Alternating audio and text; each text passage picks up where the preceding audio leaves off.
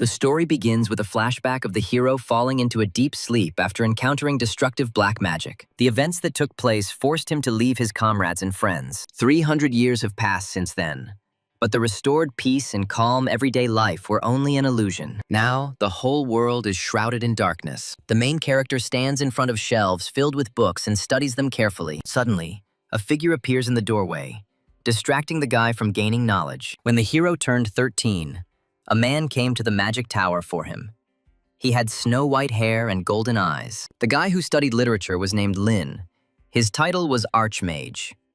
The girl who appeared on the doorstep could not believe that this boy was the same magician who appears once every 100 years. He did not react in any way to her not very pleasant statement and continued his work. The girl was surprised that he didn't react to her words, so she called out to him. The blonde decided to communicate more politely with the guy, said hello, and asked if he could hear her. The guy gave his name and added that he was neither a child nor a genius. The girl approached him and exclaimed enthusiastically that he was the one she was looking for, the young 4-star Archmage. She mockingly called him a child anyway. She also added that it was hard to call the boy a genius magician when he still needed to have his diapers changed. If he agreed to join her team, she would do it personally. The young man, clearly tired of his friend's chatter, created a fireball in his right hand. The girl, thinking that her friend wanted to destroy her, apologized and said that it was a joke. She covered her head with her hands in fear.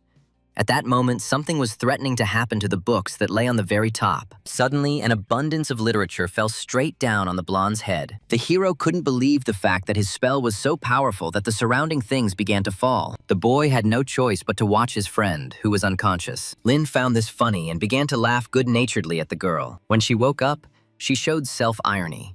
And then the hero became interested in her. Coming closer to her, he extended his hand to help her out from under the rubble. Her name was Esther Alter Chirupin. She was a counterfeit warrior of the Heavenly Church of the Dragon of Light. The maiden asked the young man to help defeat the abyss that was spreading from the South Pole.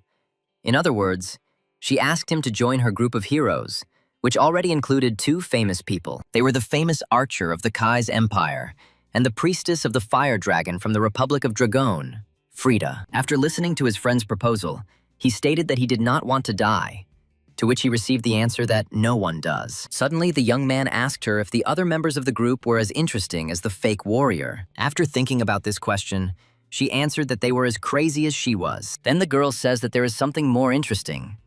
Lin was all ears. The blonde answered this question with just one simple word: peace. This statement caused a storm of emotions in the boy. Since he had been studying magic in the tower all these years after he was rescued from the slums, he had only one goal: to become the highest-ranking magician in the Empire. He was told that upon reaching the 7th star, he would be able to see the truth of the world.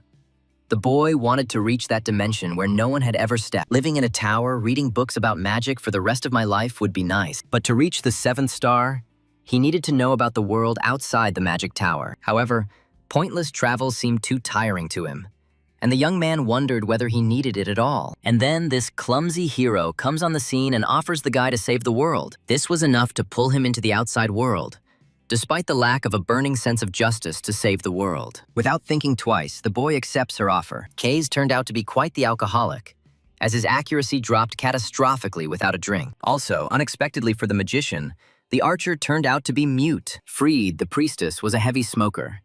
As a priestess of the fire dragons, she should have been able to cast breathing spells. Of course, this was a joke. The boys stopped somewhere in the forest to rest, and suddenly a huge one-eyed monster appeared behind them. Having already had a lot of experience in battles, none of them were even afraid, except for the novice magician, respectively. The priestess and the archer were masters of their craft.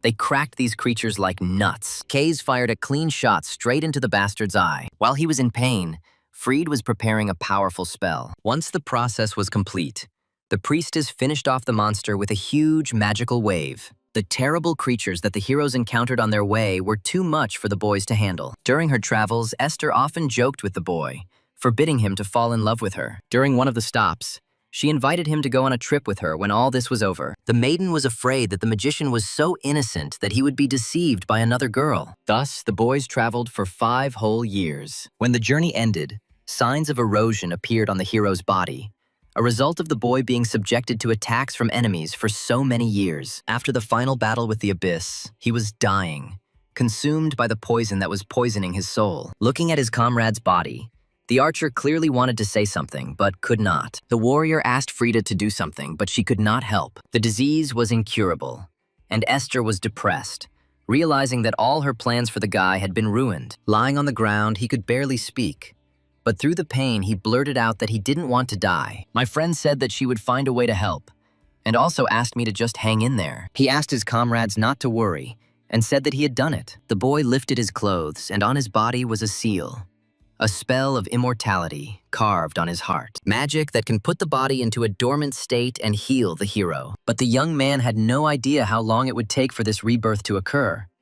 This was the only option. His body began to be covered with something that looked like ice. Grabbing his friend by a piece of cloth, he said that he would return and asked her to win. The guys shook hands, and she promised that they would see each other again no matter what. She asked the magician to definitely return so that the four of them could go see the world, adding that she would stay by his side until he woke up. As a parting word, before his complete transformation, he made a promise. The hero's consciousness was drawn into the cold grip of death.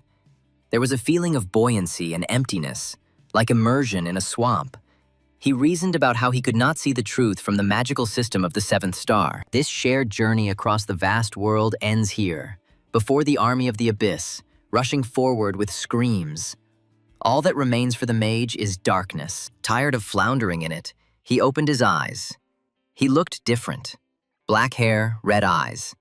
He stood next to a woman with red hair.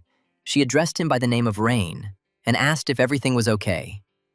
He turned to her, calling her mom, and wondered if he really had parents and wasn't an orphan. Finding himself in the middle of a crowded street in some city, he asked where the heroes were now. The mother was concerned about her son's behavior and said that this was Heroes Square in front of the Vatican. The guy thought that there should be a monument here in honor of Esther's group. Indeed, his guesses were correct. He stood in front of a monument on which 4 heroes were carved. Her son's actions frightened her more and more because he asked what year it was. She replied that it was now 1418 according to the Teresian calendar. Having heard this number, the guy fell into despair. Was he really reborn? Or was his memory transferred to someone else's body?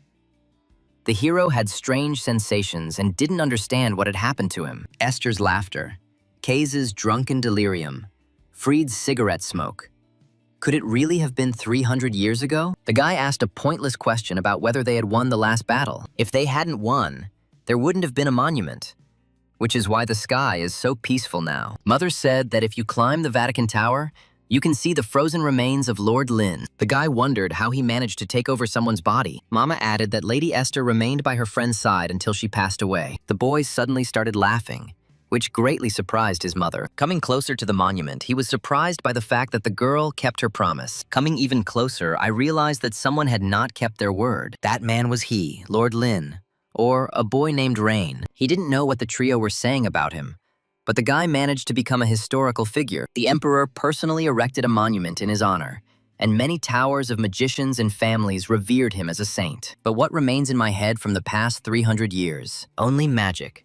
Memories of travels to many places, and the faces of comrades who smiled brightly in these memories. Esther once said that moments only become memories when they are shared with someone. Until the hero dies and meets him, his thoughts will remain unshared. These are memories he must live with, like an unanswered echo. At the moment when melancholy overwhelmed the hero from his thoughts, his mother brought him coffee. Holding the mug in his hands, he thought about how he should live on. Suddenly it dawned on him that he had something to work on. The Holy Empire divided the mage class into 7 levels. The hero in his past life reached the 5th. Only 2 people in their life reached the 6th, that is, the sage. In a sense, they have reached the end of truth. If he hadn't left with Esther, he would probably have reached the 6-star level, then grown old and died. But I would regret it all my life if I could turn back time. I would travel with her again and again. The world that the boys so desperately defended. Was it really what she wanted it to be? Those who reach the end of magic, that is, the truth, can see the true face of the world. So in this world, he must become a 7-star magician. He will try to escape from this sadness and emptiness. The hero was again flooded with memories of Esther calling him to look at the beautiful flower. Fried thought it was too romantic to show it to a charmless brat like Lin. He remembered how he always grumbled and said that he would rather read a magic book than look at this flower. The people in Esther's group were all equally eccentric. but the boy really enjoyed traveling with them. Looking at the monument, the young man named his friends and said goodbye to them. The dead remain in the past and cannot be together. The living, following the flow of time, must move into the future. And so the hero's second life began. Lin was walking through the forest with his friends when he suddenly responded to Esther's question. She asked him if he regretted never having a family. He replied that no, because he had never even seen his mother's face. The future savior of humanity lived in the northern slums. If the school's director, Osiris, had not noticed his magical talents and taken him in, he would have died an orphan on the streets. Upon hearing this story, Freed hugged him, calling him poor thing. Jumping away from the priestess, he blurted out that even if he had a family, he wouldn't know how to treat them. So he didn't need anything like that. His friend tried to encourage him by telling him that it wasn't that hard. He just had to cherish them. She called him a kind child and said that he would succeed. The maid woke up the black-haired man, saying that it was already morning, adding that she would immediately start preparing breakfast. Having stretched and put on his slippers, he walked over to the mirror. Memories of his former life returned to this spoiled 9-year-old boy just 20 days ago. This boy, Rain, is the eldest son of the Ludwig family, one of the 5 great families of magicians of the Empire, an orphan reincarnated into a noble family. Therefore, in order to adapt to this life, he had to work tirelessly. He entered the room where his mother was present. She asked him to inform his father about the prepared breakfast. The guy went to the office where his dad was.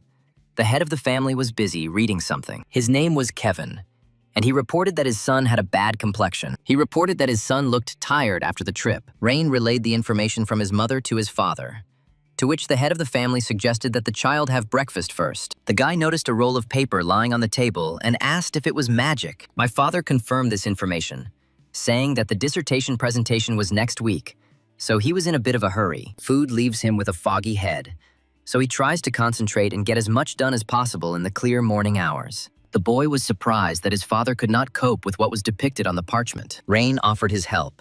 Kevin thought about moral support, but the young man had something completely different in mind. He offered to help him unravel the magic circle. The father took this as a joke, so he suggested that they go have breakfast anyway. But the son did not listen to him. He took pen in hand and began to philosophize, saying that magic is expressing natural laws numerically and then distorting them. The Go rune complicates the equation and conflicts with the Cha rune, so it is better to replace it with the Gu rune. After the work was done, the black-haired man suggested using the equation 41-2. The father, looking at his son's work, was amazed at his abilities, surprised by this method of solution. It was a complex problem that even the best scientists in the Empire could not solve. And yet, it was a high-level spell that was about 200 years old. Looking at the child, the head of the family did not believe that such a genius had been so close all this time. If this spell was restored, it would be able to protect many people from natural disasters such as floods or landslides, just like Rain, who had just mastered combat magic, was able to do so. Judging by his knowledge of basic magic, he was no ordinary person, however. Considering that the guy belongs to a family of magicians, this meant that he did not inherit the talent for magic. With a sly smile, the young man asked whether his father could now have breakfast with the family. Hugging the child, he agreed to take part in the morning meal. Raina's family was small. Mother, father, and 6-year-old sister. The little girl who peeked through the door was named Sari. She had shimmering black hair like silk and red eyes, and was a sweet girl who inherited the physical traits of the Ludwig family. Noticing that her brother was looking at her, she became embarrassed. When the young man turned his gaze fully to her, the maiden ran away in fear. In the memories, he was never kind to her. Instead of being cold, he was simply indifferent to everything. Memories came flooding back to him again. The boy remembered his friend. She reminded him that he should take care of the people dear to him. Several more instructions about loving one's neighbors came to mind. They made the protagonist nervous, so he aggressively closed the book. Suddenly, he called his younger sister to him, wanting to teach her magic. Looking at her with his indifferent gaze, he asked her a question. Maybe she just wanted to play. The girl, like last time, simply got scared and ran away. He felt downcast and realized that children were too difficult to deal with. Unexpectedly, she entered his room with literature typical of the protagonist. The book described the basic formulas for the magic of 1 star. He was very surprised by the fact that his little sister was reading such complex tomes at such a young age. Esther came to mind again.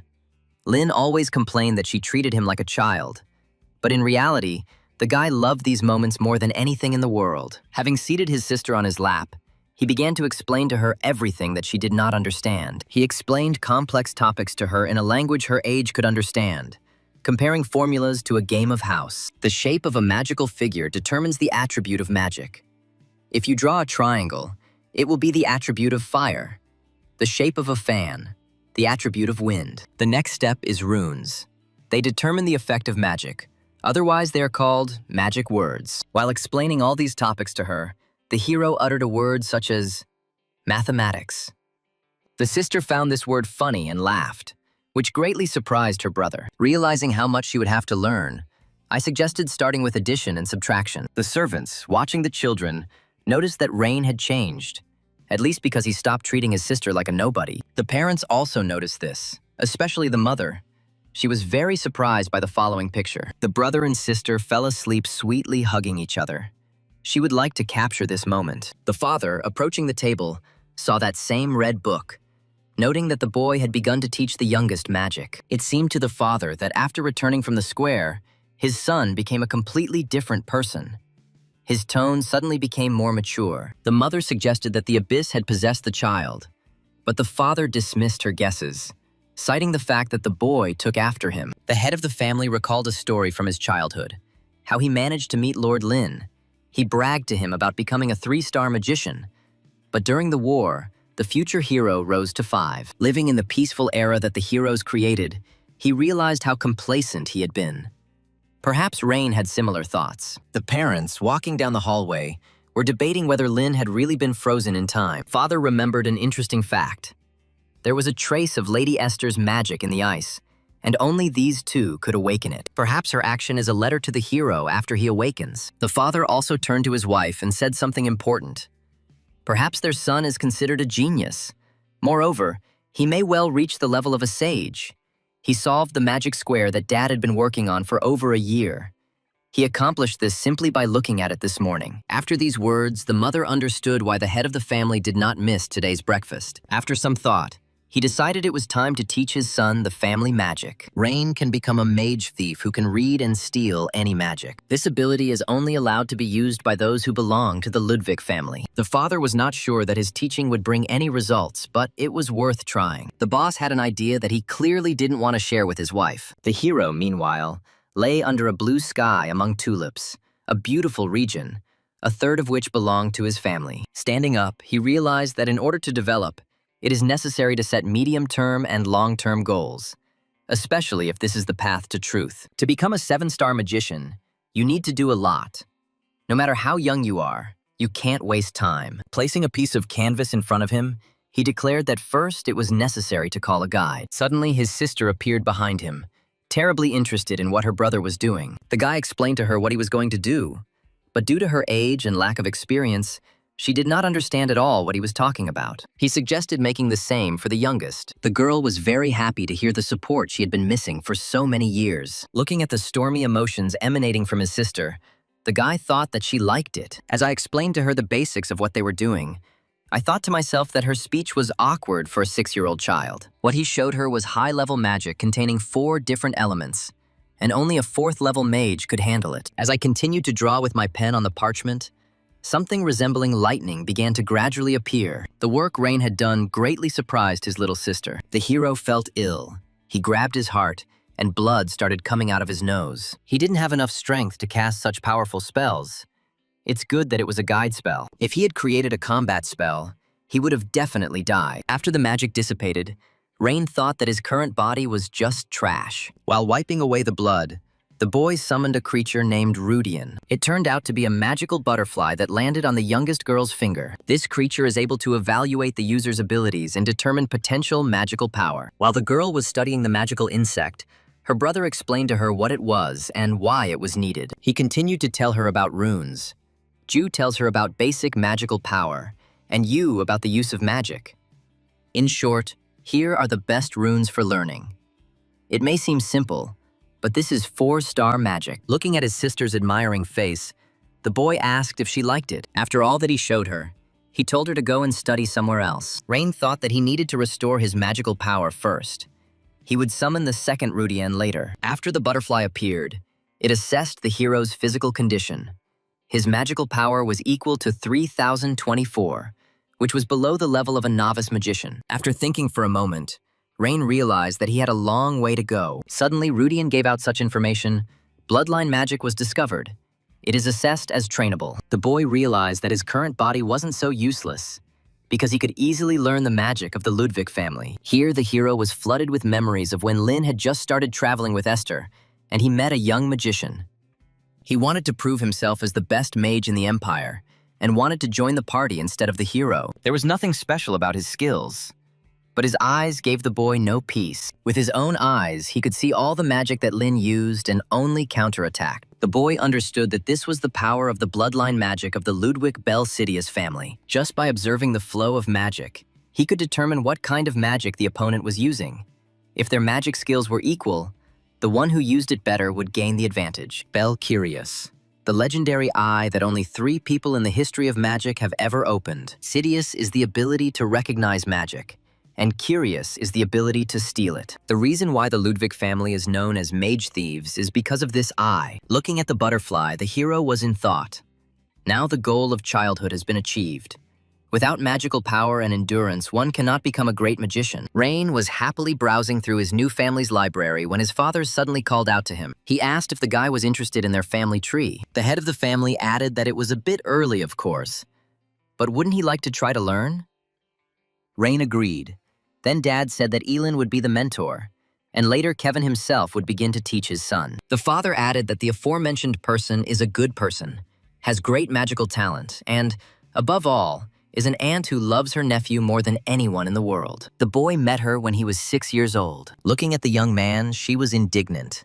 Did she, a brilliant professor, really need to come here to teach this unlovable child? Aggressively grabbing the child by the head, the girl asked if he was ready to learn. She asked Rain to address her formally, adding that she couldn't stand slow-witted people who didn't understand the first time. The girl, looking at the guy with disdain, asked him not to ask questions after she taught him something once. Thus began the training of the Ludwig family's bloodline magic. Such magic is not written down so that other mages cannot steal it. The girl began the training, so she asked to watch carefully. She used the power of her eyes, which greatly surprised Rain. These actions immediately mentally transported him to the day when he fought with a member of this family. The young man was impressed by what he saw, but the girl could only be happy for herself. The Virgin added that to create something like this, 3 spells must be calculated simultaneously. She mocked the boy, saying that someone like him could only dream of this. But Rain countered that he was capable of such a thing. Elin, satisfied with the hero's reaction, wrote down several formulas.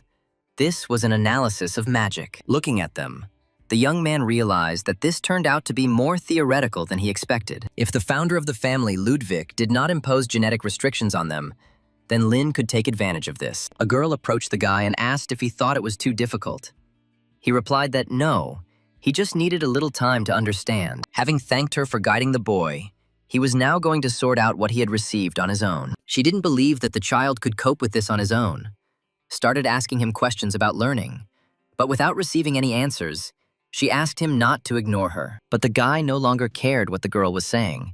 He sat and carefully studied what was written on the paper. Elin, angry, walked away, saying in parting that it was unlikely that the boy would succeed without her help. After some time, she returned and sat down at the table, starting to read a book. The hero clearly stopped at some point and had absolutely no idea what to do next. Suddenly, the girl took the piece of paper from him. Swallowing her pride, she finally decided to help him. Elin picked up a pencil and began to scribble something on the parchment. As soon as she finished, she returned the manuscript to the protagonist. Then she buried her head in the book, clearly showing that she was still angry at being ignored by the boy. Then, while he was studying the sheet of paper he had received from Elin, she slipped him another one, and again she buried herself in the book. The hero, looking at this whole process, did not understand at all how to react. In his mind, he wondered if this was how modern magical education worked, or if this was how she was testing him. Suddenly, the girl, about to get up from her chair, announced that it was necessary to take a break. Then the mother approached Rain and asked him if he agreed that his aunt was unusual. She continued that the girl is not very honest. She strives to teach him everything. So even if the guy knows something, then let him still ask questions. She was the same when she went after the mother and father of the main character. The boys continued their studies. Rain tried to understand what was written on the paper, and Elin continued reading the red book. Suddenly, the guy looked at her with a burning gaze. Having met the young man's gaze, she became frightened and again buried her face in her textbook. The boy was already at his limit. His aunt turned out to be annoying, much more than his younger sister. He told her that he couldn't understand some part at all. Could she please explain it to him? She immediately screamed, "How can he not understand such obvious things? The Ludwig family is doomed." Despite her character, she still decided to help him by solving the problem for him. If the young man uses this formula, he will be able to solve the problem much faster. The guy only apologized in response. She continued to be indignant towards the main character. In response, he continued to apologize. Elin's teaching was always like this. It required quite a lot of effort. But thanks to her, the boy significantly reduced the time spent on studying theory and gained practical experience. On the 10th day, after receiving instructions, the boy felt a burning pain in his eyes. It felt like all the blood in my body was rushing to my head, and the world was slowly turning blood red. Then it happened. The eyes glowing red were engraved with the mark of death. The guy was very scared, because numbers began to appear rapidly around him. All the information about everything in the universe came to the brain in the form of numbers. He was surprised at what it was like to be the creator of the world. It was then that the young man realized that in that battle, all the wizard's magic appeared in the form of numbers. Looking at the boy, the aunt was shocked. She didn't think that the boy could awaken his abilities so early, just 10 days. But she was also angry with him, since it took her 7 years to do the same thing. She started yelling at Rain about how he could use several spells at once without any knowledge, from scratch. Diva added that with his current abilities, the guy could easily compete with Lin, who is called a master of simultaneous summoning. The father experienced the same emotions as his aunt when he found out how many days it took his son to awaken Belsidius. The girl turned to her brother, saying that Rain was an amazing young man. And thanks to him, the Ludwig family could become a leading family of magicians. Dad fell into a little despair as he had nothing more to teach the boy. Suddenly, the head of the family called a certain man named Yud. He gave him instructions to send a message to his father. He asked Kevin if he meant the former head. Dad, clearly unhappy with this question, asked if Judas had any problems. The old man said that this was not what he meant at all. Kevin had no choice but to answer the question, yes, to his father. Please guide your grandson, who clearly has talent, on the right path. The old man, smiling, told the chief that he had gone through fire and water for his son. Spring ended and a short summer began. It looked like it would last for about a year. Dark clouds covered the continent, pouring rain day after day. During the meal, the guy remembered that he had been incredibly busy last summer. During the day, I studied household magic from Elin, putting up with all her antics. He also taught his younger sister the basics of magic whenever possible. At night, he concentrated on training his physical and magical strength. The development of modern magic that the boy learned from Elin's books was truly astonishing. For a person who lived 300 years ago, it was a shock. Reading what was written on the piece of paper, Rain reasoned that by simplifying such complex formulas to such an extent, the activation time would be reduced and the power would increase significantly. The level of magic has increased significantly compared to what it was 3 centuries ago. The guy was a little saddened by the fact that he could lose to a 4-star mage, since magic grows over time. With his current knowledge, becoming a 7-star in this era is practically impossible. This requires incredible strength and knowledge. So the boy decides to ask his father for a favor. He asked them to send him to the City of Magicians, even though it would take 3 years. The boy's sister approached him and asked if he was going somewhere. The young man confirmed her words, saying that he was planning to go to the Golden Rose, the City of Magicians, where the best university, Delighton, was located. His sister pounced on him, trying to keep him there and asking him not to go anywhere. His father asked him to think about it carefully since the boy was still very young. Children from magical families enter there when they turn 16. The father also added that an important meeting had been scheduled. My father's sister almost choked when my father took out the letter and said who it was from. The former head of the family. The mother looked at the girl in bewilderment while she tried to clear her throat. The teacher immediately became indignant, and the head of the family ordered her to wipe her mouth. The little sister hung on her brother.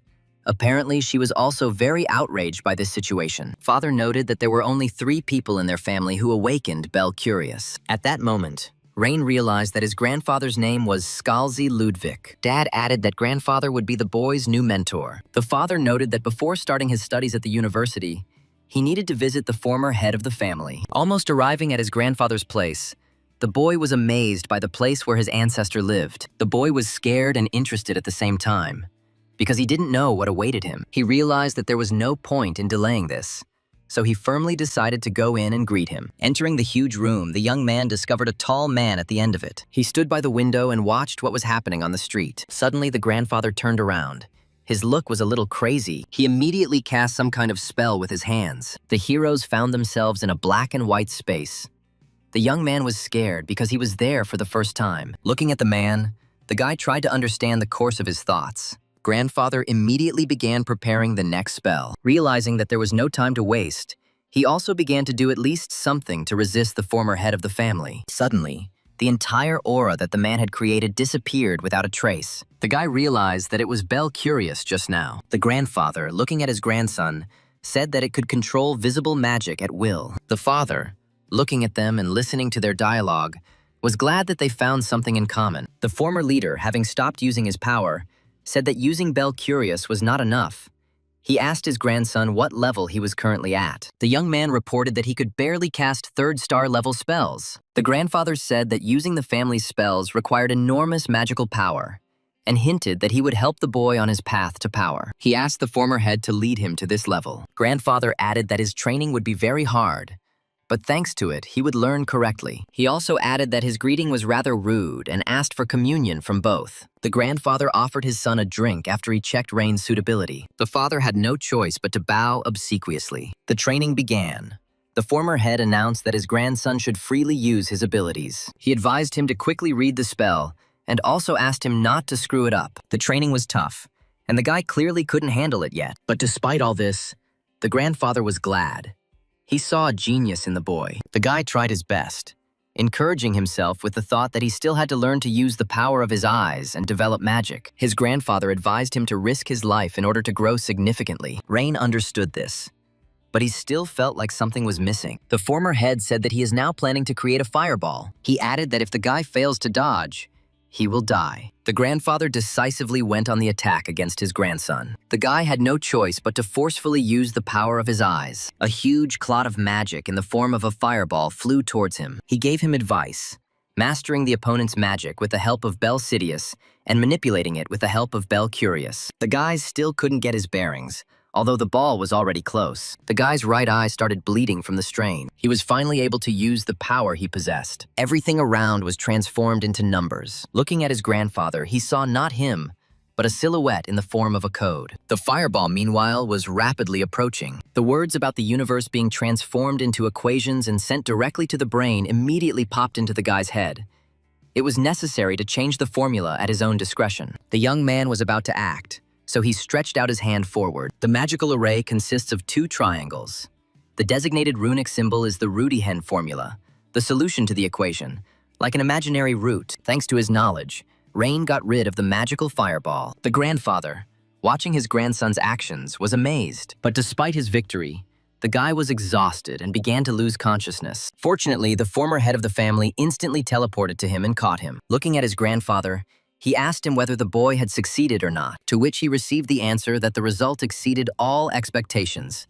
And the grandfather also said that now the guy needs to increase his magical power. The former leader couldn't believe the fact that the young man had managed to awaken Bel Curious at the age of 14. He added that he barely achieved this at the age of 39. I thought in my mind that this boy could rewrite the history of the empire. After the boy came to his senses, the grandfather decided to talk to him. He started by saying that he would not interfere in his life, but when he turned 16, he should knock on Deleighton's door. The young man admitted that he wasn't very interested in it. Grandfather added that if his grandson graduated, he would have a chance to meet Archmage Lin. Rain thought to himself that this was not the way to treat the dead. Suddenly, he remembered that Esther had left a letter, and the guy had a burning desire to read it. An image of his best friend appeared in his head, who dedicated the rest of her life to protecting the boy. The grandfather continued to praise his grandson, saying that at his age, no one had ever awakened Bel Curious, and he was sure that the young man would be able to read the letter. The boy was a little confused, so he ignored some of his grandfather's words. This is a story about a journey, following the path of former comrades, following Esther's letter. With about 6 months left until the entrance exams at Deleighton, Rain planned to take advantage of the yacht to visit different places when he went south, and his family wished him success. The father asked if he planned to stay in the magical city after the exams. The son answered yes, since this is the place where all knowledge is collected. At the end of the year, there is a notoriously difficult exam, and those who pass it begin their first semester in March. The father was worried that the boy would not have security, although he understood that his son's skills were exceptional and there would be no danger if he followed the known path. Someday, when we look back, will he be able to call this conversation a memory? 15 days have already passed since the start of the journey. The young man found himself in the southern part of the Holy Empire, in the region of Jiram, in a small town where there were many taverns and inns. Surprisingly, all the people leading the way were wearing bamboo hats. Having asked one of the locals this question, he asked him a counter question. Does the guy really not know about Lin's caravan? The stranger also asked one more question. How, despite such an intelligent appearance, could he not know about this holiday? Long ago, the local leader of this settlement received help from the Archmage. They wear bamboo hats as a sign of gratitude. This is a trading group with a great history. But who is this first leader, the hero asked himself. If he hears the name, then perhaps he will remember. But what are such respected merchants doing in such a small town? There was trouble on the road leading to the sunlit highway. Ferocious monsters appeared there, and dozens of people went missing.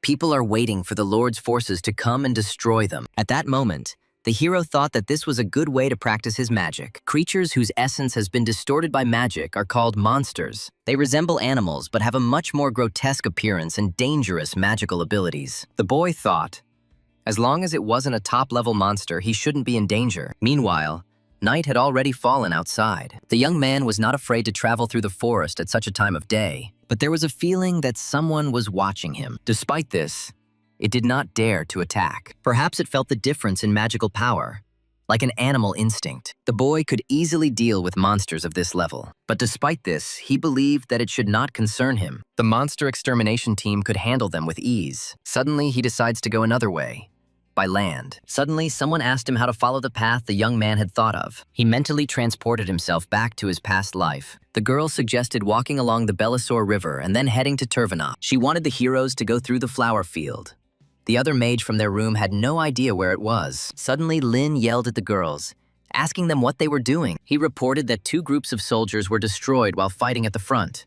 They arrived before the boys. Because of this, the situation has stalled. They are barely holding on, waiting for help from other heroes. Do you at least understand the importance of the whole situation?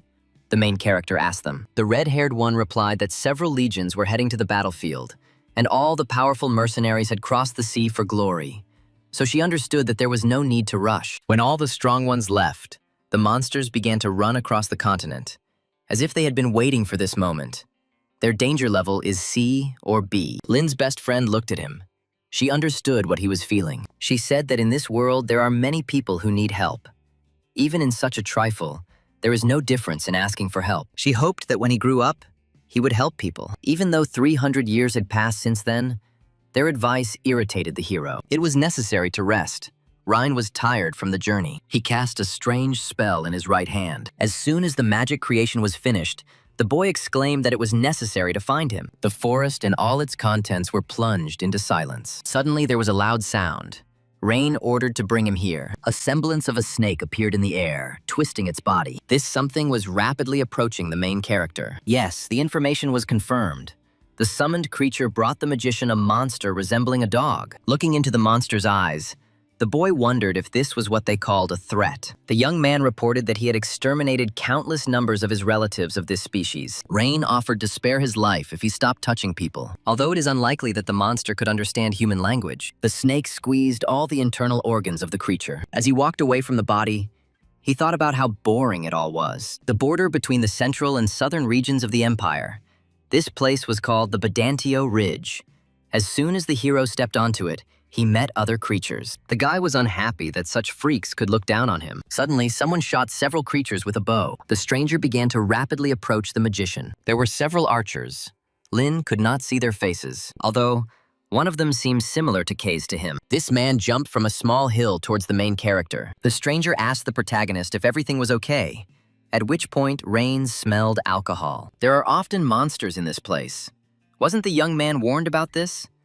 the boy received such a question addressed to him. The second archer said that they were descendants of the great palace and were guarding it. Rain caught himself thinking that it wasn't K's in front of him and thanked the guys. I also asked them if they were currently on the Badantio mountain range. The archers looked at each other in surprise. Then they started laughing at the main character. Rain, clearly not expecting such a reaction to his question, began to shout at them. It turns out that 300 years later, this place was renamed Kislanton. After defeating the Abyss, K's took root in this place and the palace belonged to him. Before the young man stood the students of the school founded by the legendary archer. Traditionally, this passage is guarded by those recognized by the school director. The guy wondered if the main goal of this school was really drunken archery. One of the boys hugged Rain and told him that he had come just in time, because today was a festival.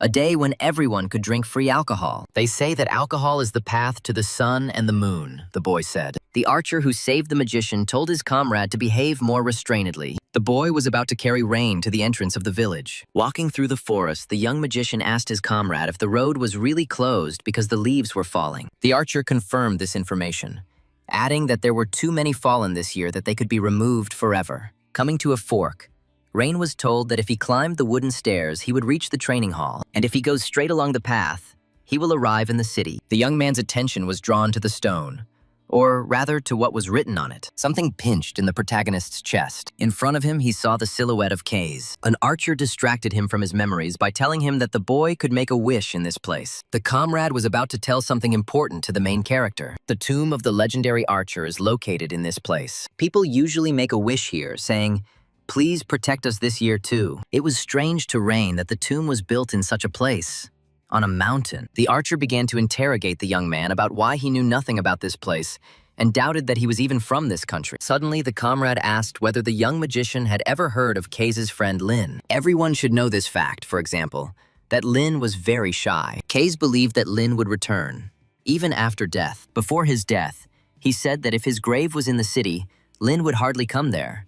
So it would be better to bury the archer on the mountain. The protagonist's memory immediately flashed back to how he had prevented Lin from sleeping, and also the moments when K's touched the boy's hair, and he didn't particularly like it. And those events when the young man taught the marksman hunter all sorts of symbols. As if after learning from books, the archer again touched the boy's hair. Rain felt a sense of well-being at these memories. Did K's know then that this farewell was forever? Suddenly, the young man realized that the archer had promised to return to him. The disfigured figure of the legendary archer appeared before my eyes. Rain got scared and ran away from there. Suddenly, since he was not familiar with this area, the guy tripped over a stone and fell headfirst onto the ground. He felt pain, both mentally and physically, and he screamed. The hero was already sitting on the edge of the cliff and thinking about what to do. He wanted to return to the grave to say goodbye. He lay completely leaning back on the stone, his own thoughts devouring him. Old memories appeared before my eyes again. The situation when an archer in the dark found an eagle that the boys had been tracking for a long time. Or the way the hero was amazed. Is it really possible to shoot so well while being so intoxicated? The more the boy remembered the different funny situations with K's, the wider his smile became. Here, Lin's best friend reminds her that the archer cannot speak. Here, no one can sleep because K's snores so loudly. I remembered the moment when the heroes stood over Lin's dying body. The smile turned into laughter, hysterical. He imagined his friends looking at him with bewilderment. The hero covered his face with his hand as he began to cry. And then, when emotions completely consumed him, he began to cry. When he felt better, he decided to get out of this place. The road led the boy to a place not far from which was a friend's grave. Coming closer to her, he began to use magic. He pointed his hand straight at the tablet. The blow was directed at the ground, not at the monument. All the foliage that was nearby began to burn. The area around the monument became deserted. The main character turned around and walked away from that place. On the way, a dialogue with the archer came to mind, in which Lin told his friend that it was not because he was shy, because he lacks courage. The courage to meet your friends and ask them for forgiveness. The main character could not keep the promise he made to his friends. Autumn in the south was simply stunning. Under such a summer-autumn sky, a huge city spread out before the young man. The latter was many times larger than the one from which Rhine came. The city of magicians was called the Golden Rose, and a university was built in its very heart. This city had been interesting to him since his previous life, but it did not live up to his expectations. At the market, he heard that someone was selling books on magic, as well as teaching aids. Someone tried to sell supposedly ability-enhancing artifacts. All knowledge of magic passed through this place. Approaching one man, Rain was about to clarify the price of one thing. The guy received in response that it was only 10 copper coins. He was surprised by such a low price. Holding this piece in his hands, he remembered how he had once paid 80 coins for such a thing. Suddenly, the guy is told that the bell on the clock tower is ringing, which means the exam will begin soon. The young man paid the merchant and hurried to the university. Suddenly, the boy's attention was drawn to a man who had stolen something from the market. Watching him run away, I realized that the security in the city wasn't very good. An elderly man fell right in front of the Rhine. The guy asked him if everything was okay, and apologized for not being able to help because he was late. The man, in turn, began to whisper something about how it was not for sale, but a family heirloom that his grandson needed for the entrance exam. Turning around, the young man wondered why he needed help if he also had an exam. Something that sat inside the main character made him help the elderly man. An image of his best friend appeared, looking insistently at Rain. The young man followed the man who needed help. Having caught up with him, he told him to wait a minute. The hero decides to jump onto the roof, as this will make it easier to keep an eye on the thief. Having created a powerful spell in his right hand, he informed his opponent that he would turn to ashes. Suddenly, someone stops the main character. It turns out to be another magician.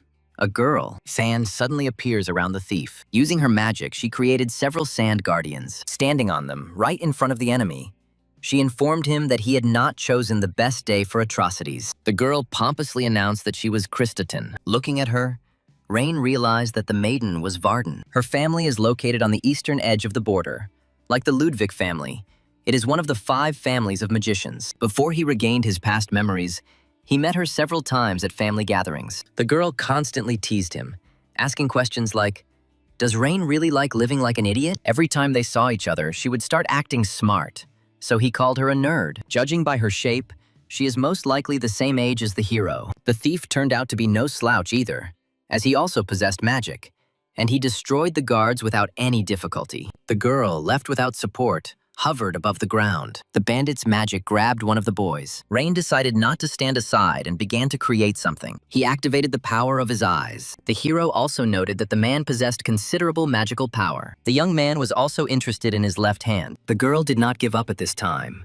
She began to create a spell in order to continue the confrontation. Both the thief and Rain were surprised that the maiden had created 2-star magic. If Ludwig's family is known as thieving mages, then the girl's family is known as commanding mages. A huge sandy something began to appear behind her. This creature turned out to be a sand golem. The thief was very surprised by what he saw. The eyes of the summoned creature were shining. Having shown the girl his hand, he said that thanks to her, he was invincible. With a deft movement, the enemy pierced the golem's body. He didn't fall apart, but it was clear that he couldn't continue the fight any longer. Suddenly, his eyes lit up with a furious red color. Could the thief really have thought that the golem could crumble from such a blow? The girl was very scared when she saw that her opponent was about to use some kind of attack again. A lightning strike hit the summoned creature and it fell to pieces. By showing your trump card so early, you are sure to get counterattacked. The main character rushed to help the maiden. The enemy was shocked by the fact that he would now have to fight too. Rain gave the thief some advice.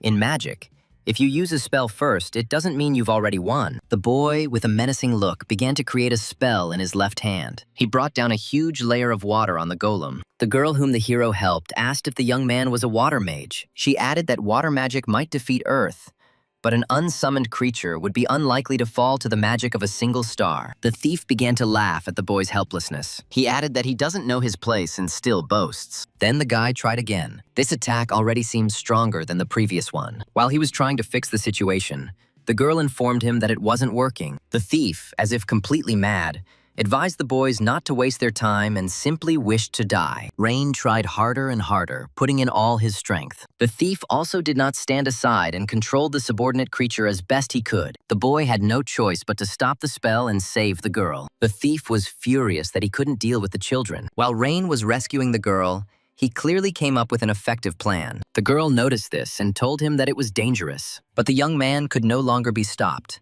He began to cast a spell in his hands. The maiden was amazed that her new friend could perform such a large number of spells in a short time. While he was creating what was in his hand, he was simultaneously solving an equation. After the decision was made, The hero summoned huge tentacles that bound the golem. Powerful blows dug into the creature's stone skin. The thief was seriously scared that he had lost his powerful ally. The summoned creature was finally immobilized. Then tentacles appeared around the bandit. The guy approached his opponent and took from him the tools that the thief had used. Rain began to examine the golden artifact. The man started shouting at the young man to give him back the trinket he had stolen. The theft of magic control is similar to Bel Sidious.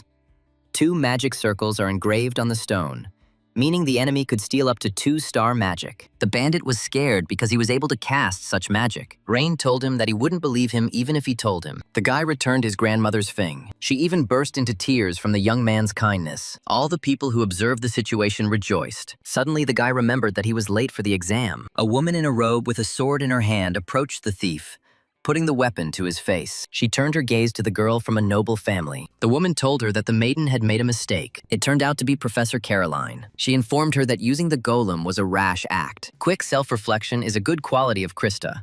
The girl said that the guy who helped her was amazing. His speed of casting magic was the same as the professor's. She also noted that during the selection, the young man did not seem so strong to her. The professor asked the girl if Rain had come for the selection exam. Then what was he doing there? It turns out that it started a long time ago, and the girl also forgot about it. At that time, the boy was running as fast as he could. The girl wanted the professor to accept her without an exam, but unfortunately, this cannot be done. She asked if it was possible to be more lenient, since the girl was trying to help a stranger. Having noticed the bandit, the professor said that life is more fun with such people. The girl added that it would be better for the school to have funny characters. The woman, meanwhile, returned to her office. She read a dossier on someone, has no experience participating in magical competitions, and has no significant achievements in other areas. The genius prodigy everyone is talking about may turn out to be a disaster sent from heaven to the Ludwig family. Suddenly, she read that he had been Scalzi Ludwig's assistant for 3 years. She asked the question under the guidance of the former great magician and head of the Osirius school. Just because he's a relative doesn't mean he can do anything. He is the type who will mercilessly reject someone who does not produce results. If he is an assistant, then why is he called a child prodigy in all 8 schools? Caroline, the professor, called Barden's assistant to her and asked to set up a meeting with the rector. She needed to discuss something regarding a private appointment. It seemed to her that history was repeating itself, with talent appearing in this city at the same time. 5 latecomers from 8 schools were admitted immediately.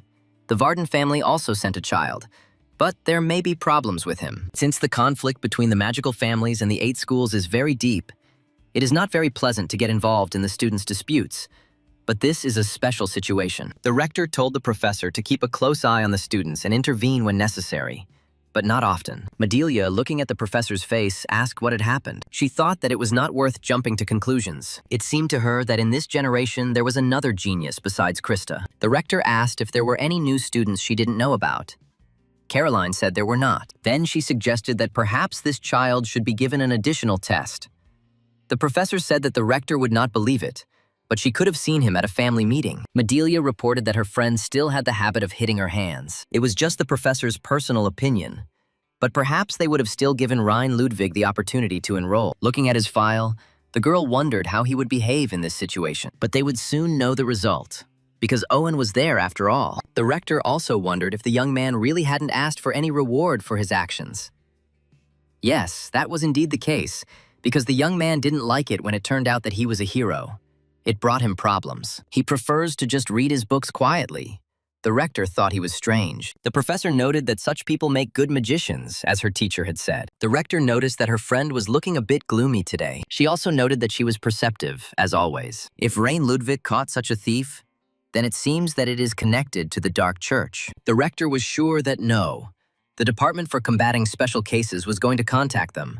They would be here soon. Caroline had a bad feeling about this. A friend asked her to be prepared for change. The young man was informed that he had been accepted after he missed the exam due to being late. The professor asked the boy to pretend that he had passed an additional exam and was included in the list of successful candidates. She worried that the extra exams would be seen as a disgrace for those who failed the regular entrance exam.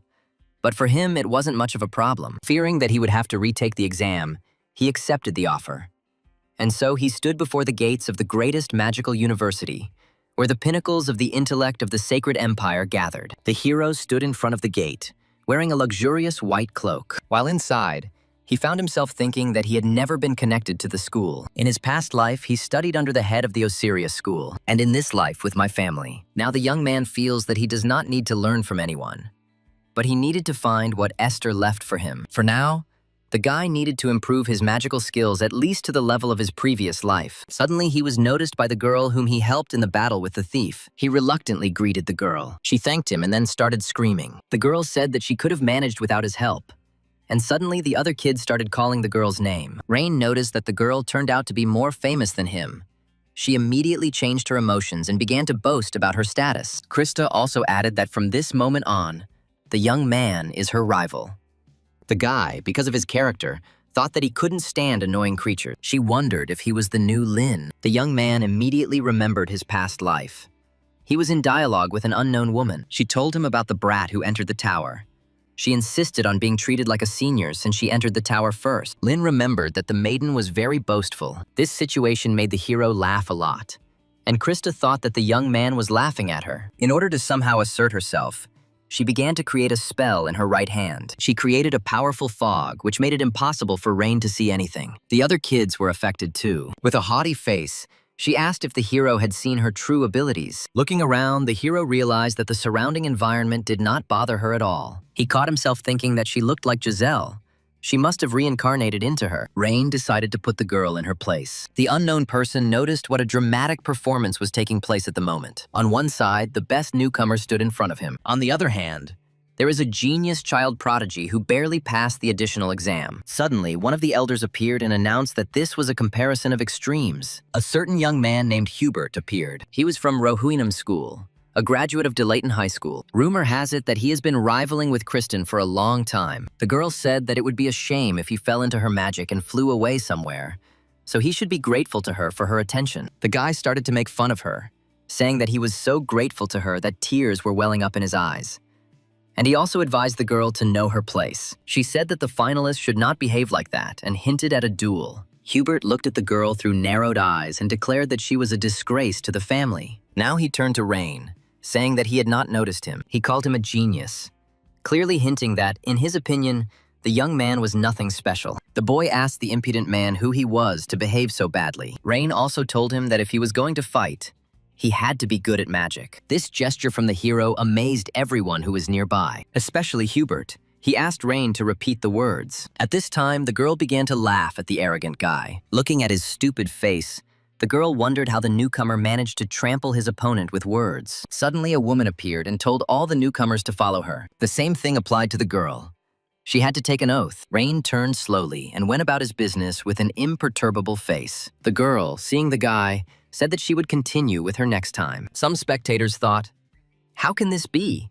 A fight between Krista and a brilliant young master. Some thought they couldn't be compared, while others had no doubts about the main character's strength. One of the boys asked another if his friend knew that Rain was Principal Scalzi's assistant. The university entrance ceremony has begun. The disgruntled, arrogant guy was also present. Suddenly, Krista raised her hand. At this time, Rain sat and wondered when this would all end. His attention was drawn to the appearance of the rector. She wanted to tell something to the first-year students. Someone in the hall began to whisper, calling her the best magician in the empire. The hall froze in anticipation of the rector's speech. Rain looked at her and tried to remember at least something directly or indirectly connected with her from his past. She was a direct descendant of the founder of magic, Amitsa Page. Hair color and purple eyes are genetics. The first thing the girl did was greet everyone who was in the hall. She congratulated about 200 first-year students and announced that half of them would not survive until their second year. They would either be held back or expelled. The crowd of young people was excited. Only 60 people will enter the third year, and half of that number will graduate. This is exactly the kind of place this university is considered to be, a place where talents are honed. This is the policy of this educational institution. Unlimited competition. The kids will feel this acutely throughout their studies. Suddenly, the maiden shouted loudly, "Sharpen your talents! Fight each other and split into two. Do this until the tiny stones begin to shine with their own brilliance." 3 years later, she suggested meeting here again. Then she greets them as a fellow magician. She added that she wishes each of them good luck. The boys started clapping.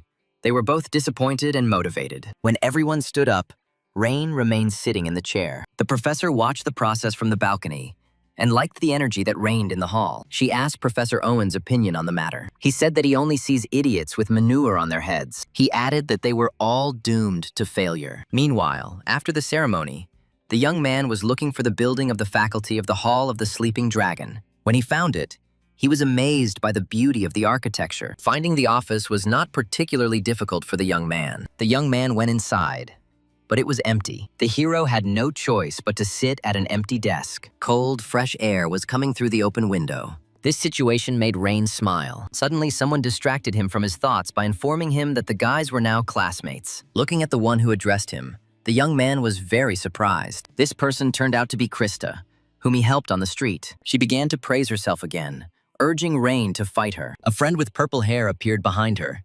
She translated what the girl said into normal language, meaning that Krista was very happy to sit at the same desk with the young man. The girl from the Varden family began to mock the boy, saying that she would bully him from the first day of school. Hubert appeared behind them, telling them how wonderful the situation was. He was not very pleased with the lady's rude behavior, pointing her finger at others. Krista's friend told the guy that this was part of the girl's charm. Even without that, she is still charming, at least more so than someone who is only impressive in appearance. The girl with purple hair was called Gertrude. The hero was tense about all these disputes between the guys from rich families. This situation made him remember the dialogue with Fried. She asked Lynn if he wanted to study at school, to which she received the answer that he did not. He told her what the school could teach a 4-star mage. Fried began by saying that school is not a place to study for academic success. Looking at his classmates, Rain understood why his friend told him about this, so that he could meet people like these. It was getting close to the start of classes. The formidable professor appeared in the doorway. This man, it seems, was the curator of this group. There was a strange tension in the air. Krista reported that this man was stingy with his grades. The teacher looked at the boys with a menacing gaze. The kids who caught his gaze were stunned. He made a sad face and scratched his head. He had no motivation to lead these pathetic monkeys for a whole year. He added that they have manure instead of brains. A man threw chalk at one of the students because he looked away and not at the teacher. Then he turned his gaze to the next victim. It turned out to be Krista's friend, a girl with purple hair. Both the arrogant maiden and Rain noticed where the man's gaze was directed. He asked the group what they were laughing about now. Do they really think that just because they got here, the whole world belongs to them? The man asked the children to cast aside all illusions, and if they ever achieved something great, they could call the professor Sir. After being asked about the presence of children from the 8 major schools, the guy who had been bullying Rain and Krista raised his hand. The professor called those involved in these establishments the most terrible thing there is. The strange mathematical formulas that these guys produce in the name of tradition are simply amazing. He didn't expect anything from such kids. The next question was about the presence of people from noble families. Rain and Krista raised their hands. The professor called such people disgusting because such children behave arrogantly without having experienced difficulties. Rain had no choice but to listen to the abuse directed at him. The professor set himself the task of making the boys at least somewhat useful magicians. He added that anyone who fails will be thrown out. Approaching the red-haired boy, he asked him if the young man thought the teacher was scary, to which he received the answer that he didn't. Then he said that he would now conduct a test. The children had to form teams of 2. The last team will be excluded. The boys began to get a little scared, thinking that this was all just a way to scare them. Approaching the board, the professor began to draw something on it. Then he slammed his fist on it menacingly. He depicted a problem that the children had to solve, and were given only 20 minutes to complete it. He added that those who fail to pass or pass last will be expelled. Then he asked a question to those sitting in the audience, at which they stared. He loudly barked that the exam had begun. The man began to mock the boys, calling them monkeys. Rain looked at the girl carefully. Krista began to think in her mind about how to solve this problem. When she realized that she couldn't cope with it alone, she asked Rain for help. Then she snapped at the protagonist, ordering him to get down to business. The events are transferred to the past. The Varden family was finished. The children said goodbye to their parents, and the mother told the youngest that she was counting on her. She added that she is the only one who can revive their family. The girl, remembering this, was going to become the best in everything. Rain had been watching her the whole time. Then she snapped at him again, asking what he was staring at and if he had managed to find the answer to the function. The guy silently handed her the written piece of paper. Suddenly, a strong wind blew towards the heroes from the street. The Virgin wondered why now. She tried to hold the manuscripts so that they would not be carried away by the wind. What her partner wrote caught her attention. She looked at the piece of paper carefully. Apparently remembering something, she shouted loudly. The professor asked the children to be quiet. The girls said that everything was ruined and that we would have to start from scratch. Looking at this, the main character used the ability of his eyes. He saw magic around his friend's hands. Her trail was heading towards a specific person. Someone clearly wanted to prevent the heroes from handing in their work. That person turned out to be that arrogant bully. At this moment, Rain thought that the 8 major schools were just playing childish pranks. The school this guy belonged to was the School of Wind. Their art has no sound or color, meaning he could manipulate the wind. The girl distracted him from analyzing the situation and urged him to start rewriting quickly. The hero looked at the manuscript that his friend gave him. Rain watched carefully what the girl was doing. He abruptly snatched the manuscript from her hands. He reported that if they were to solve this problem in this way, they would not be able to complete it in 8 minutes. The girl asked how he could know about it if he hadn't even tried it, to which he replied that she wouldn't understand anyway. The task is doable, but the solution is very difficult for Krista. The hero deftly picked up the pencil, and he began to scribble rapidly on the paper. A moment later, the young man came up with a solution to this problem. He added that if a Virgo burns out so quickly, then she is not capable of being a magician. A strong magician must remain calm in any situation. At this time, the young man remembered his past life. In the world he lived in, even 8 minutes was not enough. At the cost of a few seconds of delay, it was not an exception at all. It was a painful death. Rain was going to take the initiative, but the girl just needed to help the guy. The arrogant guy and his friend were already on their way to the teacher to hand in their assignment. He asked the professor to evaluate his knowledge. The man looked carefully at the manuscripts. Then, creating magic in his hand, he directed it at the drawing. The leaf rose into the air and glowed green. Reported that several runes are working correctly. Considering that the guys did the best job, this is a good result. He added that it wasn't great, so there was no point in being proud of yourself. The time limit for solving this problem should have been 2 minutes. That's why the boys received a C grade. The young man said that he could not come to terms with this result. The professor told him not to play the fool. He should understand perfectly well why he got a C. He also called the proud young man a monkey. The guy's friend also tried to find out the reason for such an assessment. Rain asked the boy to step aside. The boy was surprised that they had solved the problem again so quickly after their answer sheet had been torn up. Rain asked the professor to evaluate them. The man said that he was upset that our heroes had finished their work and that he would like the boy and girl to be expelled from here. Rain stated that if you can't use magic just because the wind is blowing, then you have no right to be called a mage. The teacher said that he liked the young man's spirit. He added some kind of joke that puzzled the first people who handed in their work. The man was surprised by what was depicted and written on the paper. I thought the magic circle was different from what he suggested. Looking at the manuscript, I tried to understand the train of thought of Rain. The young man said that if you solve problems using these runes, the activation time is accelerated. The man added that they don't even mention this in high school classes, but the boy somehow knows about it. The girl listened to the dialogue between 2 geniuses and did not understand what they were talking about. You can't say you've used magic properly until you've completely mastered your hands.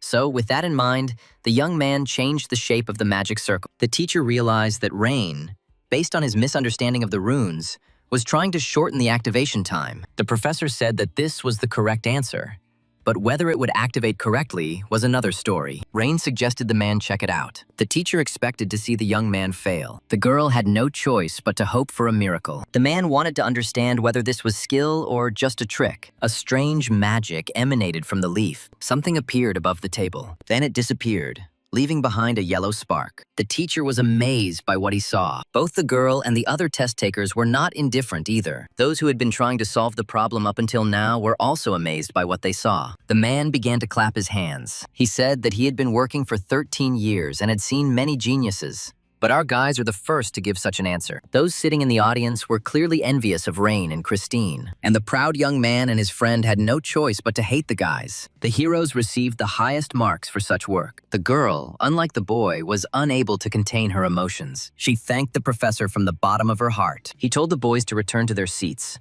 Otherwise, he would lower their grades. The man told the same thing to those who came first with the results. Krista demonstratively walked past her opponent, demonstrating her superiority. Rain made eye contact with the guy, which scared him, but, hiding his fear, He smiled awkwardly and asked if the red-eyed man really wanted to tell him something. The man told the boys to return to their seats. Otherwise, they would receive a disciplinary warning. As he was leaving, Rain told the guy that next time everything would be different. At the next lesson, the man informed the children that those who had passed the first symbol test had passed their first lesson. The young man tried to talk to his girlfriend, but she didn't listen to him.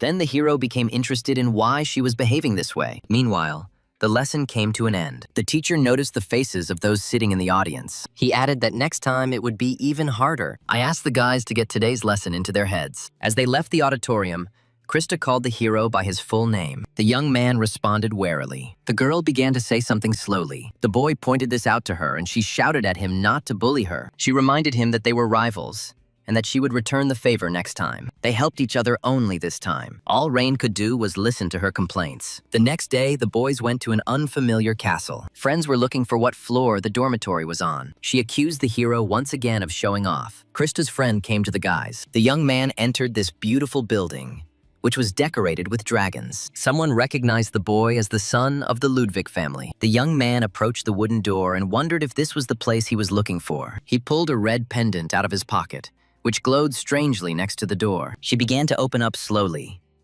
The young man was given a single room. It was well kept and had a small table and a library. It reminded him of being in a magic tower. Even in his past life, he sat in a room like this, concentrating on studying magic. I remembered a moment where the hero was in a similar room with his girlfriend. Inside the room, Rain looked around, and then he plopped down on the soft bed. Looking at his hand, he thought about breaking into the Vatican and examining his remains. But I understood that in the current state, it would be problematic to do this. With his own hand, he created magic. Then a sharp pain pierced his body. 4-star magic still eluded him. Suddenly, something struck the protagonist. A bird flew through the window. It was an owl.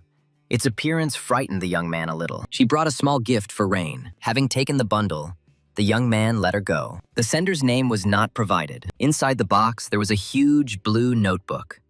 The boy thought that his father might have sent it. He found another book behind the notebook. The one that was badly battered was very familiar to the hero. It was the same diary that he had entrusted to Esther. The guy's hands were shaking. He was concerned about who could have sent such things. He looked out the window where the owl had flown in from. Looking around, he tried to figure out who knew his identity. Events are transferred to a magical training complex. The guys train there from time to time. At this moment, it was Krista and her friend's turn. The purple-haired girl asked the girl if something had happened to her, because she was more excited than usual. The friend suggested that the girl had met with Rain. She was very curious about what happened between them. Clearly trying to avoid answering, she smashed the models with all her might. But the purple-haired girl was hard to fool. It seems that the rumors that the young man helped her during the exam are true. It's strange, but the guy Krista's friend met as a child was different. The action moves to the central hall of the hostel. Someone told the guy who gave the main character a gift that they were happy to welcome a loser with a C grade. The guy asked Logan not to joke like that. It seems the guys knew each other.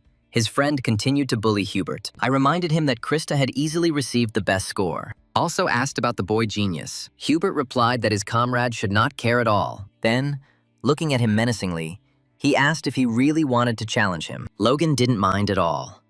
The boys looked at each other with furious eyes. Someone with red hair entered the fight and ordered the young men to stop behaving like that. He also asked them to understand that they were not alone here and that they could hurt someone during the fight.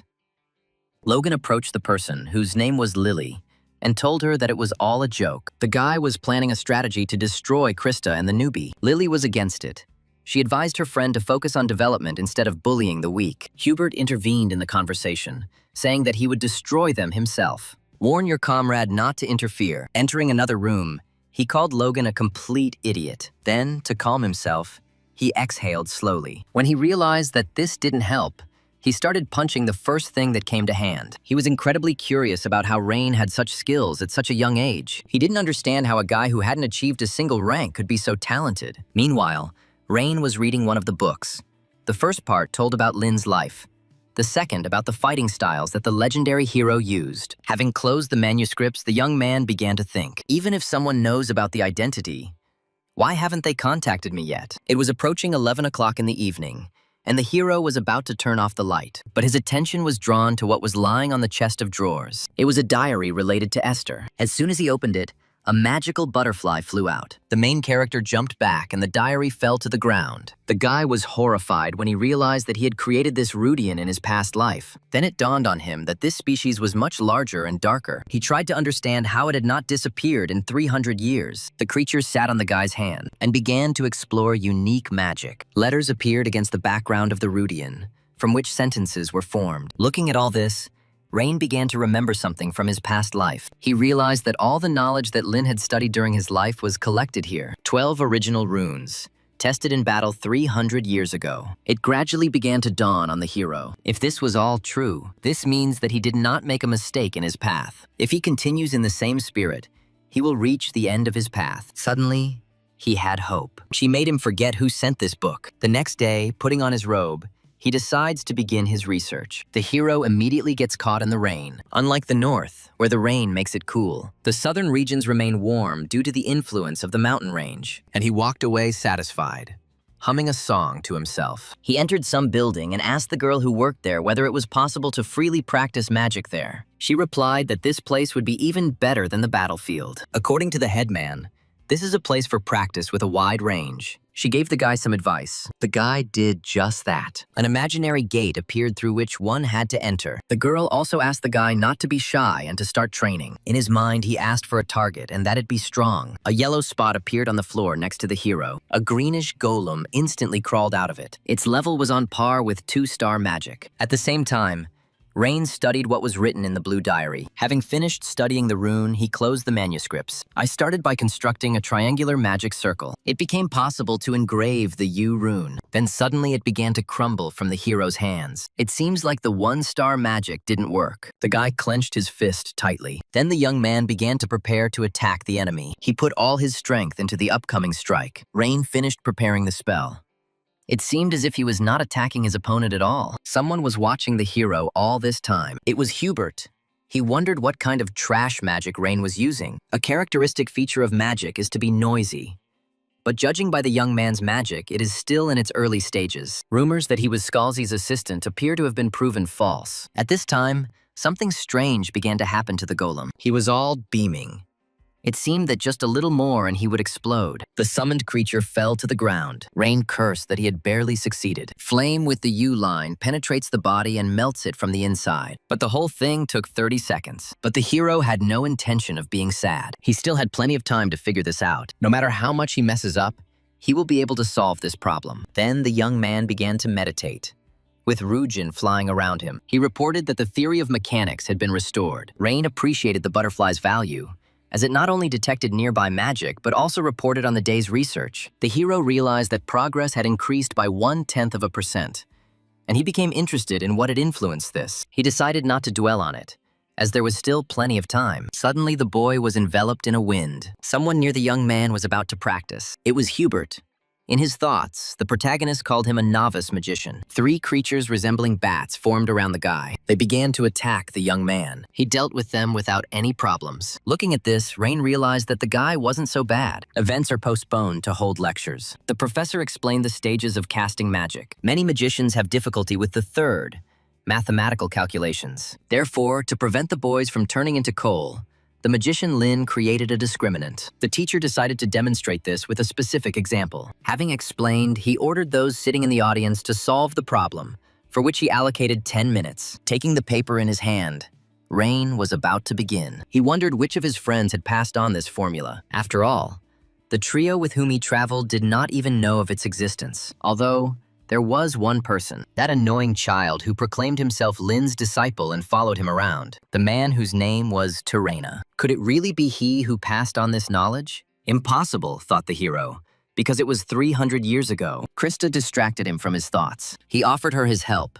which she hastily refused. The girl caught the professor's angry look and hastened to apologize. She handed the strange box to the protagonist. When asked what it was, the girl replied that it was a cookie. She added that after training, she had some time left and decided to bake a dessert. The guy thanked her and thought that this was her way of paying back the debt. When he opened the box, he saw only coals. Closing his eyes, the young man wondered how this could even be called a cookie. He asked the maiden if she had used mud instead of flour. The girl immediately began to resent the main character. Someone in the audience reported that this discriminant allowed him to decide that Lin was a genius. The guy continued to praise the legendary magician, which flattered Rain. The man's neighbor picked up his idea and began to develop it, calling Lin the reincarnation of the great sage. The main character felt ashamed of what he heard, and he wanted the guys to shut up.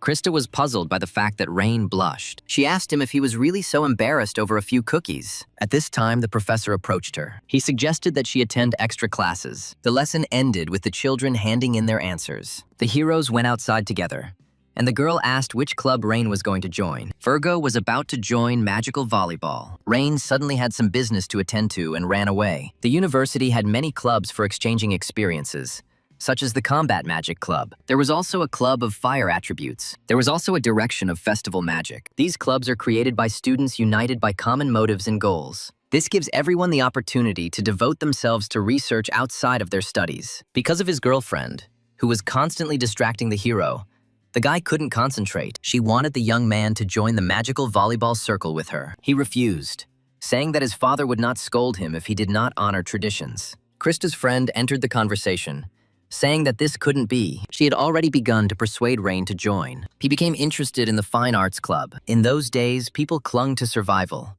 When the world became calmer, people began to do what they liked. When Lin grows up, the world will be prosperous. Esther hoped the boy could protect lives. He was distracted from his thoughts by a girl with purple hair. She asked where the young man was heading. He was going to visit the local development magic club. She thought that the Ludwig family's glory might end with this child. I thought that the older sister of the Page family disappeared after a certain event.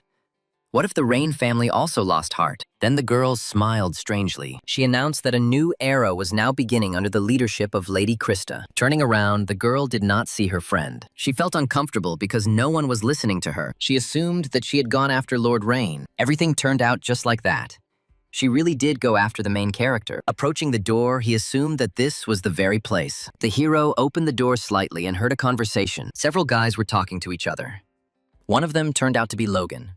He wanted to be given one of the rooms. The girl explained that this boy was a junior member of the Chai-Hawk School, a school that specializes in training magicians with an emphasis on martial arts. Logan tried to persuade the person he was talking to a duel. Krista explained that this happens quite often. In order to conduct club activities, a space is needed. If there is a need to create a club when there are no free rooms, then space must be secured through a duel. This is a clear and convincing method. Rain looked away and agreed with the girl. The founder of the club, which Rain was in such a hurry to get to, defended his point of view with all his might. Logan asked him questions mockingly. The guy with glasses said he wanted to find a way to use magic to overcome poverty. This club was created for these purposes. Thinking about the people who are having a hard time right now, he can't give this space to someone like Logan. The guy just laughed, saying that if it were possible, he would have done it a long time ago. Then he grabbed the guy with glasses by the shirt. Lifting him into the air, he added, "What can we even talk about when the young man can't even keep the club from a newcomer?" I asked a question. Did senior students ever give a result? Does the club's founder really believe that pathetic research left behind by worthless people can somehow change the world? He continued to verbally bully the guy with glasses. The club's founder, despite his position, still had no intention of giving anything away to anyone. Logan asked him when he would stop living with stupid dreams. Grabbing the poor guy more tightly, he informed him that nothing could be done. Before throwing the young man to the ground, he said that he would help open his eyes. Someone intervened in this conversation. Rain offered to arrange for Logan to have a magical duel with him. The guy was surprised to see the young man in front of him. The main character announced that he had just joined the club. Progress in researching unique magic in the surrounding space continued. The level was increased by 0.8%. Esther wanted to create an oasis in the middle of the desert so she could help travelers looking for water. After the journey, she would like Lin to create some spells for her, such that everyone can create and use them, which will help people in trouble and make life a little easier. Such magic, Lin. Please create them with your own hands. Logan just laughed at the fact that the young man was going to join this worthless, in his opinion, club. He noticed Krista in the doorway. He called her worn out and apologized for speaking his mind out loud. The guy said that he was going to greet Rain, but since he reported about the duel, trying to intimidate the guy, I asked him if Logan had misheard. Rain stated that he had understood everything correctly. He started laughing, not thinking that Rain could be stronger than him. The protagonist suggested that he would not use combat magic. Krista simply watched the boys' dialogue. Rain then suggested to his opponent that he would only use 3 spells developed by this club. Logan didn't believe him. The main character was 100% confident in himself. The arrogant guy just laughed. because Rain didn't know that it takes 3 days to approve membership. The hero suggested simply getting down to business. Logan suggested to the head of the club that if he lost, he would leave here and personally defend this place from his own kind. But if he wins, the guys will have to take their documents from this university. The reason will have to be the fact that Logan is an insurmountable barrier for the guys. The girl, looking furiously at the bastard, intervened in the conversation, to which he replied that outsiders should shut up. Rain told her not to interfere. Each of the guys was confident that they would win. Logan offered the young man to choose the place and date. The bastard added that he would invite the professor as a judge. As he walked down the hallway, Logan was pleased with the way things were turning out. He foretold these events, calling this day memorable. After what happened, Krista asked if the hero knew about his situation here. Rain just joked with a serious face. She looked at him with hatred. Turning around, the girl called herself a fool and told him to do whatever he wanted. Looking after her, the hero did not understand why she was so angry. The guy in glasses, getting up from his knees, said that Rain did not understand what he had done.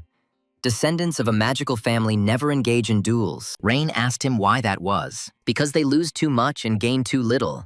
He became curious as to why the young man had helped him. The guy said that this was, to some extent, for the task. He was grateful, but also said that it seemed like Rain didn't understand how strong Logan was. The bastard is very good against long-range mages, and he is also very physically developed. His winning percentage is over 90%, so Rain embarked on a reckless adventure. He also thought that he had acted a little stupidly. The guy with glasses began to tell his story. He was born in a village, and all its residents collected money so that he could study at this institution. And he decided to repay them by making the village a little better. That's why I joined this club and started studying magic. But everything did not go as planned, and the anxiety and worry only increased. The guy clung to it for personal reasons, but achieved nothing. He felt sorry, but he would have to take part in a magical duel. Rain asked what was pathetic about that. He looked the guy menacingly in the eyes. Rain was going to borrow some books needed to prepare for the duel. He will return them when the fighting is over. Before leaving, the young man asked his new friend why Lynn started practicing magic. The guy with glasses didn't know what to answer. Rain did it for him to survive. Everyone starts for personal reasons. Rumors have already begun to spread. It turns out to be something more than expected. Someone called out to the main character. It was his relative who began to teach him the power of the eyes. He greeted Aunt Ellen. Before he could say anything, she shut him up. She was told that the young man would take part in a duel. She was very unhappy with Rain's behavior. He confirmed this information. She continued to rub her fist against his head. The girl asked what he was thinking when he agreed to this. He asked her if she was worried. She started yelling at him again, adding that the guy shouldn't flatter himself. She said that the young man would come to his senses only after he received a thrashing from Logan. She walked away with a dissatisfied look. He apologized to her because he didn't know he wasn't supposed to do that. He assured her that it would not bring shame on their family. The aunt replied that in the worst case, he could be expelled from the family. She added that she was very irritated by those who laughed at Renham as if he were a worthless offspring. She wished her relative victory and said that she believed in him. The Ludwig family name was on Rain's shoulders, so he needed to win to avoid being disgraced. The guy was going to show everyone a worthy lesson. The duel began. The guys stood opposite each other. Some people didn't understand what was happening or where the noise was coming from. A worthless aristocrat and a muscle man from Chaycock enter into a fight. The professor who was teaching the children also observed the process. Another teacher asked him who he supported. He replied that fame, pedigree, or education had absolutely no meaning to him. The professor was going to support the stronger one. Theon acted as judge of the battle. Since the duel is officially sanctioned by the school, the loser will have to fulfill the winner's conditions. The contenders needed to take a step forward. Logan took off his outerwear.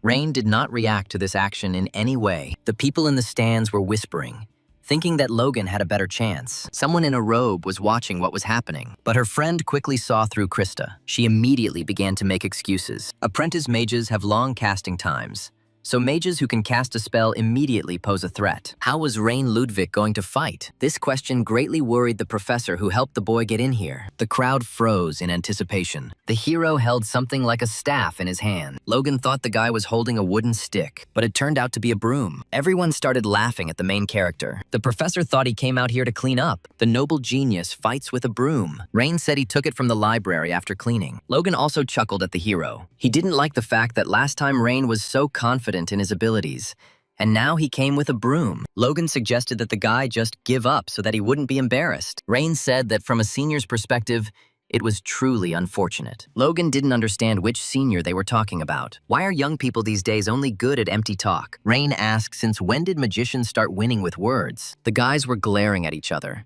and the referee asked them to step back. He was about to give a final warning before the duel. If Logan loses, he will become a security guard for the Magical Development Club. If Rain loses, he will be expelled from the university. The heroes agreed to the conditions. The man asked them to move away. The duel will begin in 10 seconds. As time went on, the heroes warmed up. The girl who was standing in the corridor focused her attention on something. She suggested that the professor go and take a look, but she refused. She was surprised that her cousin was not too concerned about the fate of her nephew. She believed that Rain could be a sage, so there is no need to watch the spectacle. The result is already predetermined anyway. The duel has begun. The referee shouted that it was time to finish what had started. Logan started tearing his clothes.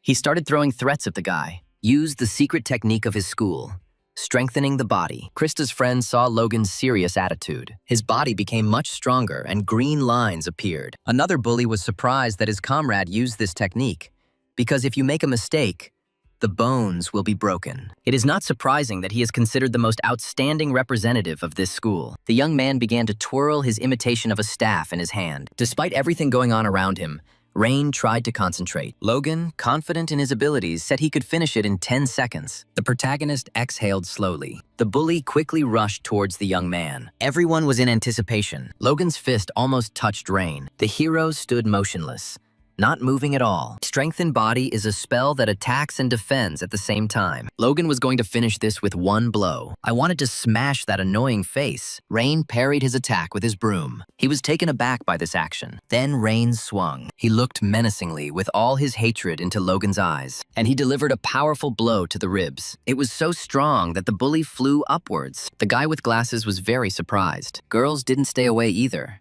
Even Hubert, who underestimated Rain. The professors were also amazed by the dexterity and skill of the main character. The teacher immediately realized that this was the Osiris school staff technique. 300 years ago, this achievement was what built this school. This technique was developed by Lin. Even mages needed strength to fight. It is said that he created this technique with the help of Esther. As the heir, Ludwig mastered this technique, but the fight was not over yet. Logan still had the strength to continue. The broom was not yet broken. If he had hit the body surrounded by body reinforcement with just a broom, it should have broken. He strengthened it with magic. What good control, the professor thought. She tried to understand who he really was. Rain struck a victorious pose. Everyone in the stands started clapping. They started discussing how Logan was thrown out by a broom blow. Sadira didn't understand how this could happen. Everything inside him hurt from the blow. All his fortifications were broken because of one horror of a broom. Rain asked him how, after 10 seconds, he hadn't lost yet. It's no fun to torment a promising junior, so Rain was going to finish this in 6 seconds. He told Logan to attack. The brute didn't like that the young man started showing off after just one successful blow. He was going to continue the offensive. Used magic release.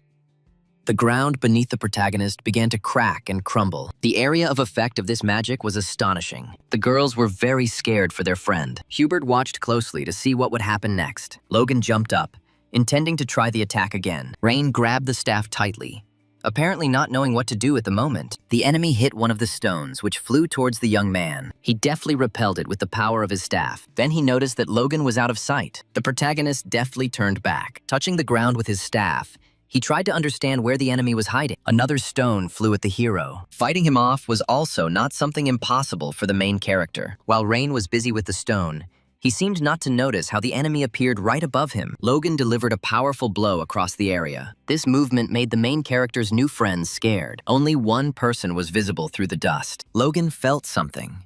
His legs were pulled into the ground and he couldn't move them. Rain reported that this magical remedy is used for plowing fields. Added that this is a 1-star spell. And this, what creates the temporary dam, is 2-star. I asked my opponent. It was quite useful. People began to look at each other. The professor was proud of the boy, as he used Logan's close combat neutralization strategy. It's impressive how the young man anticipated the attack and turned the ground into mud, tying his legs. Another professor was also amazed by the young man's skills. Rain, looking at his opponent, said that now everything would end. He threw his staff-like form towards his opponent. The professors were amazed by this action. Hubert and the girls were also perplexed. Logan didn't understand his opponent's logic at all. Krista started yelling at Rain about what he was up to. "Just cast a long-range spell," she said. A red aura appeared around Logan's legs. He wasn't going to give up. He put all his strength into his fist. Rain seemed to realize that he had done something stupid. The bully looked at the hero with all his hatred. With lightning speed, something flew towards the Rhine. Krista, seeing this, understood what it was. She was scared for her friend. Rain remained unperturbed. Logan, gathering all his strength into a fist, flew towards the hero. Suddenly, wood magic appeared and enveloped the bully's hand. And then, not only her, but his whole body.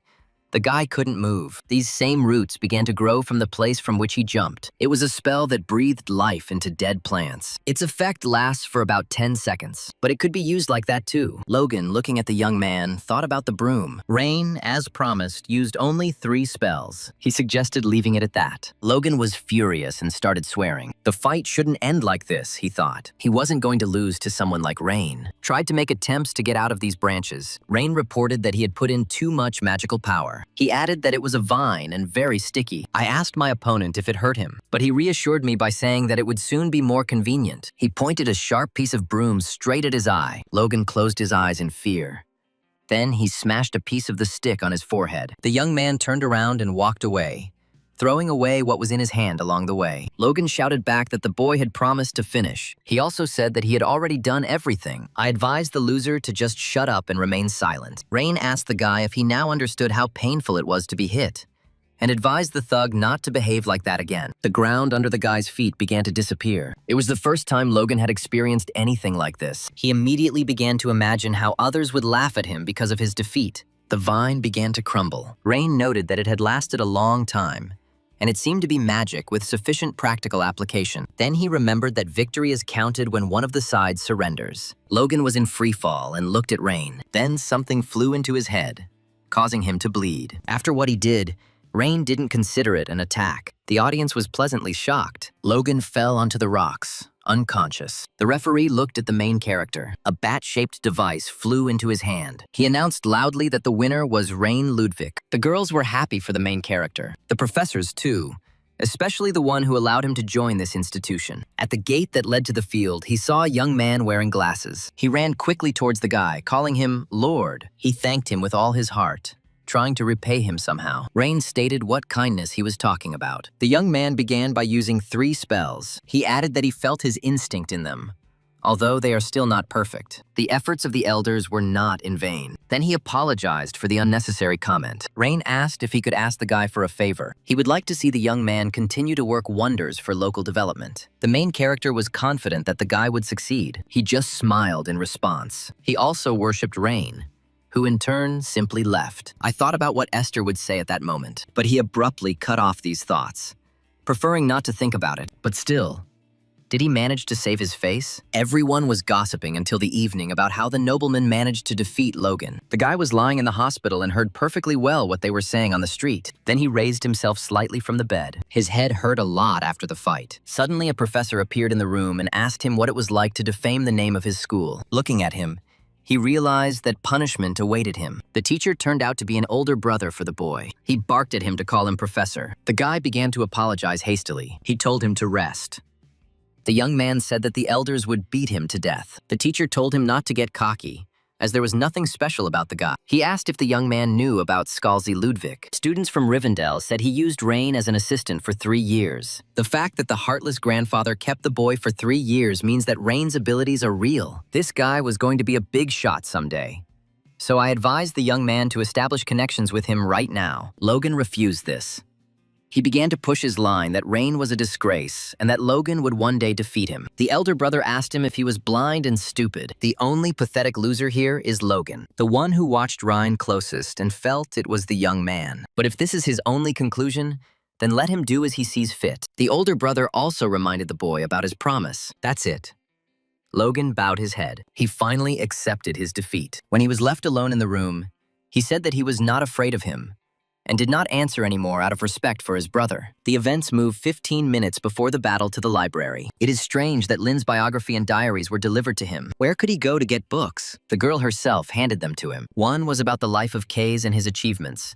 The other about the priestess Freed. Looking at them, the young man smiled and remembered his friends. The girl was curious whose biography would remain thicker. Lin wondered why he should care about a ranking compiled by someone he didn't even know. The girl laughed at him, saying that he was afraid because he had argued with the legendary priestess Freed. Esther listened to all this and announced that she was betting on Lin. It was an obvious choice, as she always bets on this child. He asked her why him.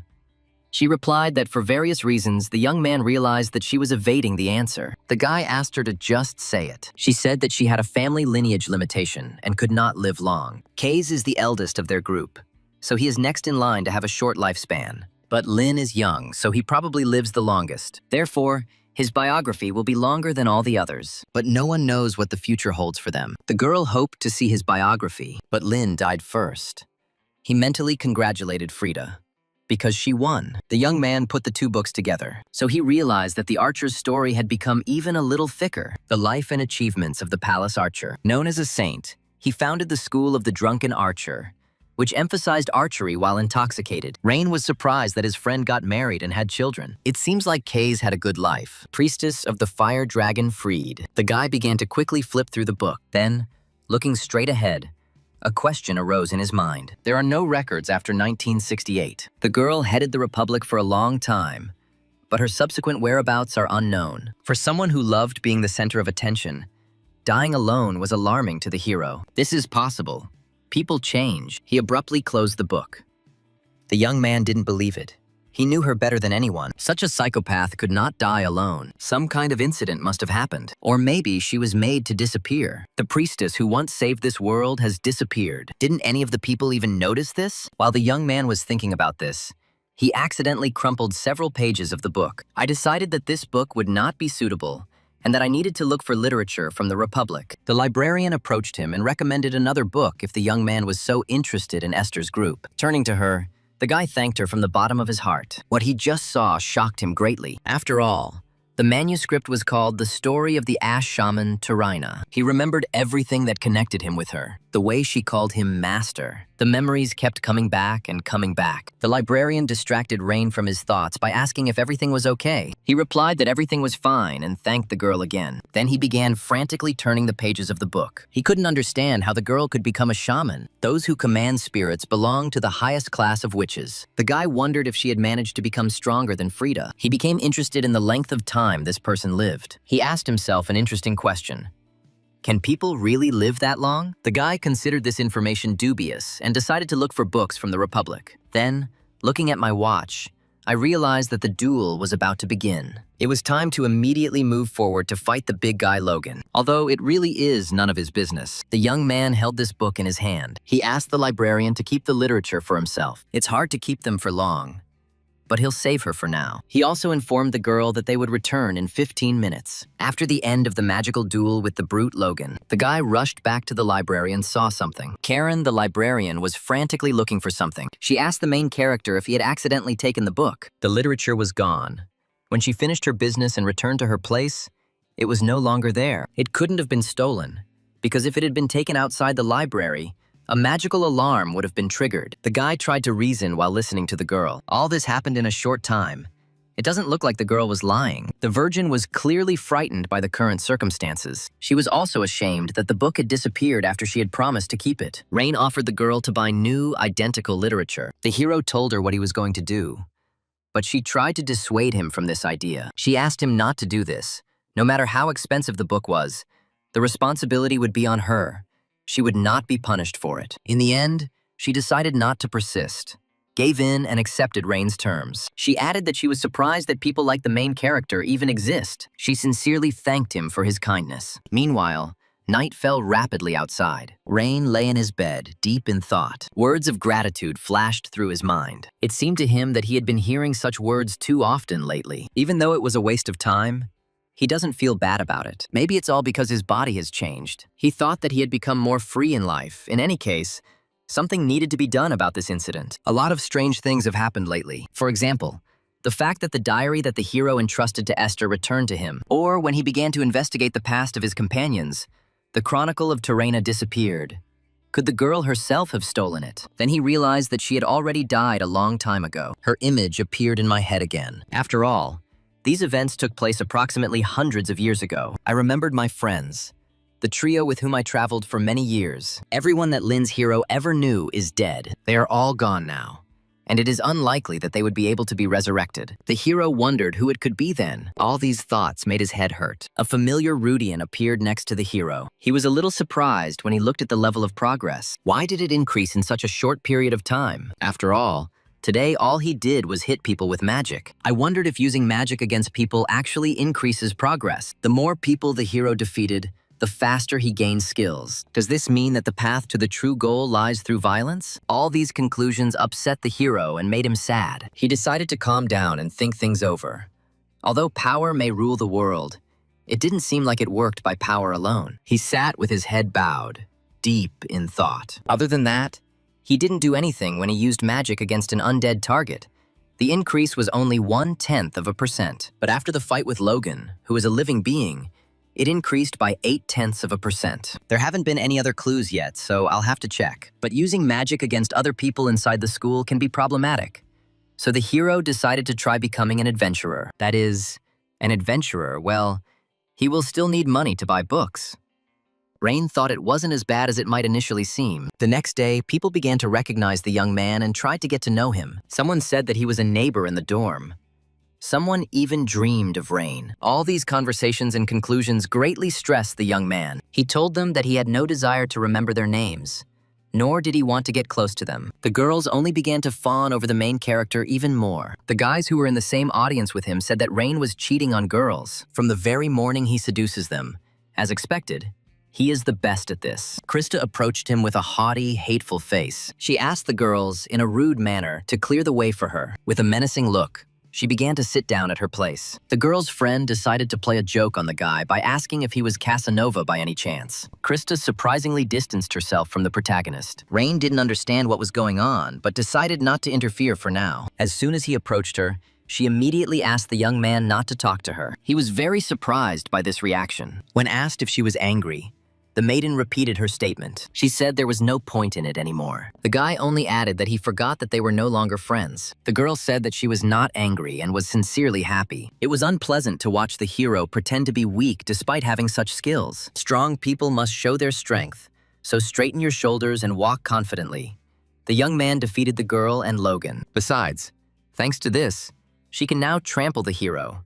Thankfully, she won't hear any more talk about mocking the weak. The next time the maiden was going to trample the young man into dust. The rest of the guys noticed a small squabble that occurred between the heroes. This would make for a great showdown. The young man reminded her whose class they were in now, so he advised her to sit down. She remembered this, but didn't show it. But she still accepted her defeat and hurried to sit down. The girl with purple hair clarified with the guys that they had been rehearsing this dialogue all day. The central library was closed that day. Junior librarian Karen reported that they currently have a problem. Rain looked at the girl, puzzled. It seems that all books on terrain were removed from sale. She contacted all the publishing houses of the empire. They reported that this literature is no longer available and will not be available again. Rumor has it that the Golden Children, the heresy investigating body of the Light of the Dragon Church, suddenly placed all books related to Terena on the censorship list this year. It's strange that the girl earned the status of a heretic after her death. Rain asked the librarian if she had read these books. Since she worked in the central library, this literature was mandatory for reading. Moreover, the girl was a follower of the Archmage Lin and Freed, and Terena left behind as many great achievements as these two. The young man asked if there was anything strange there, for example, connected with dark magic. Since this is a biography, all the oddities would be censored. The hero said that it was necessary to go to the black market. There's everything there, from books that have been declared heretical to magical objects destroyed in the pool. Rain realized that he could easily find works related to Terena there. On the one hand, the girl was happy. On the other hand, she was not, since she was interested in the price. It has grown significantly since it was censored. The hero remembered the words of his father, who asked him to contact him on these issues. The librarian estimated that the book would cost at least 3 gold pieces. Rain thought that at least in this life he wouldn't have to think about money. How to get a large sum of money in a short period of time by selling magic on the street, or teach No, all this will take quite a lot of time. In this case, you will only have to switch to a strategy with high returns and high risks. Rain realized that he had to go where he would have to risk his life. The guy thanked the girl for her help and got ready to leave. He added that he needed to try something. He was going to take part in an adventure and make some money at the same time. The girl was worried that a guy from a noble family would engage in such lowly deeds. The girl wanted to take the initiative, but Rain asked her not to worry. It was already beginning to get dark quickly. Events began to unfold the next morning. The old man studied the manuscripts and asked whether Rain Ludwig had really taken Terena's biography from the library. First-year students of the first semester cannot take such books. The assistant said that Karen had given the young man this literature. The man asked to call her, but she had a day off today. The assistant said that perhaps Rain had asked her very strongly to give out this literature, since the girl was one of those who would not make such mistakes. Another girl suggested that perhaps Professor Elan's name was written down incorrectly, since she comes here often. Karen's handwriting is very messy, so it is difficult to determine who exactly came here to pick up the book. Everyone is talking about Reina these days, so she could be wrong. Besides, she has been spending a lot of time with him lately. The man with the manuscript in his hand said that everything was fine then. After the meeting, the reader's name will need to be changed to Ellen Ludwig. If we talk about adventurers in the past, their work was always considered dangerous, but profitable. However, now it has taken a different form. They are either masters of combat or mercenaries for the extermination of monsters. If you reach the highest level, you will be treated almost like a hero. The hero decides to go on a mission to the Adventurers Association. The locals were discussing the current situation with earnings. There's nothing but chaos because of the rat spiders now. But the reward is worthy. The hero heard what he wanted, and that was enough to understand what the young man needed to do next. Approaching the counter, he told the girl that he wanted to join the association. The girl asked the hero to show her his student card or identity card. She added that registration takes no more than 10 minutes. Seeing his last name, she felt ashamed of the fact that she was poking at a man from a noble family. She also found it strange that a guy from such a noble family came to such a place. She asked him to fill in the missing information on the form provided. She also asked to check the last part, which she pointed to with her finger. This was a special form for noble families.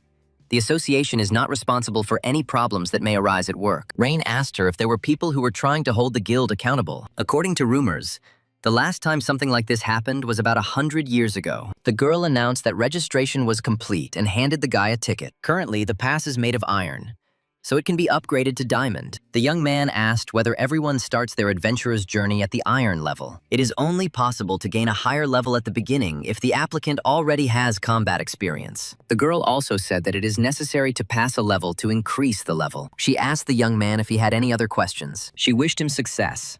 The higher his level, the better job the hero would be offered. Holding his ID card in his hands, he was very happy. Rain decided to count how much money he had at the moment. 44 silver coins. First, I decided to catch a rat spider. It seemed they were very weak since the bounty on their head was 2 silver coins. All that remained was to catch as many as possible. Then, without a second's hesitation, he decides to set off on his journey. The hero, after his short journey, reached the Sonia Peak. This place has also changed. It is no longer the same as it was 300 years ago. Someone tried to sell a life force potion for 10 coppers. With the departure of the dragons who controlled this territory, everything here was occupied by monsters. This merchant offered to buy the potion from the hero, but the guy refused. Suddenly, something caught his eye. It was the stone staircase that led to the dragon's abode. It was still there. It was even kept clean. Then the hero looked at the top of the stairs. I remembered how several hundred years ago I walked along it with my friends. Mentally told Frida that everything was fine. Her house remained safe and sound. After the young man had examined everything, he was going to destroy all the pests on this land. Suddenly, someone called out to him. The girl asked Rain if he was a magician, and added that it was useless to hide, to which the young man replied that he had not even tried to do so. He also added that the girl couldn't tell who the young man was from his form. He was offered to join the group since they were missing a magician to complete the team. The girl was about to introduce the rest of the squad members. Bart, a huge man with a serious face, looks like a giant. Quite a strong silver-tier vanguard fighter. Rain, frightened, said that the man looked like a monster. Next was a good-natured fellow, Sam, a clergyman. The girl's name is Rem. She is a brilliant shooter, vaguely reminiscent of Kay's. Looking at this trio, The hero thought that they looked like a group of criminals. Rain immediately began to assume that the guys could do something bad, like traffic people. The main character's words greatly irritated Bart. Rain caught his irritated look. He challenged the magician to a fight, and then for some reason he started crying. He is a sensitive person after all. The archer girl began to calm him down. Such misunderstandings were nothing new to them. The young man wanted to know why the guys needed someone with such a low level as him. The girl stated that she could smell a strong odor on him, and that the Iron Pass had nothing to do with it. I asked the young man if he seemed strong. For some reason, all this reminded him of Esther. Besides, Bart couldn't bear the thought of the boy walking alone along a road teeming with monsters. Young students often get into trouble when they come here to earn money. The guys didn't insist. If Rain wanted to go alone, then let him go. The young man thanked them for their advice and said that he preferred to travel alone. The girl said that if that was the case, then nothing could be done. I told Bart not to worry. Everything would be fine. The young man heard that the heroes were going to exterminate the rat spiders he was looking for. Just as the girl was about to say something else, Rain grabbed her jacket with his hand. He gave his name and added that if they needed any magic, they should turn to him. So, with 3 comrades, he was getting ready for his first hunt, for his first order. Meanwhile, the monster sat in its lair and waited for its victims. The eyes of these creatures were wild, and in one of them, you could see 4 more small ones. Meanwhile, the boys walked slowly through the forest. The creatures they were looking for were eating the tree. They didn't notice them, so they thought that there was no one there at all. Bart stated that monsters are very timid and prefer to hide. The brute offered Rain to split the profits 4 ways, and the hero didn't mind. Meanwhile, the girl was studying the remains of bark left by the creatures after their snack. At this time, the young man was told about the appearance of the creatures, that they live in colonies and have a queen. This was the first time the guy had heard that the creatures had a head. The army is destroyed, but the queen, who is hiding, is not touched. Basic strategy. The danger of the head is nothing compared to the army. Finding it requires a large-scale operation, which costs a lot of money. So the heroes were tasked with destroying only the colony with workers and soldiers. Rain thought that if such a monster were caught, the reward would be appropriate. Virgo reported that it was practically impossible to do something like that. After the maiden looked forward, she immediately began to shine with joy, all because she managed to find what she was looking for. These creatures were hunting and finishing off the dog's corpse. The girl, snatching up her bow, decided to attack them instantly. Her arrows neutralized her opponents without any problems. Bart also decided to join the battle in order to somehow help his friend. For him, destroying his opponents was not something difficult either. The priest and Rain could only watch as the boys did everything themselves. Suddenly, Bart noticed something interesting. The girl archer too.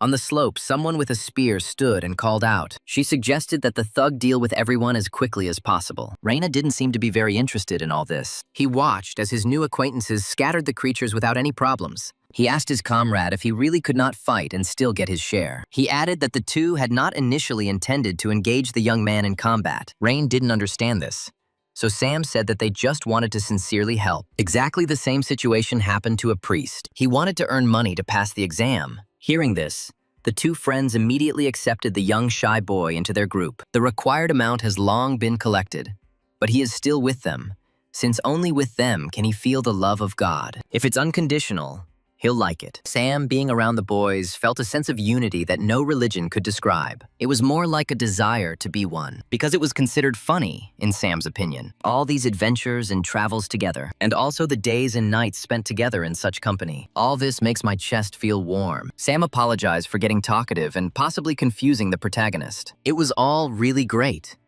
Travel with someone. With loyal companions, Rain said. He remembered the trio with whom he had traveled long ago. Suddenly, something surprised him. The young man remembered another person from his former company. I asked Sam if he knew about Terena. The guy said yes.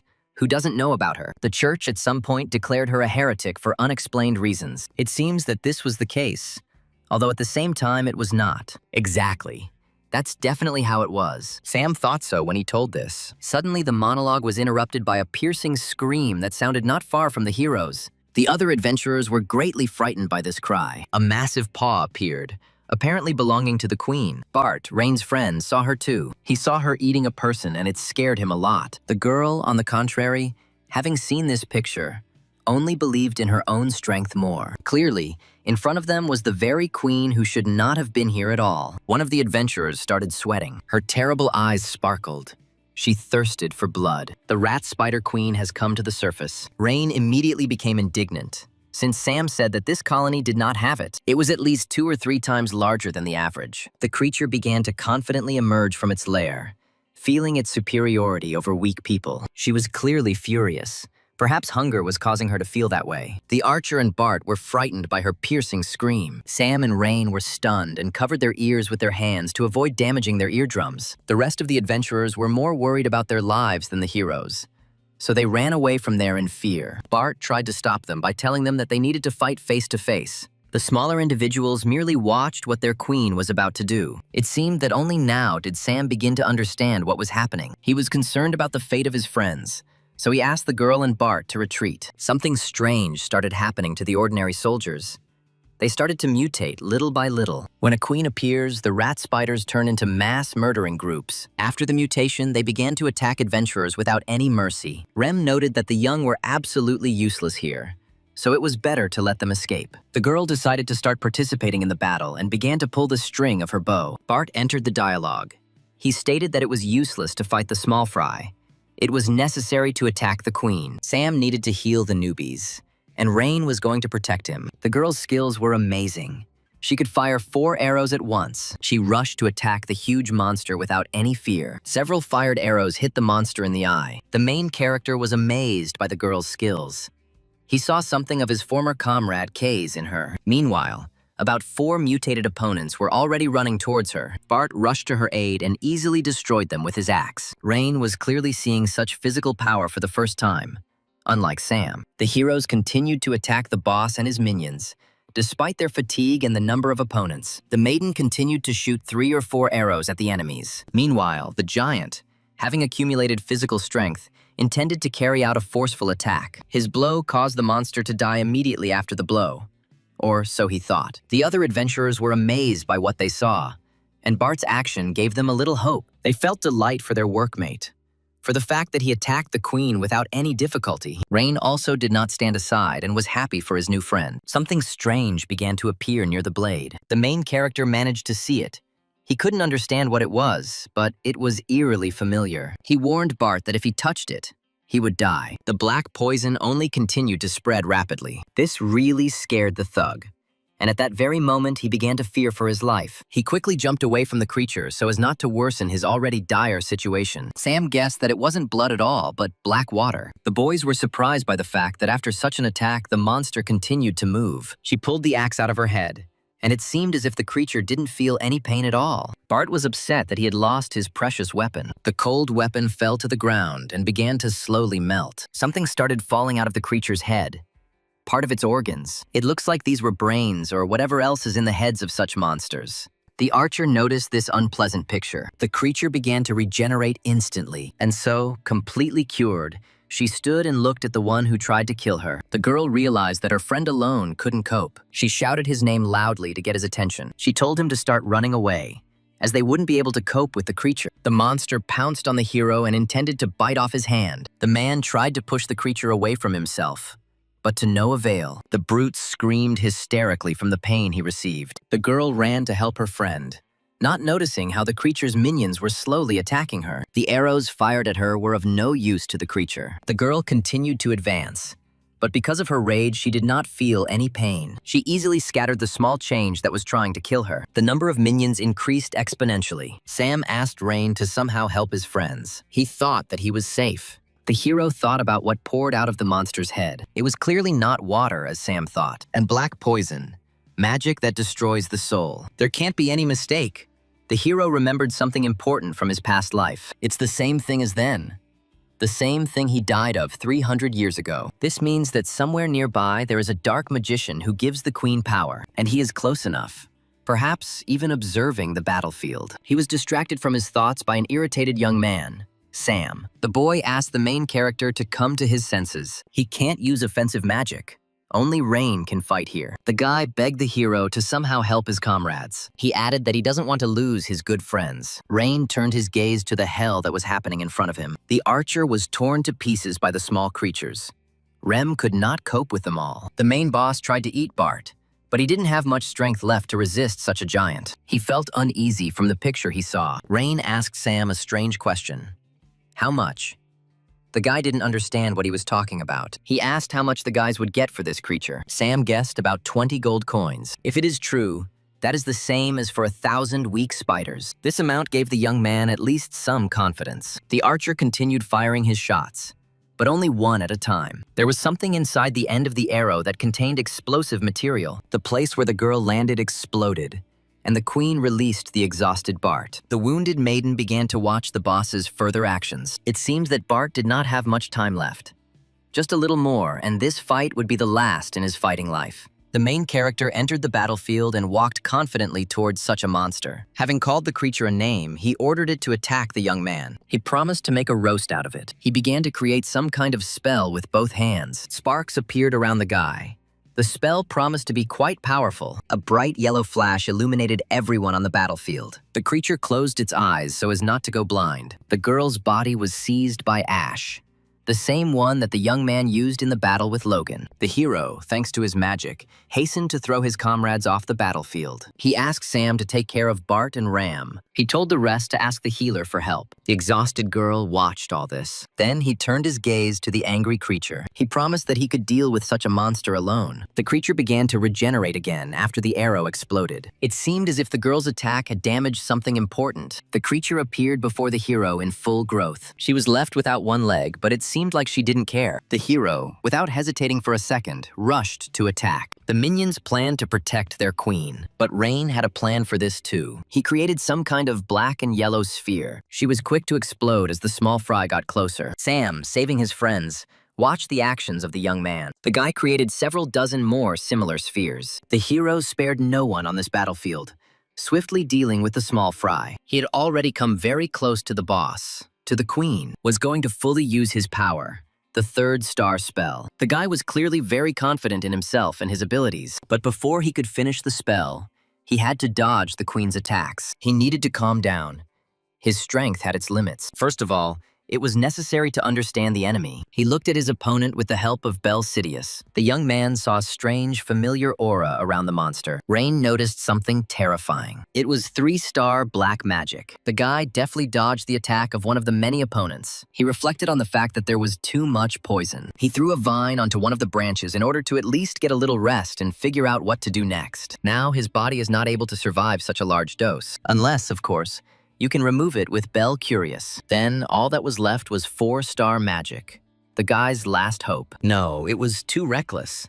If the young man failed, it would be the end. There must be a black magician somewhere nearby. The risk is very high. The hero didn't know what to do in this situation. Meanwhile, the friend began to be rapidly consumed by the poison created by the black magician. The girl, meanwhile, despite all her wounds, believed that it was her duty not to abandon her comrades in trouble.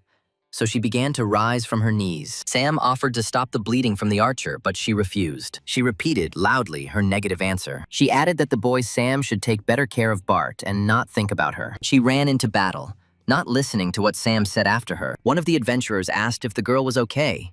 She only asked not to ask her stupid questions. Meanwhile, Rain continued to reflect on the current situation, but he was distracted by a sudden maneuver by one of his weaker opponents. Taking a closer look, he realized that they had thrown an eye or another similar organ that these creatures possess at him. It didn't immediately dawn on him what had happened. He became enraged when he realized how merciless these creatures were, even towards each other. The queen began throwing her own children at him. The next victim was already flying towards him. When the support under the young man broke, he began to fall rapidly. Rain landed on his left arm.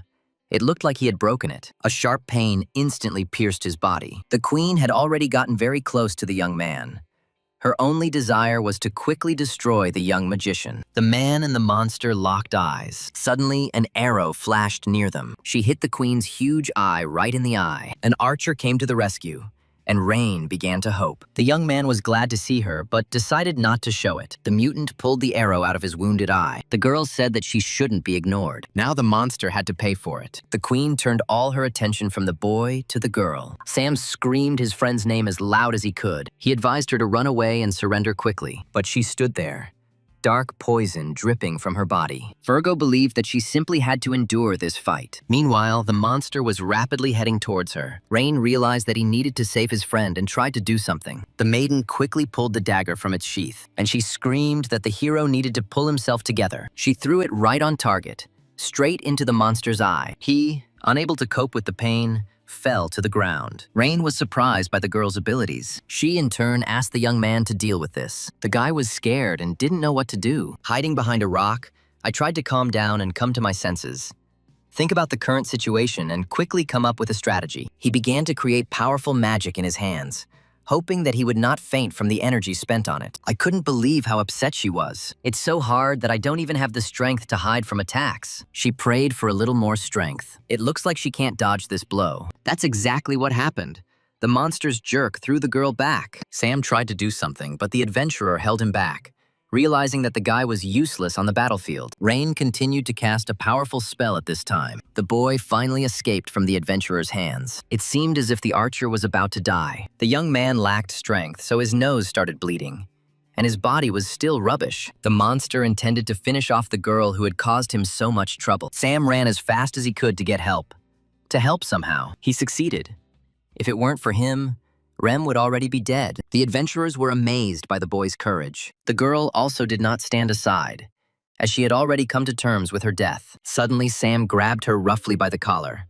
It was emotional. He asked her if she shouldn't return home alive. And not only she, but everyone, all those who were on the battlefield at that moment, to smile at each other again and enjoy every day we live. Therefore, it was time for the maiden to stop being a hero. The only thing my friend said in response to my help was, "I'm sorry. When they get out of here, she will write him a letter of apology." Sam responded that he was already feeling much better. They should have prepared for this properly. The creature rushed towards the heroes with lightning speed in order to finally deal with the weak people. The guys could only defend themselves and try to counterattack. Meanwhile, Rain finished preparing the spell. A huge fireball flew towards the monster. Through this fire, the archer and the priest could not see anything. The heroes were surprised by their comrades' abilities. The shape of the magic sign consists of 4 triangles. Yule, which means limitation. 4 runes appeared. Ka, Yule, Kun, Pok. The mathematical equation to be solved consists of 14 polynomials and 7 rational equations. The other adventurers also couldn't see anything from the flame that appeared. The next rune, Kun, meant binding. The coordinate calculations have been completed. The solution to the equation of great power was also completed. The creature burned in this merciless flame. The blow was fatal for it. Another rune, Pak, meant explosion. Accordingly, this is what happened to the queen. The shockwave began to throw the remaining adventurers aside. The archer fell to the ground and covered her face with her hand. The trees also gradually began to suffer from the destructive power of the flames. In this forest, where the events took place, hell was happening. The girl covered Sam. All they could do was watch the further actions of the spell. The boys turned their gaze straight ahead. The monster controlled by the black magician began to incinerate. There is practically nothing left of it. The adventurers were shocked that such a young Rain had such power. The boys stood up. They couldn't believe that the fight was over. Rain, sitting behind a rock, considered this situation pathetic. In his past life, he could use something like this 7 times in a row. But now, he could only do it once. And even then, with difficulty, parts of the charred body began to fall off the former queen, or rather, her corpse. The wind carried the remains, her ashes, away in the wind. The monster's minions were furious at what happened to their mother. Suddenly, they turned back into weak, helpless people. One of the adventurers reported that the small fry had started to scatter. The archer and the priest went towards Bart. The maiden was surprised that Rain dealt with the queen with just 1 shot. Sam was going to help. The intoxication was getting worse. Sam said that since the thug had a strong build, he would recover without any problems. Bart checked with his girlfriend about her health. The maiden reported that they had learned a lesson from this situation, that the queen regenerates well. Such information was not in the adventurer database. And yet, the thought that the young man had dealt with the creature with 1 shot did not give her peace. Rain, exhausted, lay near the stone, barely breathing, glad that it was all over. He was shaking. This was not good at all. Sam was going to examine him. The guy had used up all his magical power and needed to rest. This fire magic was created by their comrade. The priest and the archer agreed on this. He deliberately hid behind a stone so that no one would realize that this young man had performed the spell. While in this state, Reina was overcome with memories. He asked his old friends not to write down his name, which greatly surprised them. As he had already said, he did not want to join the ranks of the team of heroes. The man did not understand why this was so. because it was to honor those who sacrificed themselves for the sake of all humanity. The hero was asked if he didn't like them. The guys started to put a bit of pressure on Lin, which made him very nervous. Suddenly, the young man shouted out that no, the reason lay elsewhere. He declared that he was not like them, which greatly surprised Fried. He stated that he does not bear the evil fate that Frida and Kays do. He doesn't have any mission like Esther that he needs to fulfill. The young man does not give his all for someone because of his pride. Therefore, he has no right to enter his name.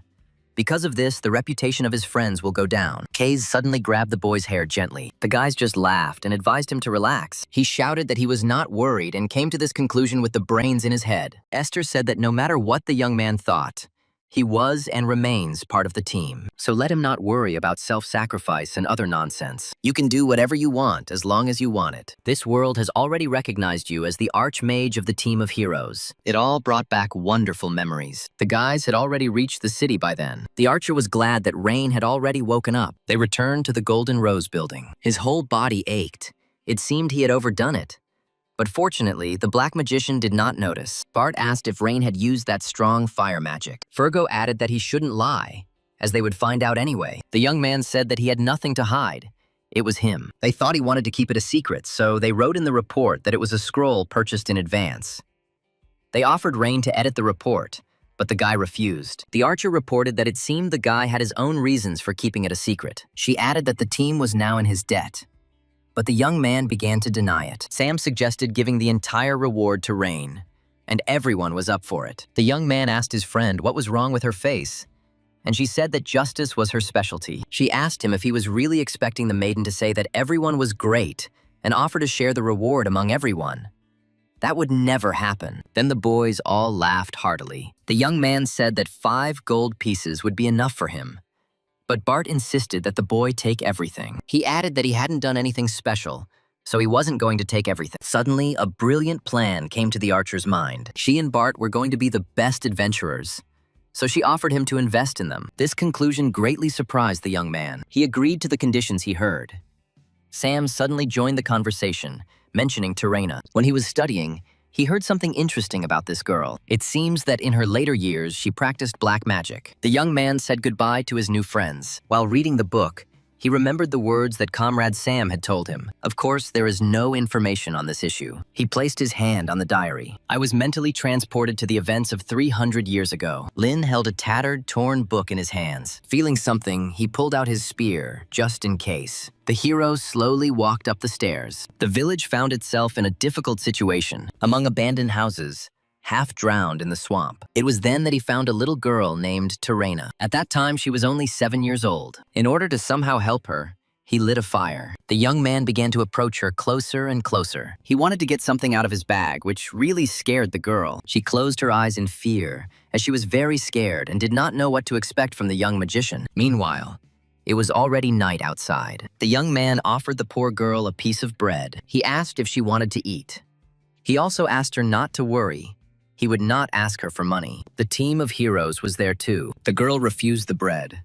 The guy had nothing else. The boys sat in complete silence, not talking to each other. Suddenly, the poor thing broke it and started telling something. She reported that all her friends and family had disappeared, or, to be more precise, they died. Rain asked her if her village interacted with the outside world. She replied that she didn't know. Then Rain stood up. The young man had no idea that such a village existed, and it was understandable, since it was on the outskirts. Apart from her, there is no one left here who could remember this place. It was quite sad. A life that no one will remember. Although this is not bad either. If she dies, this place will disappear without a trace. The maiden clutched her knees with her hands. She started to say something. She said she didn't want this.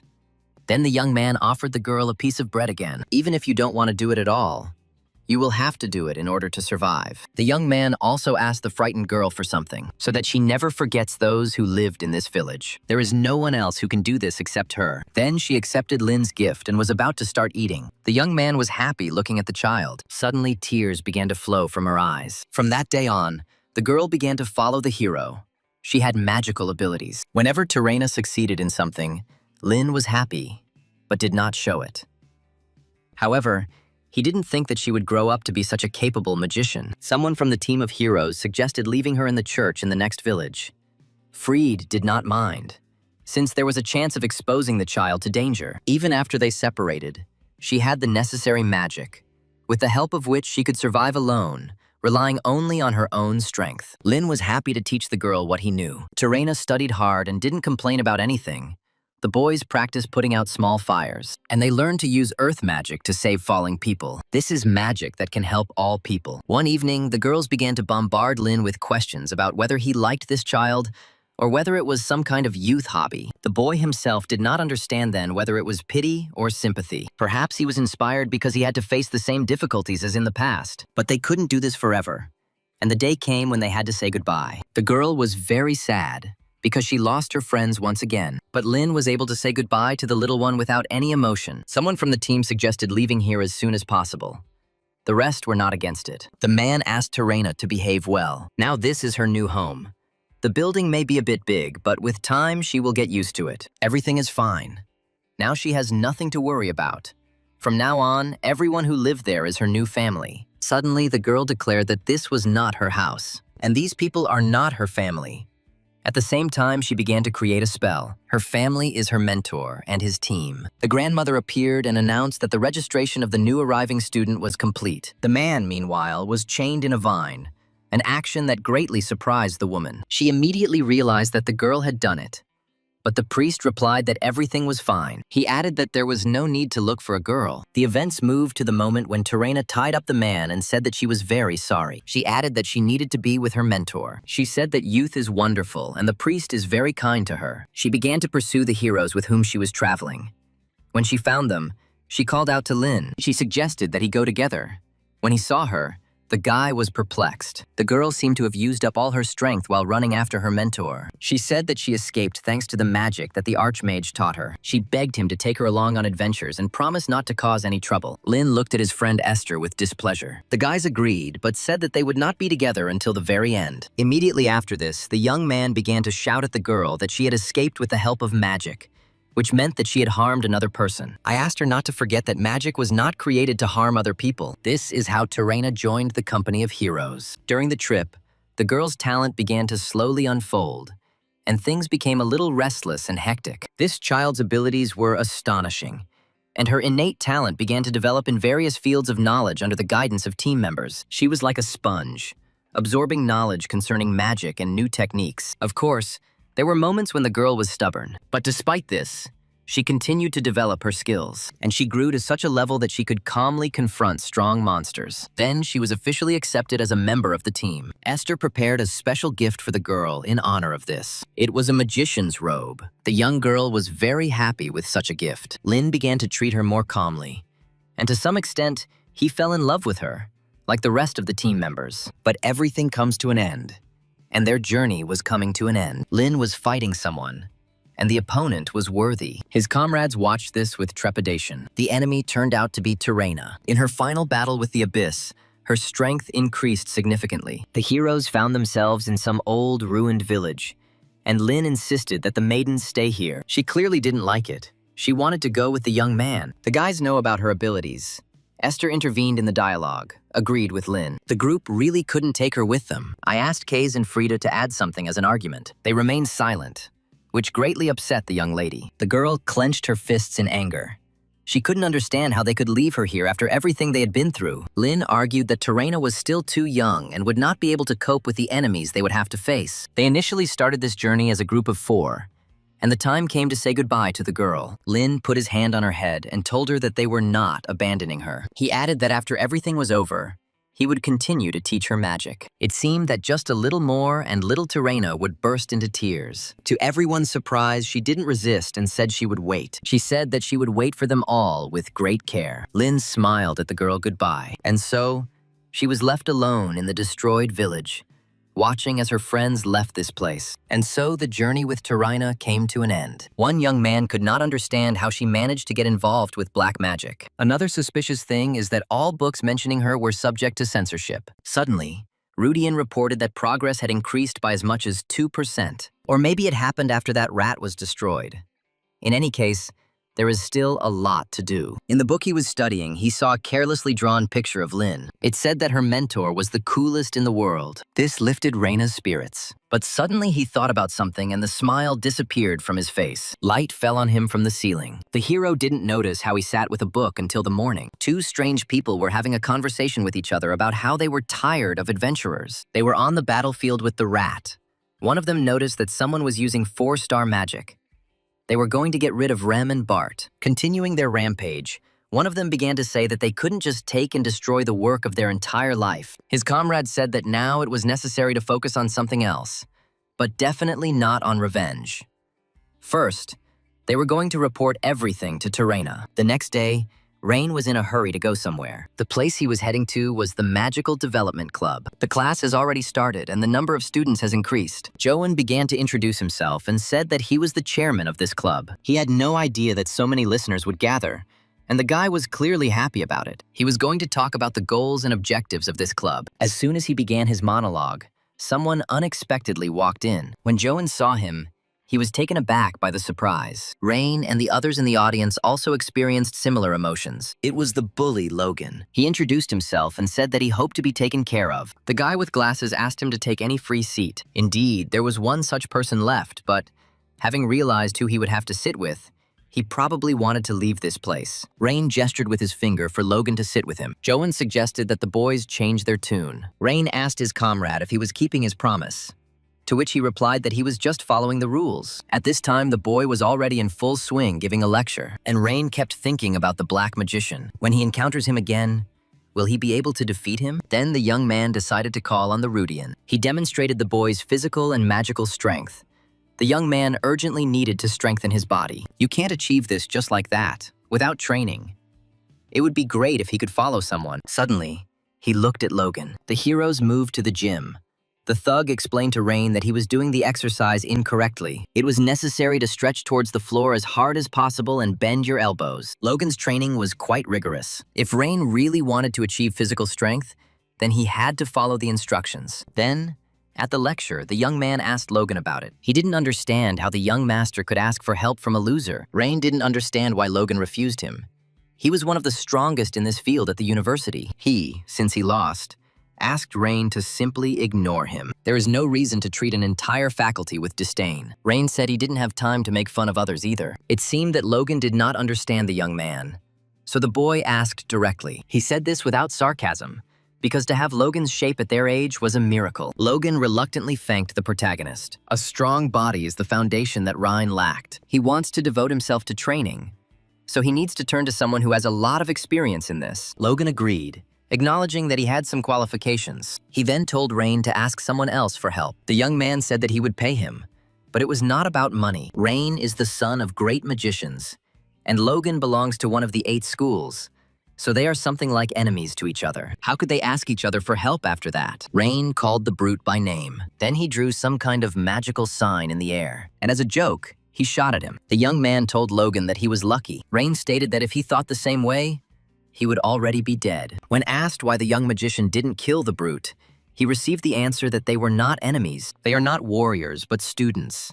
And this, fortunately, is not a battlefield, but an academy. What kind of enemies are they, these fellow colleagues studying magical knowledge together? Logan seemed to understand what Rain meant and agreed with him, never thinking that he couldn't do anything against something like that. The guys found themselves in a gym. The main character needed to improve his physical strength. Rain finished doing the exercises that Logan had told him to do, and the big guy could see that the boy was sincere when he asked him to do this. Then the guy suggested moving on to the next muscle group. The main character asked Logan to help him get up from the floor. Someone in the hallway was embarrassed that the boys would be seen together. Looking at Rain, he didn't understand at all why the young man needed this. The guy, almost unconscious, wanted to get rid of those who were saying nasty things. Nevertheless, Rain's zeal pleased him. Logan wanted to do everything possible for him, to help him in what he was so good at. He decided to help his friend by extending his hand, and a friendly handshake took place between the boys. The stern professor watched this, and was glad that his relative had changed for the better. Krista noticed it too, but she didn't seem to be very happy about it. The young men, unfortunately, noticed her attention on themselves. She, not expecting to see them together at all, started yelling at them about what they were doing there. The girl thought that the boys were fighting here, but they couldn't explain to her that they were training. Logan offered the drink to Rain, and when he asked what it was, he answered, "It was a magical protein." The girl was shocked that the young man had become friends with the thug. While she continued to be indignant, the professor approached her and menacingly placed his hand on her shoulder. The man called her mistress.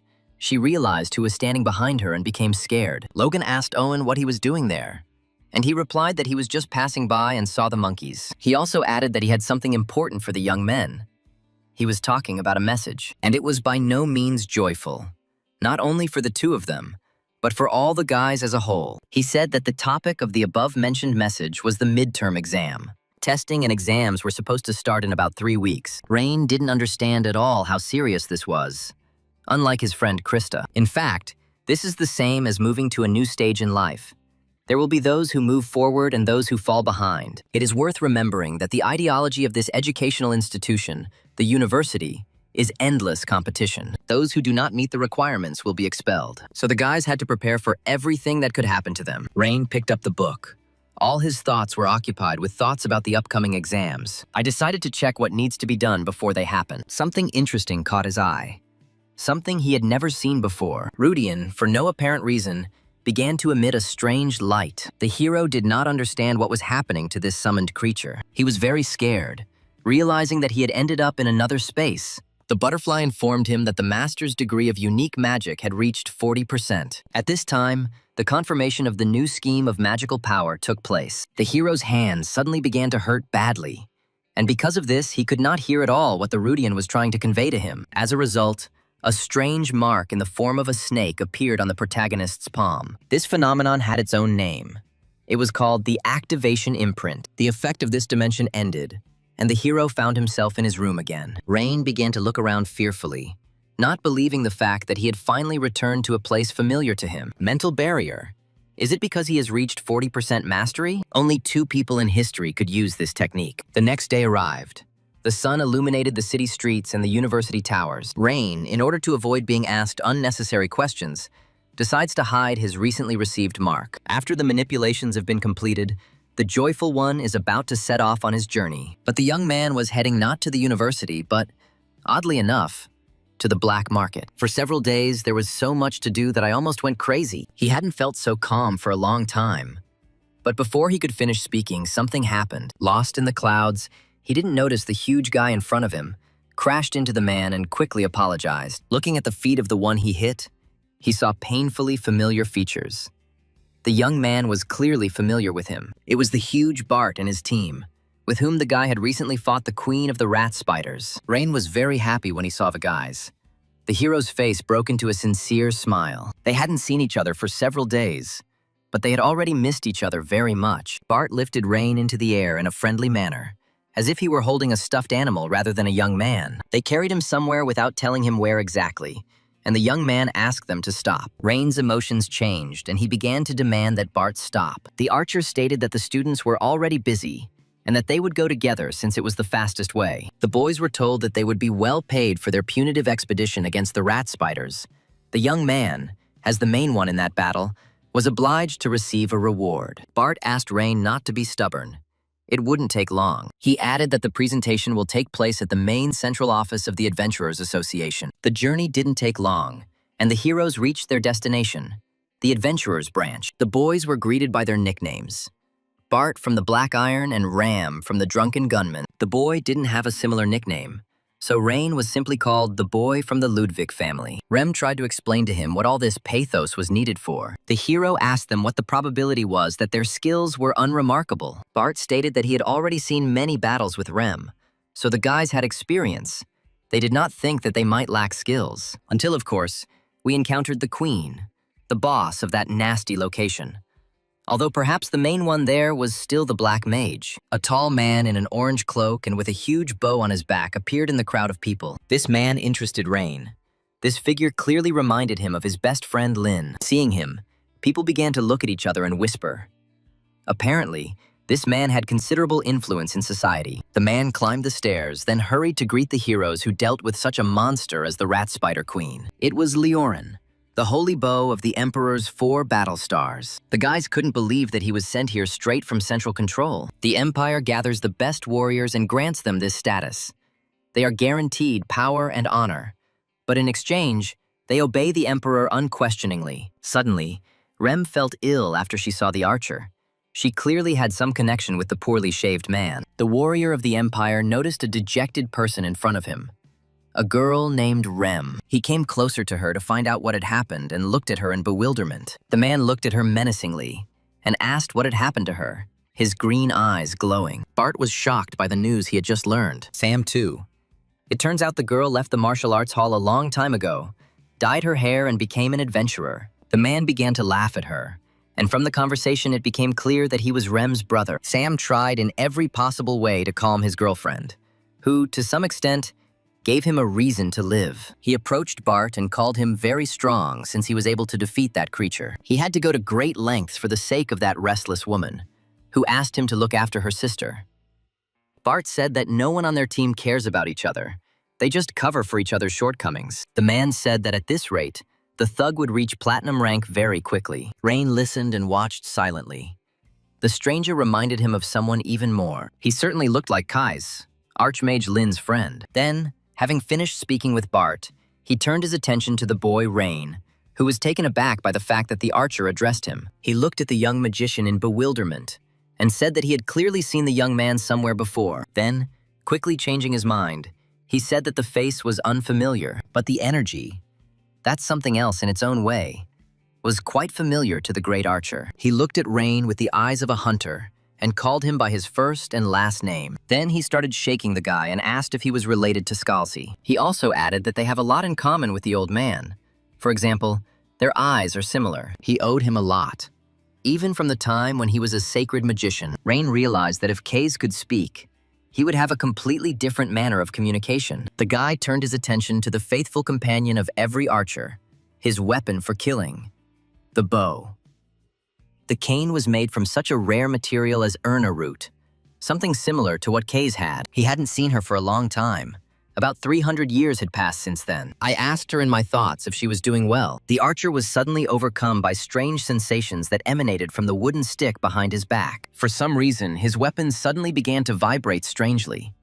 The archer clearly experienced such sensations for the first time in his life. He looked at Rain in a completely different way, puzzled, and he had several questions for the young magician. Unfortunately, he didn't have time to ask them, because the warrior told Liuren that it was time to start reading. Having started to read the speech, the man immediately became tired and asked why so many words were indicated here. Then, deciding not to have a long monologue, he said that everyone was great. For their military service, the boys will receive 2 gold coins each, and the Adventurers Union will pay each team member 500 units of contributions. After the ceremony, crowds of onlookers began asking the heroes how they managed to survive that fight and defeat the boss, the queen of the rat spiders. Sam and Rain watched this from the sidelines and decided not to interfere. The priest asked the young man if he minded that his merits were ignored, and the young man did not mind. Rain said that he had a lot of things to do today and it was time for him to go. Sam said that the young man would now be recognized as he had earned the copper level. At this time, the mysterious guy in the hat had been watching Rain the whole time. Along the way, the young man decides to release the Rudian, hoping that the butterfly will tell the hero something interesting. He reported the amount of magical power required to use a mental barrier. The values had not changed since last time, and more work was needed. The area that he could not reach in his past life is practically already in front of him. The guy who was following him, seeing Rain enter the alley, decides to call out to him. He tried to shame him by mentioning the black market, and it seems he succeeded very well. He added that the young man would not be able to get there now for a number of reasons. For example, because all the traders fled from there for unknown reasons. The guy, deciding not to intimidate the young man, said that he was from the Union of Magicians. He asked the hero to give him just a little time to get answers to a number of questions. They went to a small cafe. Rain did not order anything. He wanted to get out of there as soon as possible. The guy said that he was not at all interested in why he went there. He was there for completely different reasons. Having experience from his past life, Rain took a good look at the stranger. His magical power was quite strong. He introduced himself. His name was Torrin Slade. He was from the Department of the Union of Magicians. He added that he knew the protagonist's father. At that time, the guy was still responsible for office work. The guy also reported unexpected news, stating that he is a fan of Rain. The magic that helped defeat the queen was used by a young man, the protagonist asked. There was no record of Bart's team purchasing anything from the magic shop. Even if they were purchased in advance, No one has sold the 4-star scrolls for the last 10 years. So the boy thought that Scalzi created it for his grandson. But that turned out to be completely wrong. So there was only one conclusion that could be drawn from this situation. Rain didn't mean to hide anything. But there is one thing he is worried about. The guy decides to ask the boy if he is talking about a black magician. Rain wondered why he needed all this information. Meanwhile, the waiter hurried to bring a shish kebab for the hungry stranger. The guy asked whether this was a portion for 2 or not. It's okay, the stranger was able to eat it all without any problems. Rain stood up and was about to leave. But the guy stopped him, saying that he would get to the point. He invited the main character to join the department's work. Rain said that he was still a student. The guy understood this. So he meant that he was proposing to do this after graduation. He began to list the many advantages of working for the department. Rain said that he was not interested at all and said goodbye to the guy. The Black Church has now become more active. The higher department of the Union of Magic is intoxicated with the idea of peace and tranquility, so they deny everything. The guy was sure that something big and bad was approaching. And comparing the current forces, I want to believe that they will be able to prevent this. Rain said he had no idea what was going on and said he would think about it. The guy hastened to thank the young man for such a meaningful conversation. Will he really have to fight with this scum in this life too? Let them figure it out themselves. The young man wouldn't want to get involved in this at all. If Rain needs to find something on the black market, then the Adventurers Union must fulfill a VIP security order. The unfamiliar guy smiled good-naturedly as he said goodbye. Rain looked back at him with displeasure. Continuing to sit in the cafe, he watched the main character. Suddenly another man appeared and asked if Rain had refused. The second guy was called Tirantides. He called the current generation of first-year students the Golden Generation. He didn't understand what his friend had found so special in Rhine. Black Hair stated that he does not think that the main character belongs to the Golden Generation. It seems that the young man had no contact with Terena. Another suspect must be found. Tirantid began to doubt that any of the students were even acquainted with the girl. The guy said that this was just his assumption. Anything could have happened before entering the academy, so it was better to be safe than sorry. He wondered how anyone could say that they belonged to the Golden Generation. Mr. Kevin, you gave birth to a real monster. For the first time, he was so afraid of someone's potential. The young man returned to the library. The girl apologized to him, saying that all this was due to her carelessness. Much more important was that Rhine remained alive and well after his journey. The young man asked if a strange guy in a hat had come here. The maiden remembered this for a while, then hastened to tell the young man the following information. He came and reminisced about the old days and what kind of librarians worked here. Rain said that it was time for him to go to the dorm and thank them for their help. The young man thought, what if he was in the library and didn't meet Karen? So who did the stranger tell about the black market? At the entrance to his dorm room stood 2 huge boxes. Parcels. These were pearls.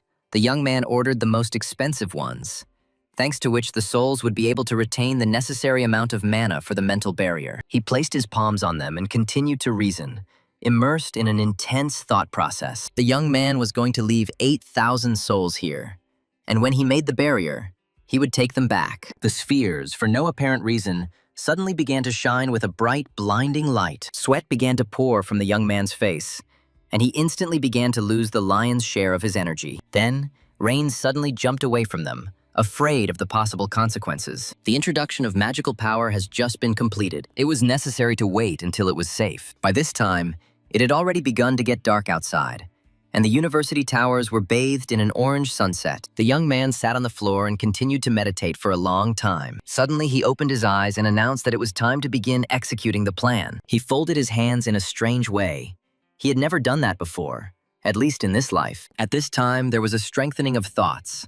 A holy flow, in other words. A strange, bluish energy began to rapidly emanate from the spheres, which seriously scared the boy. The round figures quickly began to crack at a rapid rate. The mark on the young man's palm made itself felt, and he felt great pain. Suddenly, the young man felt ill and began spitting up blood profusely onto the floor. It seemed that Rain would not be able to cope with such a load, and that something bad was about to happen. Having fallen to the ground, he was upset, either because nothing had worked out again, or because he had just almost died. The mark continued to shine just as brightly, if not more so. The golden color was blinding. 4 runes appeared around Rhine: understanding, flow, strengthening, and peace. He began to rise slowly, not believing that this was possible. He began to be overcome by a strange feeling that was impossible to describe. With his right hand, he created magic, runes with a reddish tint. What the young man saw after the work had been done surprised him greatly. They experienced the feeling when the missing pieces finally come together. The young man knew this intuitively. This magical form was ideal. The runes are transformed into suitable ones, and the mathematical equation is completed. All this was in his thoughts. Suddenly, the boy felt unwell. The young man hurried to fall to the floor unconscious. The mental barrier is like a mirror, reflecting the inner state of the magician. Now he understood that the thirst for truth is embodied through thought. The holy stream does not give new knowledge. This complemented his superficial knowledge and abilities, making this method ideal for Rain. After all, now he could learn all the magic without resorting to anyone's help. Another step towards becoming a 7-star magician. The events moved to the meeting room. The archmage of this educational institution was sitting and studying something with an attentive look. The rector has resolved the issue with the schedule of first-year undergraduate students. The deputy resolved the issue related to the location of the internship. Absolutely all the professors from Delayton, the educational institution, were also present there. Professor Ivan was interested in that young disaster who was hiding his talent. As soon as he continued speaking, he noticed how Rain's relative was burning with rage. Professor Elin looked at him with hatred and suddenly informed him that he was talking too much. Caroline asked her to calm down. There was no malicious intent in Ivan's words. The rector sat and listened as the professors discussed their favorites. At this time, she was immersed in her thoughts, thinking about someone, about an unknown girl, about Kanessa. It would be great if everything were like before. Then the girl would be here too. For no apparent reason, an old woman, Professor Marjana, distracted her from her thoughts. She said that the girl shouldn't be daydreaming right now. She needed to hurry. It was time to introduce herself to the guys. The rector announced that students' exams begin today. Logan continued to train the boy, giving him increasingly more difficult tasks. The boys were getting ready to go to the assembly hall to find out what they would be going through for the first time in their lives. Krista explained that there would be instructions about midterm exams there. It turns out that they will start a week earlier than originally scheduled. Krista's friend approached the guys. She was interested in the reason why the exams were postponed. This was done so that cunning students would not have time to learn everything at the last moment. The professors here are so funny, the purple-haired girl noted. The rest of the audience was outraged by what was happening. Rain stated that if you can show your skills at any time, then that will be considered real knowledge. The purple-haired girl, Gertrude, could do nothing but happily nod in agreement. This infuriated her, and she was also infuriated by the children from powerful families, except for Krista, of course. Rain's friend chimed in, saying that you always have to put in the effort. Then the boys went with everyone else to the large assembly hall. The heroes passed by students like themselves, who were very excited about the upcoming events. Among everyone, Rain tried to look for familiar faces. Suddenly, for him, what he wanted came true. He found it. It turned out to be Logan, who didn't expect to see Rain. The guys greeted each other and hurried to start a dialogue. The girl Gertrude said that Rain shouldn't be so friendly with the big guy. He should be feared. The young man explained to her that he and Logan were friends and trained together. The bully decided to play a joke on the girl by offering her a magical protein. Virgo said that she was not in the mood for jokes right now. Logan replied that he was thinking of sharing a pinch with her after all. Suddenly, Krista approached the guys and said that they were making a lot of noise. She added that if they want to continue their argument, then let them go somewhere else. Rain looked at his friend in surprise, because he had never seen her in such a state. The purple-haired girl just hid her eyes and apologized. Midterm exams are easy only in theory. They are designed to weed out students without skills. Before leaving, Krista told her comrades that they needed to give it their all. Suddenly, someone unknown greeted the guys. They didn't see him, but they heard him clearly. Those who approached them hoped that the tense atmosphere would last until the end of the exam. Caroline was about to make an announcement regarding midterms. They will run from today until Friday. Grades will be awarded according to the responsible teacher's system. If the teacher decides to expel the student will have to pack their things and leave the dormitory within a day. She introduced the professors who would evaluate the students, and behind her stood teachers unfamiliar to most of them. Upon seeing them, some were happy, while others became seriously worried. Krista's friends started screaming. Rain didn't understand what was happening. She loudly asked the protagonist if he didn't know about Professor Margin. The old woman was the head of the Magic Union and is now a senior lecturer at the university. This is a very important person in the magical world and one of the most important, if not the most important, after the rector in this educational institution. She added that she replaced the protagonist's grandfather as head of the Union of Magicians. It was hard to believe, but the old woman was equal in strength to Skalzi Ludwig. She asked the main character to look at those who were behind the old woman. Kyle, a genius who graduated from this educational institution with the highest marks. Professor Zeron, who built her own magic tower at the age of 20, and also Professor Elin, who has her own column in the magazine. These are the professors who head the second and third years. Were they really that outstanding? One of the guys asked a similar question. The old woman was about to start saying something important, and everyone became seriously worried. Realizing that in such confusion she would hardly be able to be heard, she began to create a magic spell. Having used it, she unexpectedly barked loudly to everyone, asking everyone to be silent. The guys who were in the hall became even more worried. She said that this was no walk in the park for them. The results of the exams would determine who was worthy of continuing their education and who was not. The professors who evaluate them are not the same ones who teach them now and fuss over them like they are children. These are heartless people who will expel children without any problem if they think that they do not have the necessary abilities. Now she could tell from the boys' faces that they understood the full complexity of the situation. The location will be determined taking into account individual abilities. Once the guys receive the information, they can immediately head to the venues. This is Delayton. The strong go further and improve their skills and talents, while the weak leave this place in disgrace. This is a principle that needs to be understood. They were told about it when they entered. The old lady said that it was time to stop whining and get down to business, to start the exams. The events are transferred to the exam site on the Red Mountain Ridge. The guys will have to escape from this labyrinth. Some were worried whether they would be able to return from there safe and sound. Rain recalled that there had never been anything like this in the area before. The teacher noticed the thoughtful young man and asked what had happened to him. He replied that he did not remember any caves on the bound land. The teacher was amazed that Rain knew this, and the man added that it was created artificially for the exams. There is nothing inside that could threaten the children's lives. Almost nothing. He thought the boys should worry about whether they would pass the exam or not. Now he was going to talk about the grading system. He said that he liked the relative grading better than the absolute one. So for first place, there would be an ES. For second and third, an A, and so on. Looking ahead carefully, he was about to add something important. The evaluation criterion was the time spent on completing the labyrinth. By completing, he meant destroying all targets. The maze will be completed in pairs. Based on the assessment results of the students' entrance exams, an average value was calculated, and pairs were formed based on this data. Rain became a little worried, wondering who his teammate would be. A toy fell next to the young man, which distracted him from his thoughts. He noticed it. It was made of clay. He had seen something similar before. Someone's female foot, wearing a small white shoe, trampled her. This person began to mock.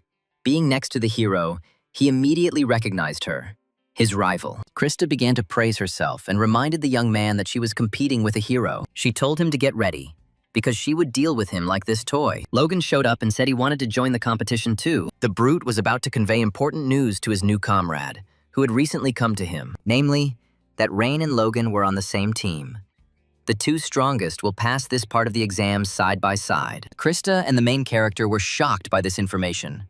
The young man was clearly happy, although he did not show it. The girl was very angry at the fact that the boys became friends with each other. She felt that this distribution into pairs was incorrect. I wondered if it was possible to put two of the best students in the same group. After Rain told her that she had actually acknowledged his abilities, the girl became even more angry. Logan, observing the situation, asked the guy what happened. Onlookers began to talk about how the two strongest ended up together, wondering if they would fight like last time. He ignored the girl's words about her taking first place. I noticed that my friend was ready to give her life for these exams. The young man asked Logan how important it was what they were going to do. The brute explained to him. Then Rain was about to say something important. Suddenly, he approached Christy and apologized to her, something he had not even intended to do before. He announced that this time he would not be able to be a gentleman.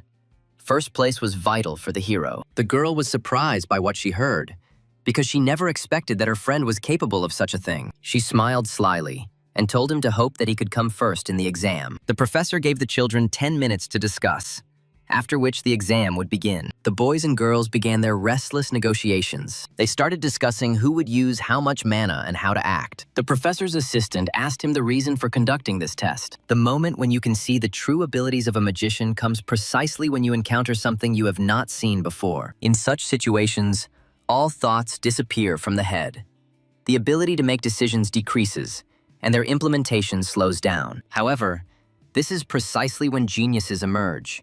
These exams are only a basic assessment for calculating talent. Logan and Ryan were also discussing this. Logan suggested killing everyone they saw once they were inside. The young man suggested his friend to come up with a plan B or develop a strategy. Preserve the magic of light and distribute the power between attack and defense. Krista appeared behind him and asked how he was going to become the best with such a simple plan. He was hooked by the fact that the girl had already figured out how and what they would do. Logan, dissatisfied with her behavior, stated that the girl was overly self-confident. She asked him if he had really expressed a desire to graduate as the best student. She said that she hadn't held first place for a long time, so she wasn't going to give it up. She was going to show the difference between their abilities, thinking that her golems were the pinnacle of magical abilities. A restless teammate came for Krista, and the girls ran off to go through the cave and deal with the difficulties that awaited them there. They were on the second team. The man looked at the girls with a kind look. Afterwards, the professor announced that the exam had begun, and the girls needed to act quickly. Time began to count down rapidly. Every second counted, if you wanted to be the first in this exam. With the help of magic, the guy in glasses watched how everyone was coping. Krista asked her teammate to immediately create light magic. She was very afraid of the fact that they were falling. The arrogant girl asked her not to worry. Let her concentrate on the targets. The black-haired girl, thanks to her abilities, informed the maiden that she had noticed too. Krista heard her and without delay began to create the now familiar spells. For this process, she crossed her arms to create beings that would do all the work for her. Sand warriors appeared behind her. There were many of them, considering the age and strength of the magic caster. Her friend, who was clearly inferior to her teammate in mana and strength, was surprised by this skill. Logan and Rain, who were watching this, also did not stand aside, realizing that they would really have to try hard. I was amazed by both the speed of casting the spell and the number of creatures summoned. The professor had already heard about Krista's abilities earlier, but he became even more interested in this girl. The magic of the Varden family, passed down through generations, was created by the second elder Riot. At this time, the Sandman deftly pierced the target with his spear. Even though it was performed by a 2-star mage, the speed of execution was still astonishing. Moreover, at this age, she perfectly controls 10 phantoms. The black-haired one found 3 more inside the cave on the left side. The girl wasn't very good at her job. The first one, huge, red in color, was hiding at the top of the cave and was in the gorge for 3 hours. The other one, purple, with pointed ears, hid behind one of the stalactites and was already at 8 o'clock. And the last one, in the form of a jellyfish, turquoise under the ceiling, levitated. Krista understood everything and sent warriors to carry out this task. The one that was flying was immediately slammed into the ceiling by the summoned creature. The purple one, the one at 8 o'clock, was cut in half, and the warrior rained stones down on the last one, the red one, in the shape of a crab. The black-haired girl was surprised that the Sandman dealt with 3 of them at once. The girl told her friend to quickly look for the others. The professor and the others continued to watch. Onlookers were shocked that the girls didn't slow down even once while completing the task. Rain noted that Krista was very good at working with 2-star magic. Logan agreed, adding that she was the greatest hope of their generation. There is no one who does not know her in this educational institution. And not only here, even the senior classes asked to be careful with her. Most people are still far from the level of this goal-oriented lady. The ancestors of the Varden family were sages, the only ones besides the Page family. The second family is on a different level, at least because their current head is the Dean of Delayton. Little Krista appeared before the men in robes and hoods. One of them asked her if her father was the head of the family. How did it happen that the 2 families that descended from the sages were so different? Another asked his comrade to stop, but the one in the red robe insisted that the girls still needed to know. He asked me to tell her father that their family does not fit into the status of a family of magicians. This burden was now too much for the Varden family to bear, so everyone thought. Her mother, her 2 older sisters who could not use magic. It's time to retreat. No matter how hard you try, things will only get worse for this family. Remembering all these dialogues, Krista was very angry. Her friend couldn't cope. She needed rest. The girl noticed this. She already had a plan for such a case. Then Krista grabbed her thanks to her sand-summoned warrior. I asked her to continue telling me where the targets were in this state. Onlookers were amazed at how she could simultaneously fight and help her comrade. The professor watched, but did not show that he was delighted. Excellent, Krista. You can already control magic of this level. The man in the robe asked her what was wrong. She said that she would become the best magician, even a great one. Therefore, her parents will no longer be treated with disdain. With her own strength and labor, the maiden wished to return the family to its greatness. During the battle, she cried out that everything, absolutely everything, would return, and glory and authority. The 31st target was destroyed. Krista's actions were meant to make her family respected. She remembered how the man in the robe leaned over and placed his hand on the girl's shoulder. A huge red target loomed over the warrior, flying at incredible speed. She crushed him mercilessly.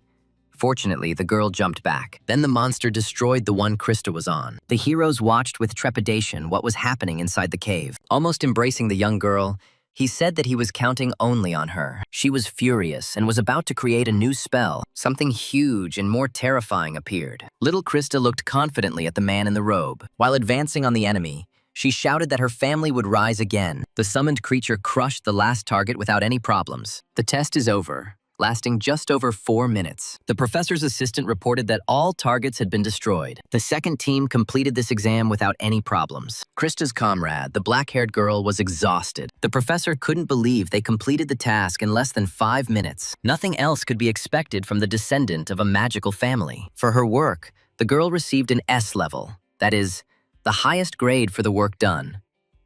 The other teams had not yet finished their discussions when the girls had already finished the exam. Logan knew about her abilities, of course, but he didn't expect this. Now, the reason why the elders were so worried is clear. Deva is already being considered for the position of head of the Union of Magicians. The professor reported that in his experience, this was the second team to pass the test in less than 5 minutes. Overcoming odds was the motto of the Maiden's family, and she spoke of it with incredible pride. The Varden family's strengths are incredible physical and magical powers. A good plan was developed to preserve this, but it does not explain all of Krista's actions. The professor named the girls and was about to tell them something important. He said that of course they passed this exam, and he didn't expect anything else from them. He added that he gives their work the highest marks. Suddenly, the girl decided to clear her throat. She reported that she was absolutely overwhelmed with praise. Krista quickly turned around and walked away with a satisfied look. Her path led through Rain and Logan.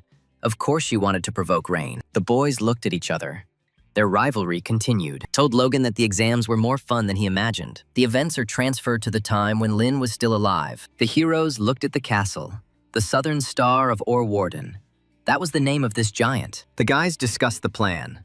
Frida said that going there would mean certain death. Esther watched and thought about how best to act in this situation. Then she asked Lynn to just lift everything here into the air. He asked his friend if this city was not a cultural heritage site. It is necessary to leave its original appearance as much as possible, and then complete what was started at the first opportunity. She told the young man that there are moments in life when you first have to do something and then regret it. The archer and the mage were clearly on the same wavelength, so they had no choice but to simply nod in the background. Esther said that the Trinity was more important to her than any cultural heritage. If necessary, they can use this fist, which she demonstrated to her friends. She added that she doesn't like to complicate things, and rather even hates doing so. Lynn decided to take on the matter, no matter what they would say about it later. This is how completely spontaneous actions change the world. After the memories, Rain turned to Logan. A good idea came to his mind. Krista began to quietly eavesdrop on their conversation. After listening to the young man, he stated that they could be expelled for this. Rain added that if anything happens, he will take on all possible risks. Taking the exam in the usual way will be completely uninteresting. Rain looked at him approvingly, clearly realizing that Logan supported him and shared his point of view. The girl overheard the conversation and became worried that the guys were talking about a possible suspension from the exam. The young man asked her why she was so worried about them. Whether she was curious or just afraid, the maiden received such a question addressed to her. The girl spoke too loudly, so she attracted the attention of onlookers. She said that there are other things to do for fun, but now they need to take a responsible approach to their work. Rain looked seriously at her friend and said that magic is fun. Doesn't the girl think so? The boy asked her a question. The time for discussion was coming to an end. Everyone needed to get ready. Some team got together to take a test. Rain approached the professor to clarify information from him to understand whether the plan would work or not. He asked if he would guarantee the safety of those who entered inside. The man controlled everything with the help of magic. So even if something happened, the guys were in no danger. Krista watched her comrade with displeasure.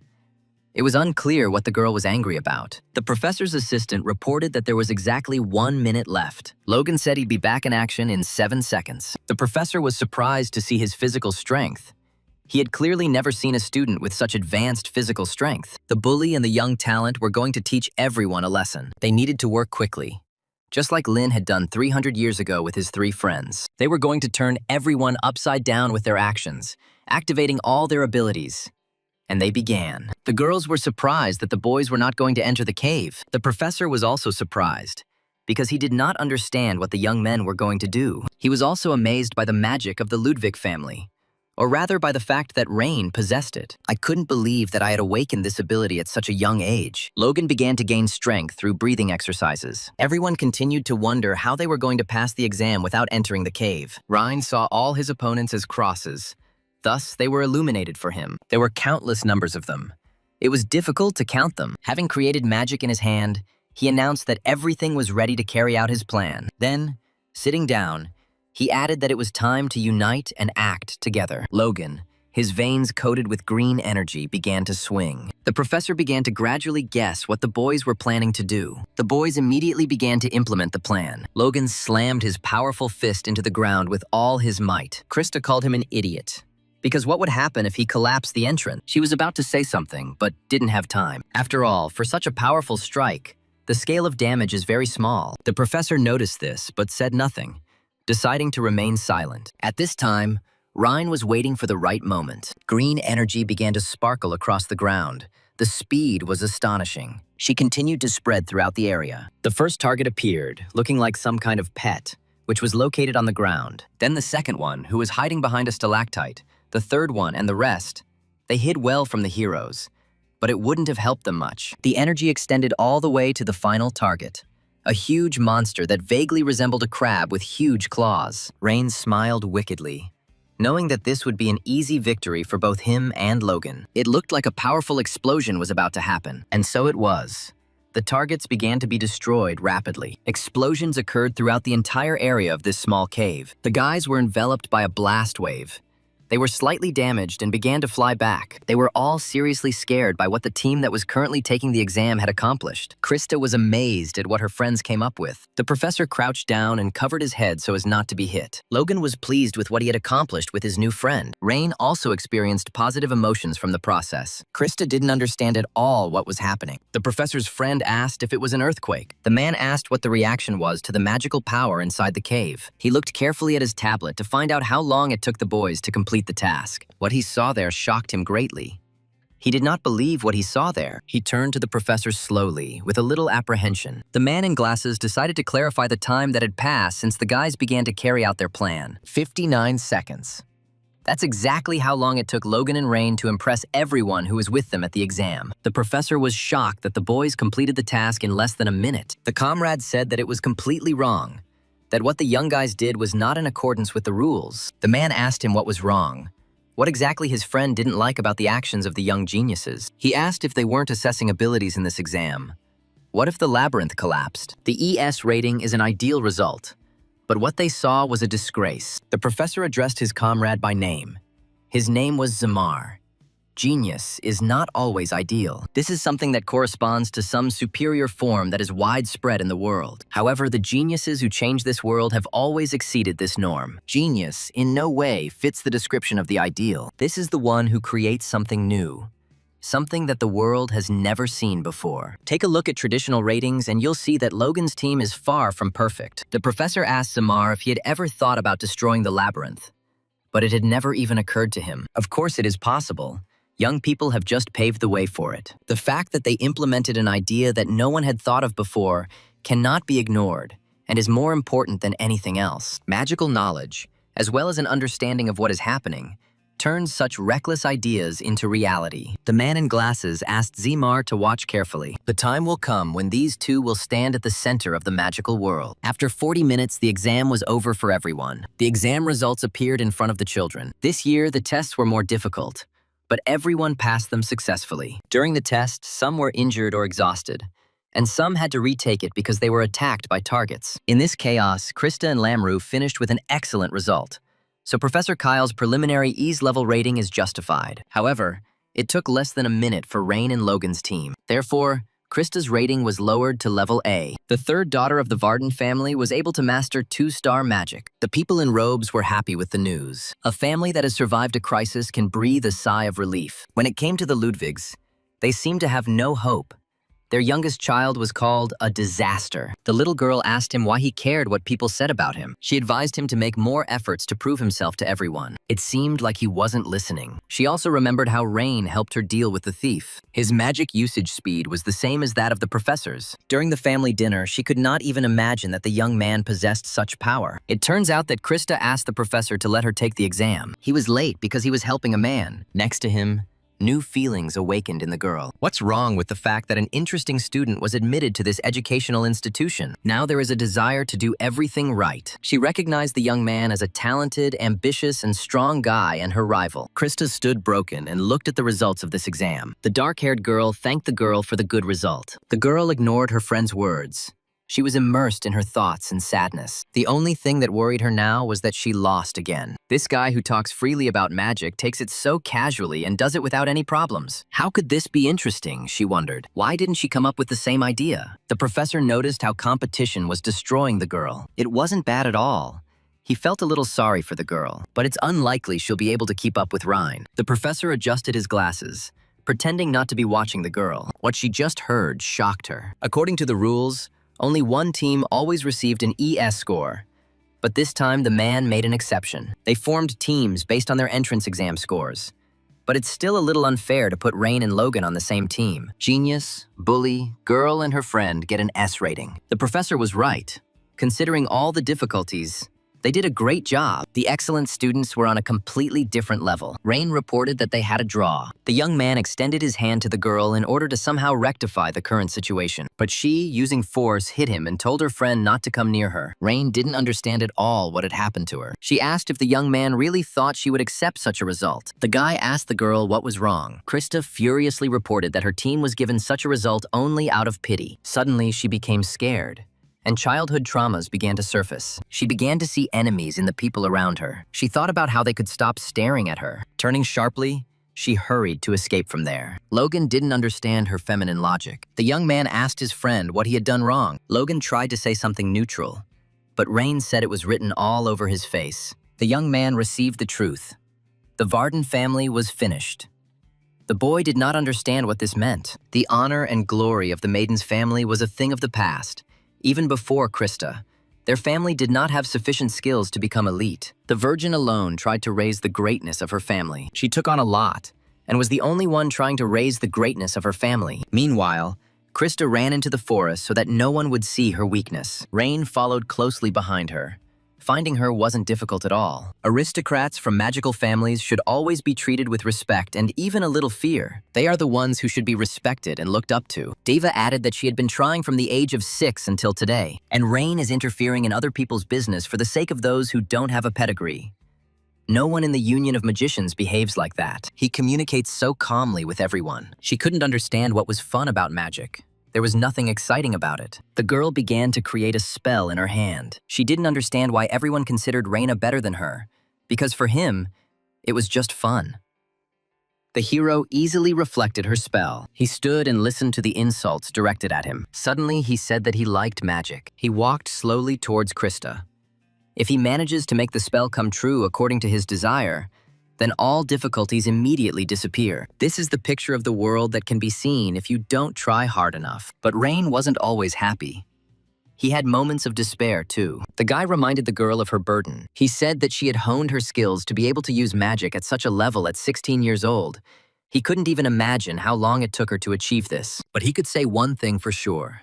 This is the moment when she was able to learn how to truly master magic. I advised the girl not to take on so much. I asked her why she didn't give up magic. Instead of answering the question, she wanted to destroy the hero. Rain continued. Did she really not leave her because of the feeling of pride and excitement from her first successful spell? Krista shouted at the young man to stop. After his words, she remembered her childhood, how I created my first little Sandman. She was incredibly happy at that moment. The young man told her that it was true. She was strong. He added that no matter what choice she makes, no one will laugh at her. So I asked her to remember and feel the joy of magic. The girl got up from her knees and said that Rain was annoying her. He said that he could afford it, because victory was his. He added that he hadn't felt such inspiration for a long time. He extended his hand to Krista and said that she was a worthy opponent. He had fun thanks to her. Hopes that they can do it again. Suddenly, she smiled. She punched Reina in the face, calling him a pompous turkey. The young man watched her run away and shouted after her that next time she would definitely win. Touching his cheek, he reported that her hand was heavy. The maiden ran and asked her father for forgiveness. Meanwhile, the professor was talking with his assistant.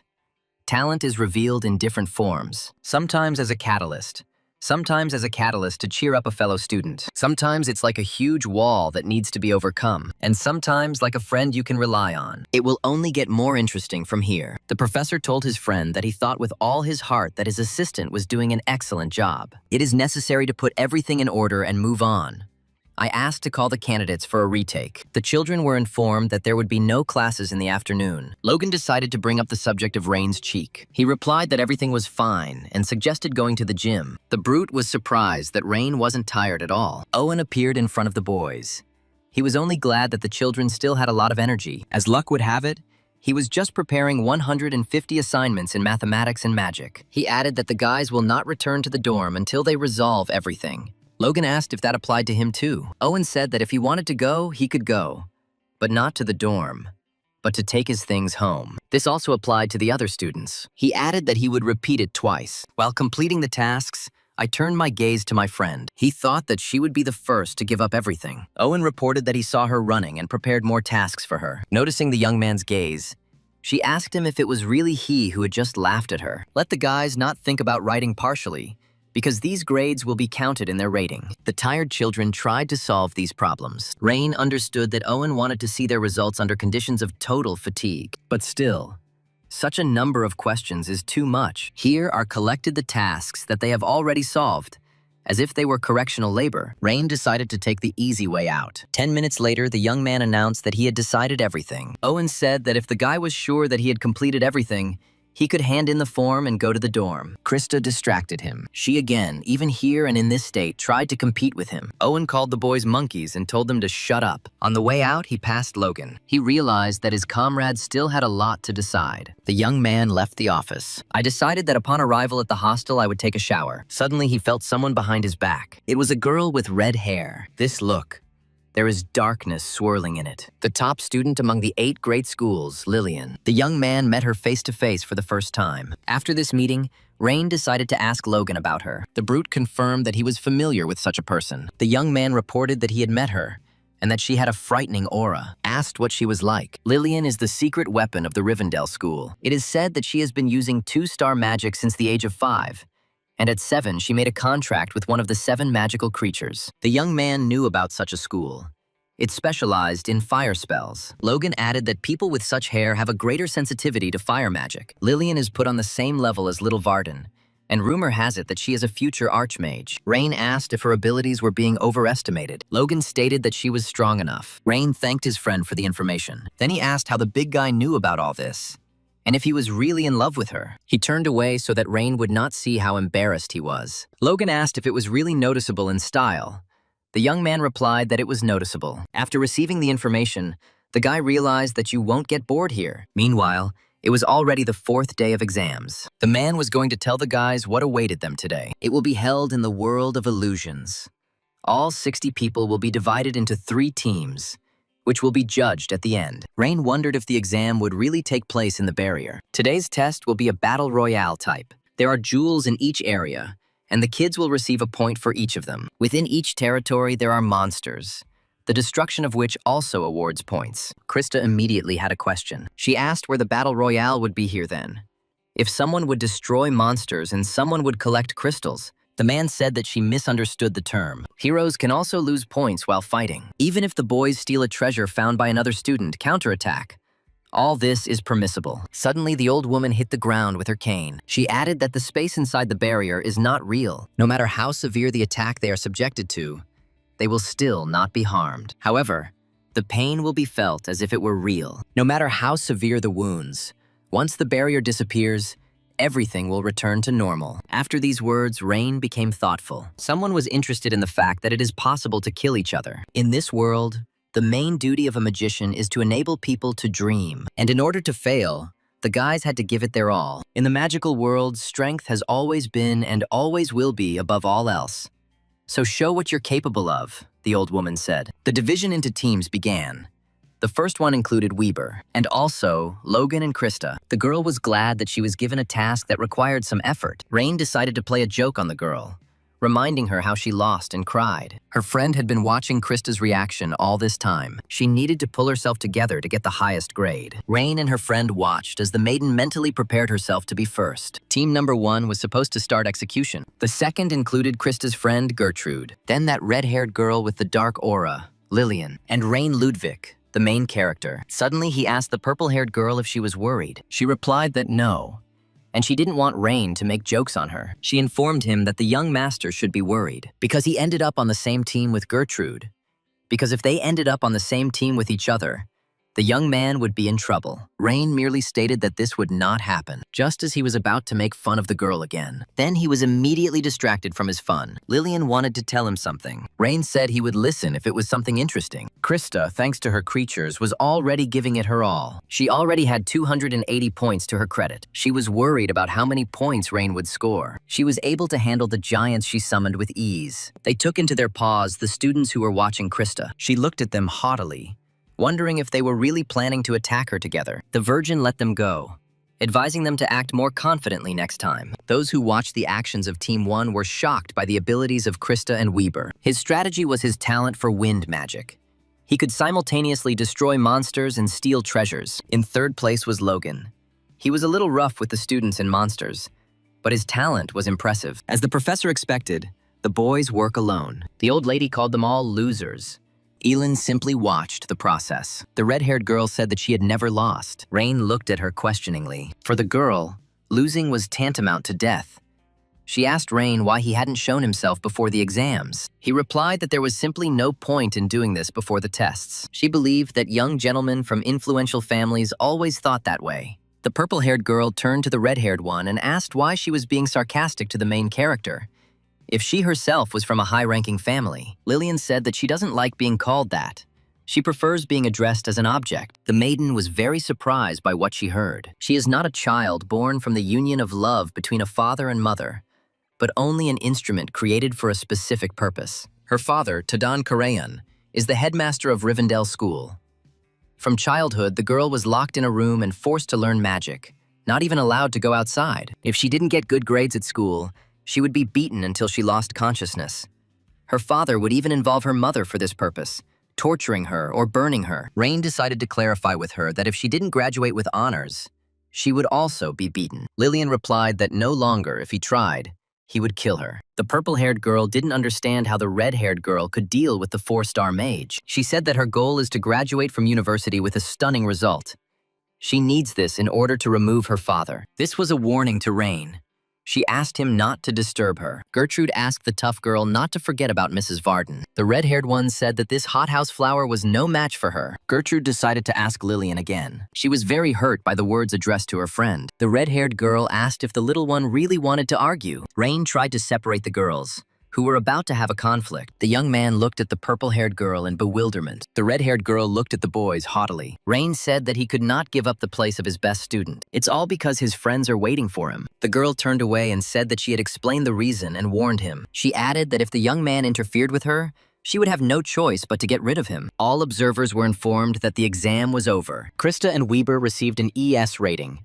The girl earned more points. The purple-haired girl immediately ran to praise her friend. The professor was informed that all participants had left the barrier. The next group was asked where to begin taking the test. Zone A is located at the foot of the mountains, and Zone F is a mixed area. Zones C and B may have the advantage of visual control as they are mountain peaks. Forest ones are good for cover, but difficult to see, which can be very disruptive. What place would be best now? Krista was going to take a rest.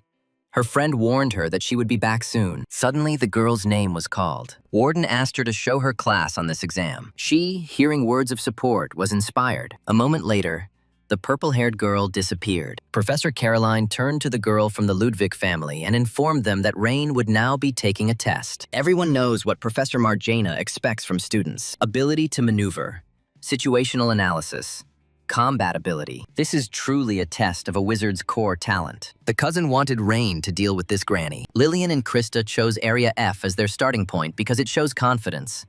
And it's the most dangerous area, so you can get the highest scores there. This area is the most convenient for getting to other places. Compared to Lillian, Rain's choice was clear. His strategy was to avoid battles and gradually gain points. An unexpected but not bad strategy. Somehow this turns out too boring. It would have been better if he had chosen Zone F, like Lillian. The cousin asked Caroline if Rain was really annoying with his choice. She replied that yes. It was strange that he was being cautious because he was capable of defeating any student from the 8 great schools. Unexpectedly, the young man met a girl who was in the same place with him. Their faces revealed that the boys had not expected to see each other. The observers saw what was happening under the dome and were interested in what would happen next. Caroline was also interested in how Rain would handle this situation. The girl began to create attacking magic in her hands. Rain, instead of fighting her, decided to simply run away from the battlefield. With this, the young man greatly surprised both the observers and his potential rival. Caroline also experienced similar emotions, as she certainly did not expect this. Rain quickly moved away from the girl. His reaction was strange. His cousin was completely indignant at his behavior. Krista wondered if the boy was even going to get an A. The grandmother burst into laughter, calling Scalzi and his grandson fools. But despite all this, she was incredibly curious about what would happen next. He is conserving his strength, waiting for the best moment to make a breakthrough. Let's see if he can make up for the lost points. 40 minutes had already passed. Some guy found the treasure. His joy did not last long, because the crystal disappeared from his hands. Gertrude, thanks to her magic, deprived the young man of his treasure. Caroline watched the girl's actions closely. Suddenly, a huge round creature appeared behind the student. As she walked with him, the professor noticed that the maiden was always in Krista's shadow, but it was obvious that she was a very good magician. Suddenly, the professor conducting the exam in the cave asked his assistant about Lillian's place, and received the answer that the girl was not even in the top 20. The man couldn't believe what he saw. She was in last place. She didn't have any points at all. She just sat and meditated. From the very beginning, she sat in this position. One of the girls discovered her, but after her discovery, she hastened to escape from the battlefield. The red-haired girl showed no initiative at all. Rain continued to collect treasures, fought a monster only once, and was already in 13th place. Caroline reported that the young man was now in Area C, among the mountains, and noted that he moved very well in such terrain. Kuzina understood that with his current points, it would not be easy for him to get into the list of leaders. Suddenly, it started raining in the area where the boy was. It affected everyone else too. Krista and Logan felt it too. Gertrude was only glad about the sudden change in weather, just right for hunting monsters with keen hearing. Rain, pleased, reported that the rain was bothering them. At this time, fireballs appeared in the air. They were created by the great red-haired mage Lillian. The girl was able to find everyone who belonged to the top 10. It was time to start implementing my plan. A volcanic eruption began, and everyone in the area had to evacuate. This exam was designed in such a way that no one could survive by simply sitting in the bushes. Because the once safe zone became dangerous, the boys had to fight each other. This affected everyone without exception. As expected, the top students took action immediately after the time came. Logan grumbled that if they hadn't lost their momentum in this part of the exam, the result might have been different. The professor's assistant reported that someone was displaying powerful energy. It was Ryan Ludwig. His points were growing at an incredible rate. The old lady told me to show him. There was a huge crowd of monsters around the young man, which he destroyed with the help of earth magic. The cousin, seeing this picture, was very happy for her relative. Finally, that bastard stopped chewing snot, she said. The young man quickly rose from 12th place to 8th. The grandmother called him impudent, and it was clear from her face that she was happy. Logan was curious about how he managed to do this. Krista said that he caused an earthquake, which is how he summoned the monsters to him. The hero acted so slowly and now uses the magic of vibration propagation. The young man noticed that one of the monsters was about to attack him, so he dodged the blow. He sensed another creature behind him. He had no choice but to use powerful technology. Behind him were several huge monsters. One of them looked like a crab. At that very second, huge spikes began to emerge from the ground, mercilessly piercing their opponents. Logan and Krista were shocked by what was happening to their comrade. Ryan created trees without any problems. These abilities interested the professor in glasses, because there was not a single hint of vegetation in this area. He began to understand why the young man had been so cautious initially. Instantly, Rain received 164 points for his attack. Caroline noticed that the boy was simultaneously calculating 3-star magic and fighting his opponents. His cousin said there was nothing surprising about this. Rain was already in first place given Team A's result. The young man stood up and wandered away from there, saying that this would be enough. The professor in glasses noted that it would be difficult for Gertrude to get around Rhine. His assistant approached him, Kyle. The guys in 3rd and 4th place disappeared from the list. The professor in glasses looked carefully at the board. There was a huge gap in scores between them and the person in 5th place. Even if they have dropped down the rankings, they are not in the top 10 or 20. Kyle asked his assistant what area the people in 3rd and 4th place were in a few minutes ago. His comrade hastened to carry out the order and displayed the image on the board. There, they saw a man burning alive. The picture they saw frightened the professor and his charges. There were 3 people on the battlefield. 2 girls and a dying student. The girl was very frightened by what her opponent threatened to do to her. In order to somehow improve her situation, she tried to use her magic. Her opponent created fireballs with one hand without any problems, the power of which exceeded the girl's magic. Before she could swear, she too began to rapidly burn in the flames. The professor and his friend were speechless at what they saw. Oddly enough, the person who created such powerful fire spells turned out to be Lillian. Logan and Krista knew she had every chance of overtaking Rain. Caroline and Elin noted that the maiden was quite strong. The grandmother added that the girl took after her father in character. At this time, Gertrude was sitting on a tree and looking at her ranking. She saw that Rain and Lillian had surpassed her. And she also did not understand where several students had gone. She didn't understand what was happening. A huge phoenix appeared behind the girl. Fortunately, Gertrude noticed him in time and dodged, leaving the top of the tree. She was curious about how fire magic could be used here if it was raining now. But before she could move away from the first fiery creature, another one was already flying towards her. It seemed that that was it.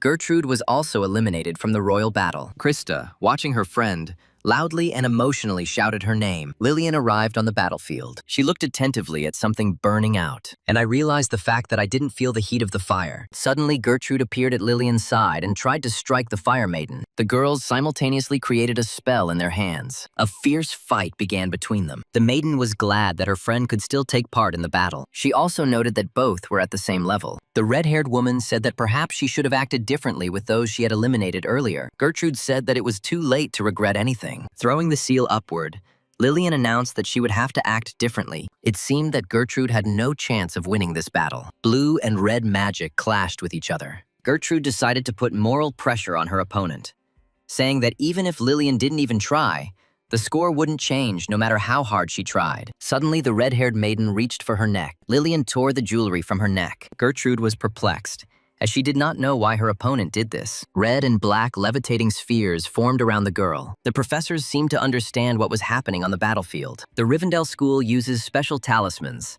This is magic in the remedial style. This allows you to reduce the time required to create a magic circle, calculate formulas, and manifest runes, thus maximizing combat effectiveness in a short time. Gertrude was surprised by the appearance of sparks in the air.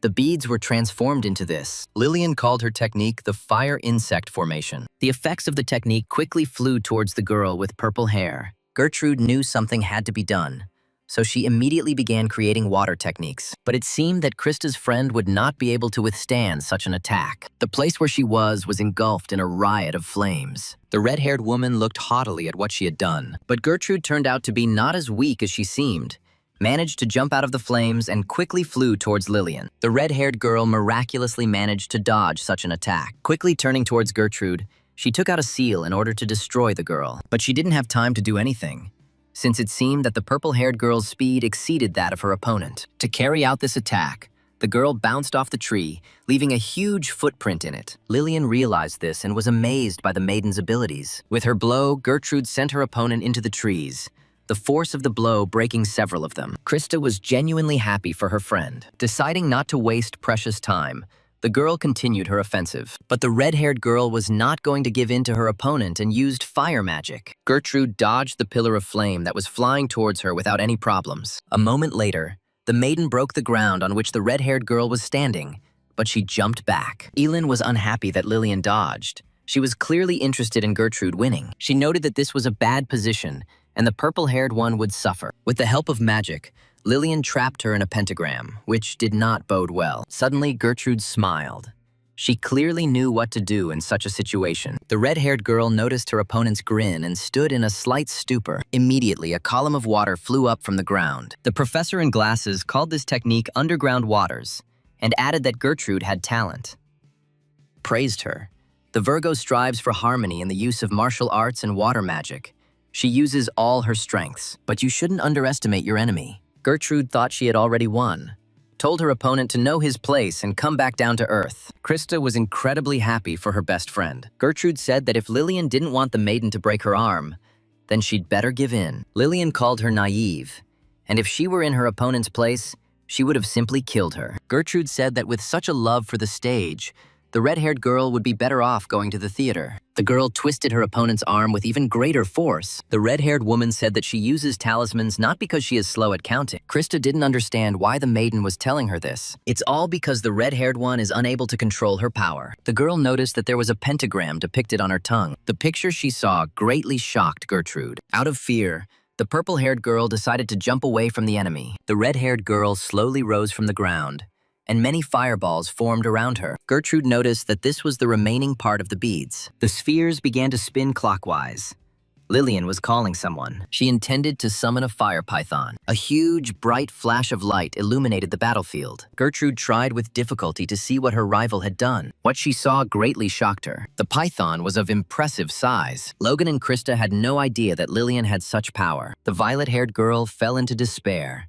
She could not imagine that something like this would oppose her. Lillian raised her hand, clearly intending to command her being. In a slow voice, she gave the python the command to catch the girl. The creature was considered the best summoning animal among the 4 fire divine animals. It was said that it was used as the main power by the founder of the Rivendell School himself, the Archmage Orbos Karain. It is amazing in that it carefully chooses its owner. It seems like he only has a third of his strength right now. Cousin Raina couldn't imagine that this little girl, at 16 years old, could already summon such a creature. Krista fell into despair, wondering what she would do if she found herself in a similar situation. Gertrude did not despair.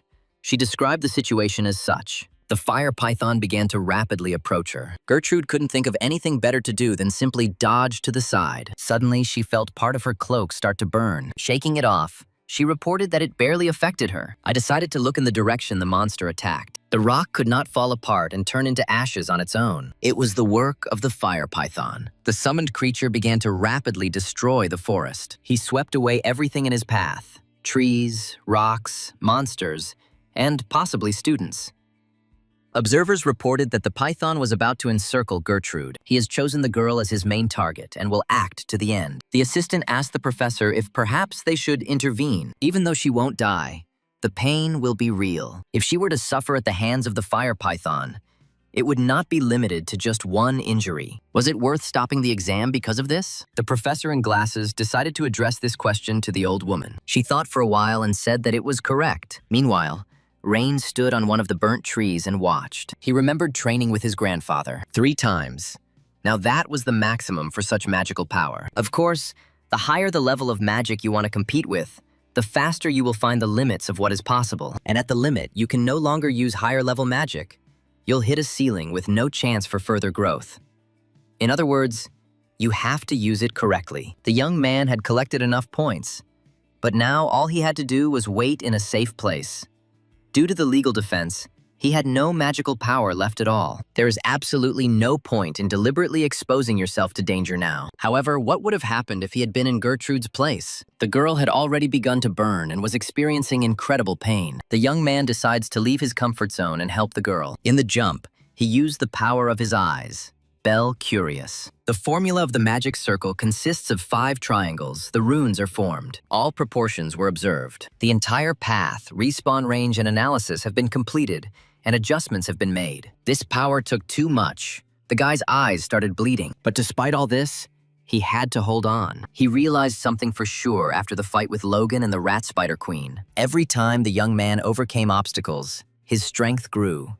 The more he fought against strong opponents, the faster he would reach the 6-star level. Gertrude was completely desperate, no longer ran, did not try to resist the enemy in any way. Therefore, the hero did all this not for the girl, but for himself. The red-haired one, satisfied with her abilities, was going to destroy Gertrude. In his mind, he asked young Panton not to be mistaken. The young man flew straight into the middle of the summoned fire python's face. Krista and Logan were shocked by what they saw. They didn't think that Rain would take part in this fight. Elin and Caroline also did not stand aside and experienced similar emotions as the guys. The fire in front of Gertrude began to fade little by little. The girl did not understand at all what had happened. but to some extent she was happy. The professors watching the fight were speechless at Rain's actions, especially the old woman. She didn't think that there would be someone who would be stronger than the red-haired one. Lillian fell into despair that someone was able to destroy her main weapon. Helping someone during an exam does not bring any benefit at all. This is a place where, under conditions of limited time, resources, and special circumstances, it becomes possible to test whether students can make a choice, leaving behind all their pros and cons. Watching Rain's actions, the old woman wondered if this could really be Scalzi's doing. For a moment, she smiled, glad that the young man had such a good mentor. She added that this would definitely be a high score. It took more effort to suppress the 5-star magic than the boy had originally planned. All this only meant that he was not yet ready for something like this. Gertrude called out to him, calling him young master. The girls stared at him with an empty, tired look. Rain shouted at Gertrude to run away from the battlefield immediately. Lillian stood at a distance and watched both opponents. Her magic and the Panton family's abilities were completely opposite, and she didn't have the strength to summon the python again. And what's more important, because of this idiot, the first snake disappeared. Will Rain really continue to interfere with the red-haired one? She walked slowly towards the young gentleman. She caught herself thinking that Rain had spent all his strength trying to destroy the creature. So now he was completely unprotected. The girl was going to take advantage of the situation to take first place. A fiery summoned creature flew towards Rain, not as impressive as the previous one. The keepers noticed this. A second python, smaller in size than the first. Rain, not knowing what to do, clumsily dodged Lillian's attack. However, the monster's firepower was still terrifying. Caroline and her cousin were unhappy, the latter shouting that it was dangerous. The young man, covered in blood, could hardly understand what was happening. Lillian looked at the young gentleman with a wild look. Suddenly, Gertrude appeared behind her. The red-haired girl did not expect her opponent to return to the fight. Realizing what was about to happen, Lillian quickly turned around. The purple-haired girl was about to strike, her hand enveloped in water magic. The girl delivered a powerful blow to the opponent's chest. The blow was so strong that the red-haired girl flew towards the forest, smashing a small python with her body. Rain was amazed by his friend's action. Looking at the girl who had gathered her strength, he asked why she did it. She replied that, first of all, Lillian was her rival. She also added that if Raina excludes her, then Mrs. Krista will suffer from a broken heart. The girl, having heard this information, became seriously embarrassed. The crowd of onlookers quickly turned their gaze to Krista. She had no choice but to start making excuses, saying that the young man was simply a competitor, or even an enemy to her. Logan, looking at her, showed off, to which he received the question of whether he really wanted to punch her in the face. "What's wrong, Krista? You look great," Logan asked her and quickly got punched in the face. Krista was going to kill her friend as soon as she got out of the exam. But still, Rain was the one who got rid of the fire python. They say that if you master the magic of the Ludwig family, you can easily gain control over any other type of magic. But in all of history, only 3 people have managed to do this, and they did it either in adulthood or old age. Gertrude asked Rain to leave it to her, even though she was wounded. She reported that everything was fine, adding that the young gentleman was even getting in the way. She added that she didn't give that crazy woman a good beating. Rain ordered her to survive this battle and ran from the battlefield. Lillian was already bleeding from her mouth and told Gertrude to step aside. Then the maiden asked her a question.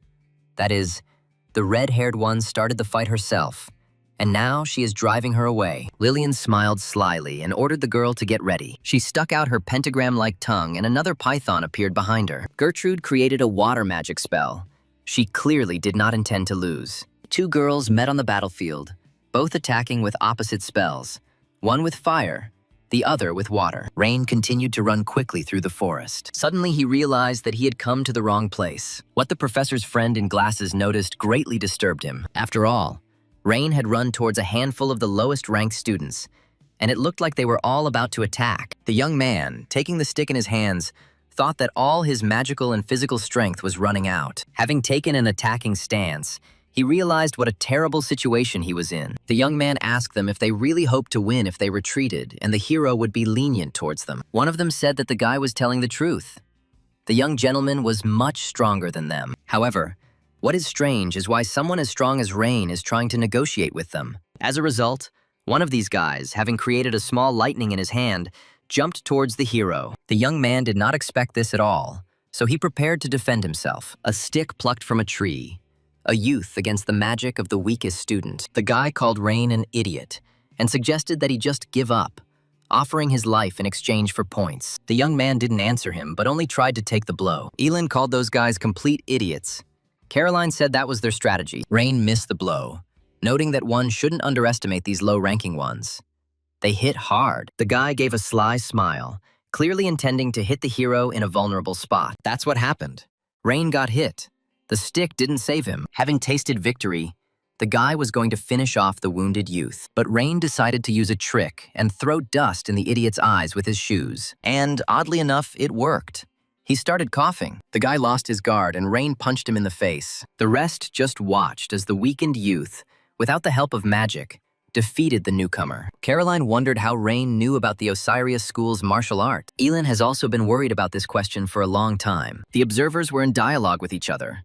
One reported that Rain was currently incapable of launching a counterattack, while the other called the young man's abilities astonishing.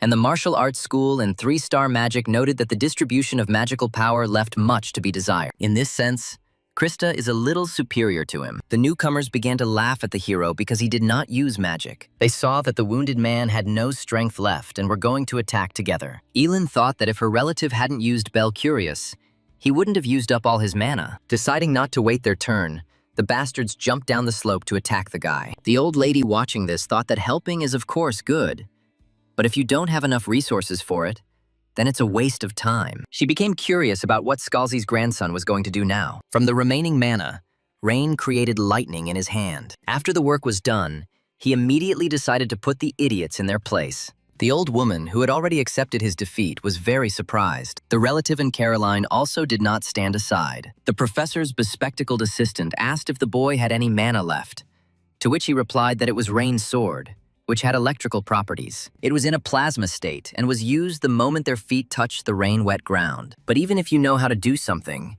it's not a fact that you will succeed. The professor had nothing to add except that the young man was quite experienced for his age. One of the bastards said that he understood why Rain was a contender for first place. But now, in his opinion, the young man had no trump cards left. He continued that if he attacks now, then... But before he could finish speaking, he received a blow from his comrade. This man said that he wanted to win alone. Logan asked what it was. Krista replied that it looked like magic that increased physical abilities through soil. However, it does not combine well with martial arts, which are expressed through physical strength. The guy suggested that Rain give up the points in a good way so that it wouldn't be so painful to lose them in battle. The young man, with a smirk on his face, asked what would happen if he didn't want to. The enemy left the point where he stood, having called the young man funny. A moment later, he was right in front of the guy. He added that in that case, he would grind him into powder. Rain decided not to hesitate and attacked first, making a swift lunge forward. This blow pushed the brute back. The impact was so strong that the protection cracked. Rain revealed that Osiris's technique was created with him, so the golem man had no reason to look down on the young man. Both Logan and Krista were amazed by their comrade's actions. They couldn't believe that after everything he had been through, he was still on his feet. Rain thought he would finish him off with one blow, so he began to wonder where he had gone wrong. Suddenly, he asked his opponent a question. If the golem man fails the exam, he will get an F. The next question was why professors watch them with trepidation with such a supposedly simple grading system. The reason is that later they will have to make changes to the grades. In short, the test itself is also one of the grading criteria. But the guys not only failed to score points, but also failed in attack, losing to someone who completely used up his mana and relied only on martial arts. But it's not just about the grade. If you fail the exam, you'll be kicked out of university and ridiculed by the students. However, if you survive, you might get an E, and depending on how many people are eliminated, your grade might rise to a C or B. The guy didn't understand why Rain was telling him this. On that side, 2 people with the highest rating are fighting with all their might, and very soon they will turn everything here into ruins. The exam is coming to an end, and Rain doesn't want to get involved in their fight at all. So the young man gave his opponent a choice. Either the guy gives up and gets B, or he will be expelled from the higher education institution in disgrace. The guy thought for a second. Well, a B grade was not a bad option, but he thought he deserved more. Precisely, he could not give in to a weakened enemy. He was overcome with aggression, and in his thoughts he called Reina by far from flattering words. Anyone who looks at him will say that he is at the limit of his abilities. He has already put in a lot of effort to repel the attacks. The bastard decided that there was no point in delaying. He would grind him into dust and the points would be his. There would be no such chance again. Krista and Logan watched what was happening with trepidation. Anger got the better of him. If he lost now, he would be expelled from here in disgrace. Rain looked at his opponent with wild, tired eyes. The bastard caught his gaze and felt sick. Suddenly, something important caught his attention. The loudspeaker announced that the exam was over. All students had to finish the battle and return from the dome. The young man was glad that he kept his points, his place on the leaderboard, and that he did not have to fight. After this information, completely exhausted, he fell to the ground. The bastard in earthen armor felt ashamed of himself, and at the same time felt sorry for the young man from whom he had tried to take points by cunning. It seemed like he wanted to say something important, but decided to remain silent. Elin was glad that the exam was over. Caroline asked her if she was very worried about the fate of her relative. She answered that she was, kind of. Watching what was happening under the dome, one problem remained. Lillian and Gertrude continued to fight to the death. The professor in glasses said that points would be deducted for this, which was worth thinking about. Someone reported that at the moment they are in a state of excitement and do not control each other. The old woman was seriously angry and was going to teach the youth a lesson. She gently tapped her cane on the ground, causing it to vibrate strangely. The dome slowly began to crack. This happened in the place where the girls were engaged in a fierce battle. Krista and Logan were amazed. They knew, of course, that the senior professor was strong, but not that strong. Lillian and Gertrude also experienced similar emotions. The old woman said, "So what if they had abilities? They were still very green." The exam was over. If the girls did not want to get the worst score, they had to leave the dome immediately. Gertrude stopped feeling pain and touched her cheek with her hand. After this action, she turned her gaze to her hand, which had been burned some time ago. Her surprise knew no bounds when she realized that all the wounds had instantly healed. Exactly. It was still an illusion because the guys were in the barrier. The girls looked at each other with hatred. Their fight was not over yet. The old woman repeated her words. The girls needed to leave in a good way. She called them assholes because they made her repeat it several times. The observers reported that another group failed the exam. Then the old woman started shouting at them to return the barrier. The boys, slowly, tired, left the confines of this magical place. Lillian, noticing Rain, stopped near him. Coming closer, she asked what he did with her python. To begin with, the young man himself wanted to ask her one interesting question. He asked her if she respected her father, a question that shocked the red-haired woman. She became aggressive and asked if the young man was really looking for a fight. Rain replied that no. The maiden asked, "Then why is he asking such questions?" He told her that he had heard something similar before. I asked her if she really needed to get rid of her father in order to get first place. Whatever the reason, she destroys everything that comes her way and strives to rise higher. Isn't this the life her father wants? The way she belittles her rivals, her actions are no different from what her father did in the past. He added that if she wanted to continue his path, she didn't have to listen to the next thing Rain said. He also said that it was he who destroyed the fire python. And if the girl continued in the same spirit, then one day they would meet again. And then he would show everything he was capable of. The girl plunged into the abyss of her emotions and was unable to say anything in response. She began to create a spell in her hand, adding that the young man could not know anything about her. The young man grew up in a loving family and enjoyed the love and comfort of his family circle. An image of little Lillian appeared in her head. The magic in her hands disappeared. She was in despair and repeated her question. What could the guy even know about her? She remembered the words from childhood. Someone asked her what kind of magician she wanted to become. A crowd of children formed, joined by Rain and Gertrude, all except the red-haired one. Suddenly, someone called out to the couple. Someone familiar. It was Logan and Krista. The girl was beaming with happiness when she saw her friends. The purple-haired girl asked her friend if she had managed to give it some heat. As soon as she continued to say something, she received a fist to the head. She began to scold her for her words about her love for Rain. The young man and Logan did not understand what was happening and therefore did not intervene. Krista said that she felt incredible shame for Gertrude's words, and she replied that it was the truth. Rain preferred to keep a low profile, not even to get caught in the crossfire. Suddenly, she asked him what it was. His thoughts were occupied with why his girlfriend was constantly clinging to something. She didn't like the fact that Rain got rid of the python just to save Gertrude. He replied to her that he had committed this act only because Lillian's strength was running out. Krista released her friend and said that she did not want to discuss the situation any further. She added that she would continue discussing this topic with Gertrude later. Logan was intrigued by Rain's sly smile and asked why he was doing this. He replied that he remembered something funny And if the young man had not come here, he would not have received all this experience. Logan added that Delaith was different from other schools, and Rain agreed with him. If Esther hadn't left the letter, if the top graduate hadn't been given the privilege of meeting Lin, he wouldn't have experienced any of this. The heroes walked together towards the sun. Rain thought that Esther was right. The world was quite interesting. The girls walked in a different direction. The purple-haired one noticed that Krista had left her. The arrogant maiden approached Lillian and began to accuse her of bullying her friend. The red-haired girl looked questioningly at Krista. Krista warned that the girl would pay for this next time.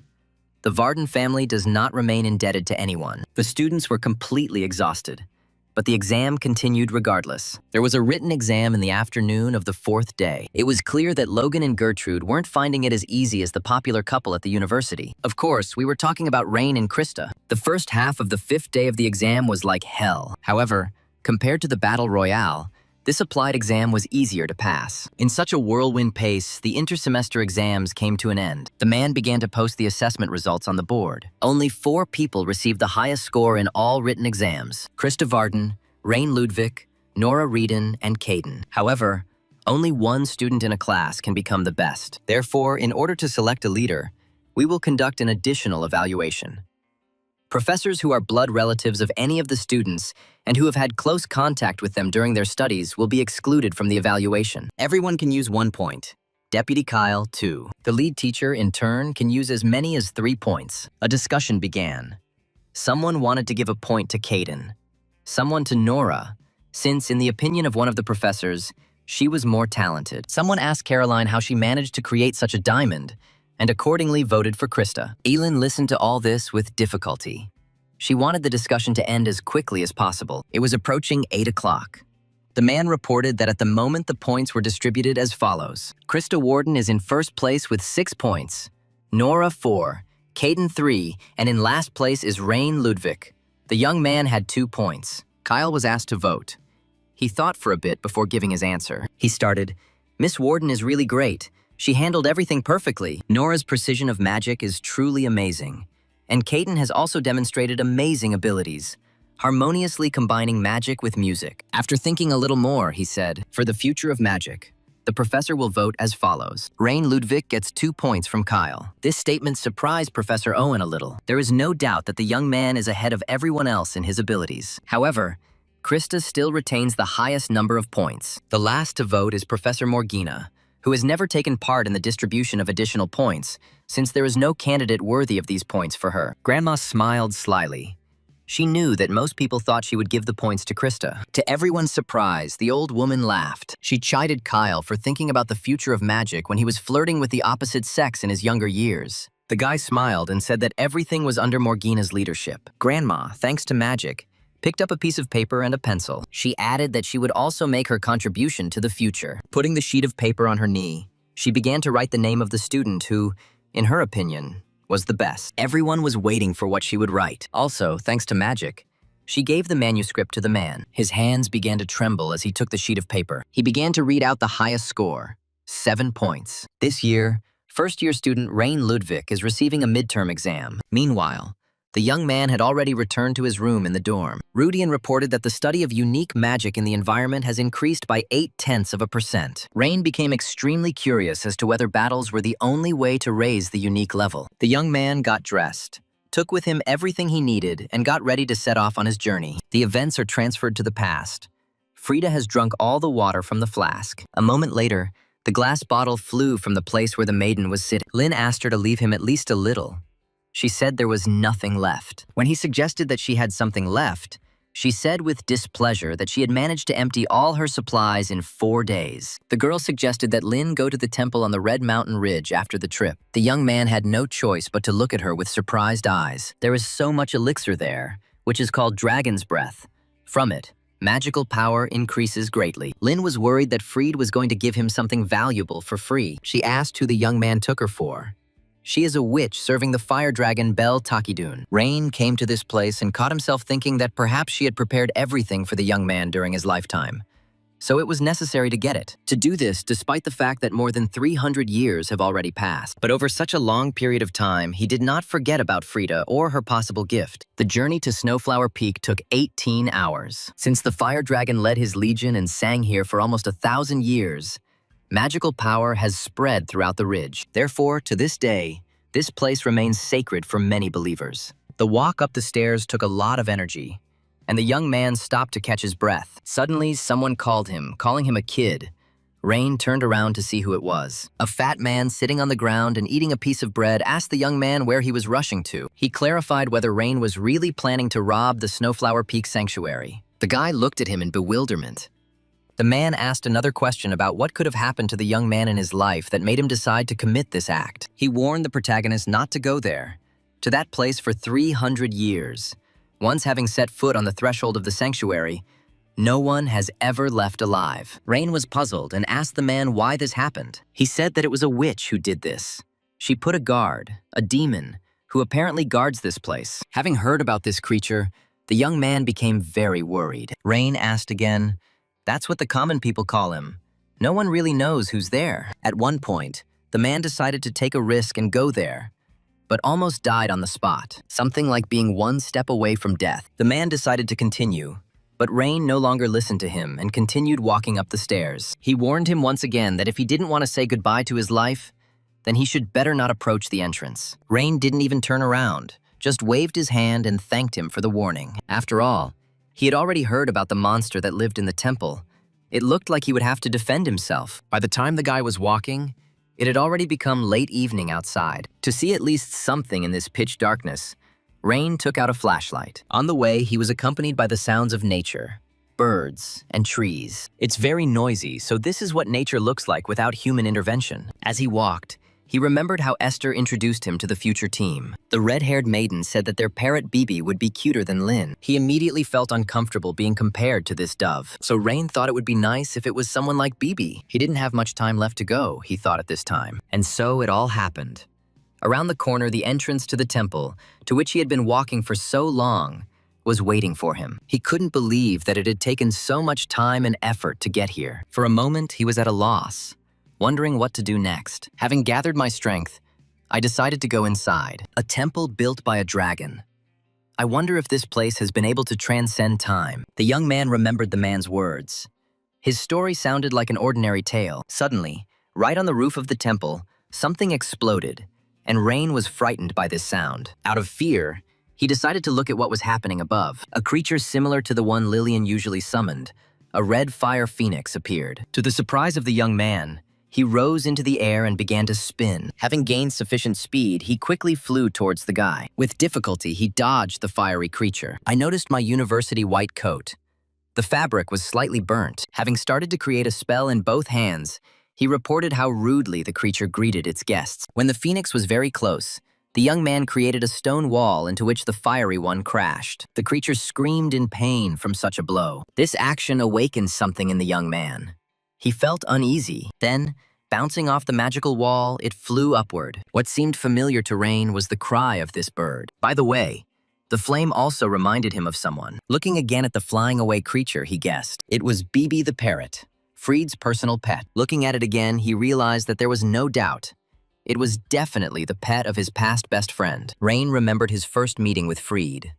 It did not go well. Esther also introduced him to Bibi, the parrot, Freed's little bird, which she raised as her own child. The creature decided not to give up and continued its attack. And this time, the young man managed to dodge the bird's merciless fire. He knew he would get it from the feathered ass one day.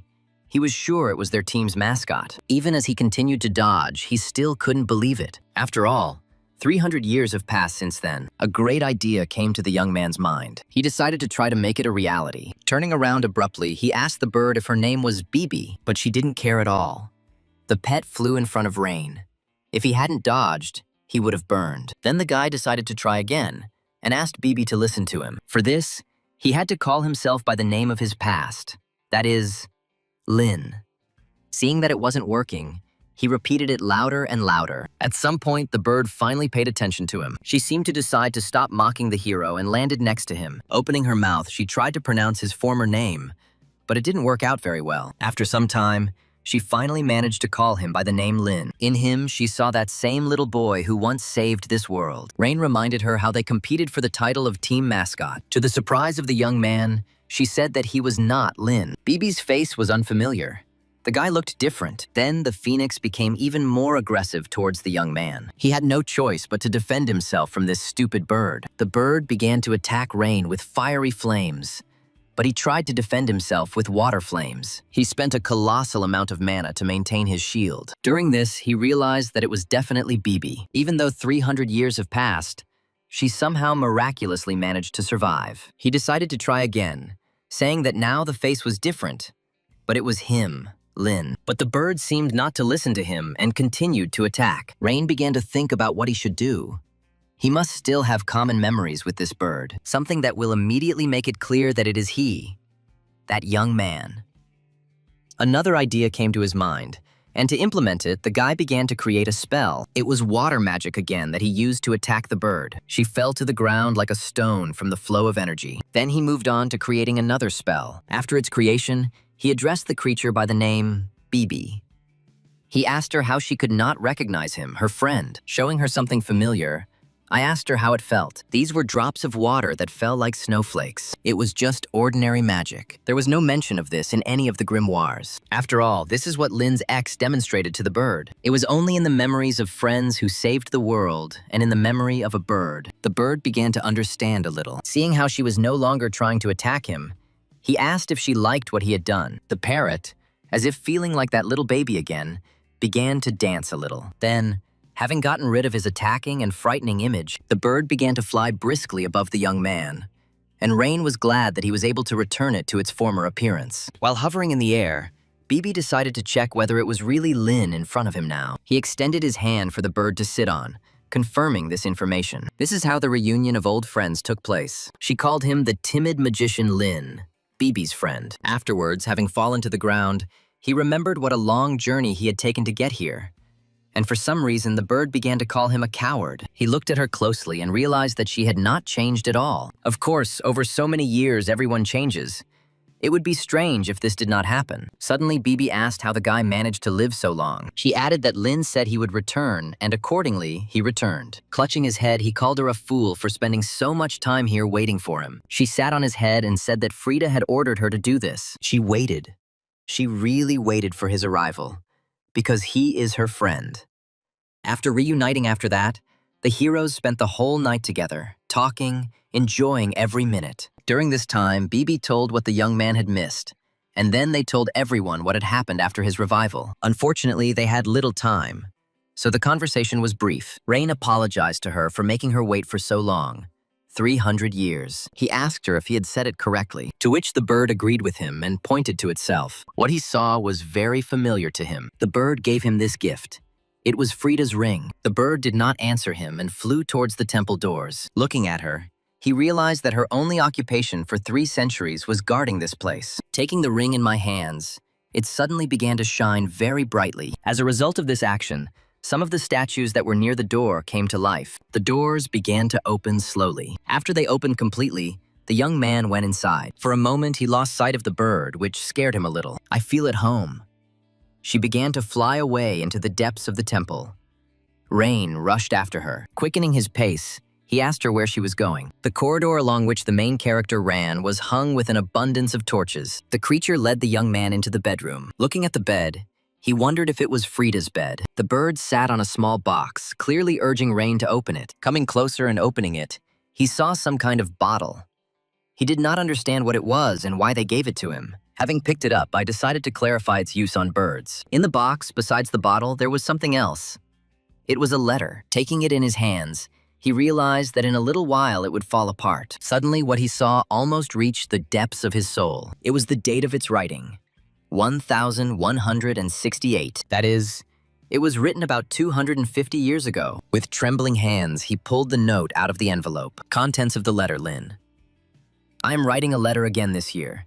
This time for the last time. I know you're really bad at finding things in general, so I decided not to hide the envelope away from the thieves and left BB as a guard. She will protect the letter and the gift until you return. She asked if he had already met the parrot, and the magnanimous dragon took pity on them and extended the baby's life. She regretted that she would no longer see his surprised face, and Bibi and she had aged greatly, but she wanted to meet the young man again.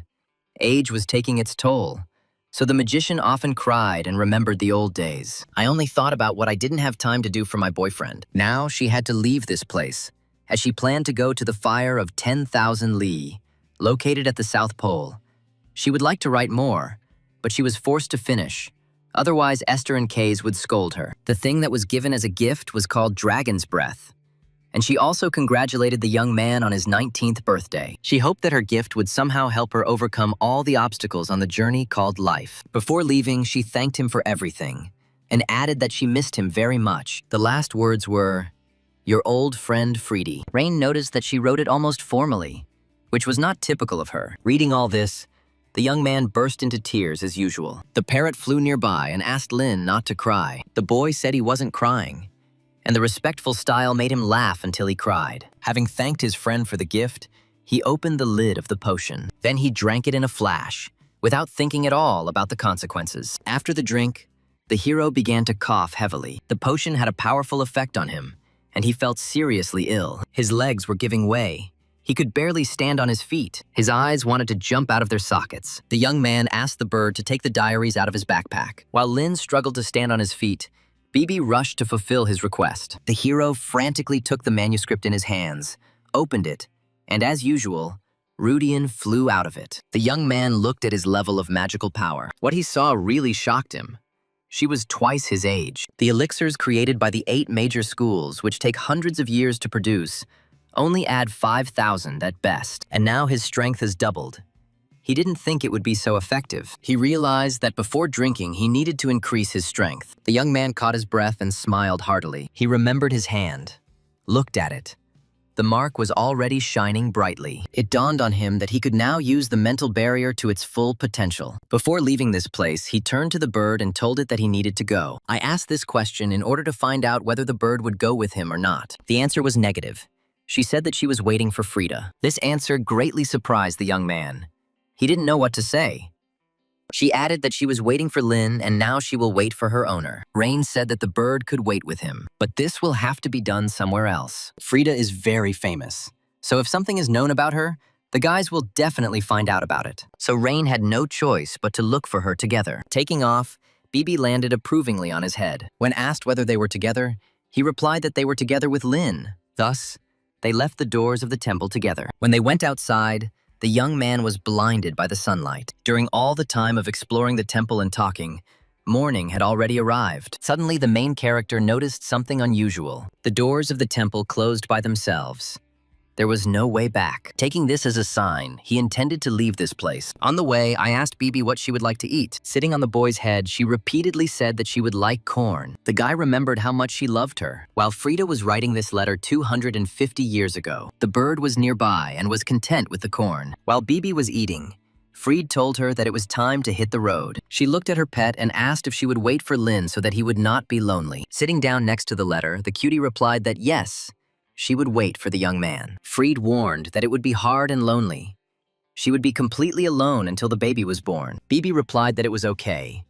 Then the old woman asked her friend if she was sure that she would stay here. The bird said that despite all the difficulties, she would wait here. She added that Lin is a friend of Frida's, and therefore a friend of Bibi's. Then the owner said that he would definitely find the bird, since Lin was very stubborn and persistent. Afterwards, Fried took the bird with both hands and said that she was counting on it. She burst into tears and said that everything would be fine. Meanwhile, Rain came to some building, where he was asked if he wanted to register Bibi as a postal bird. The young man said that yes.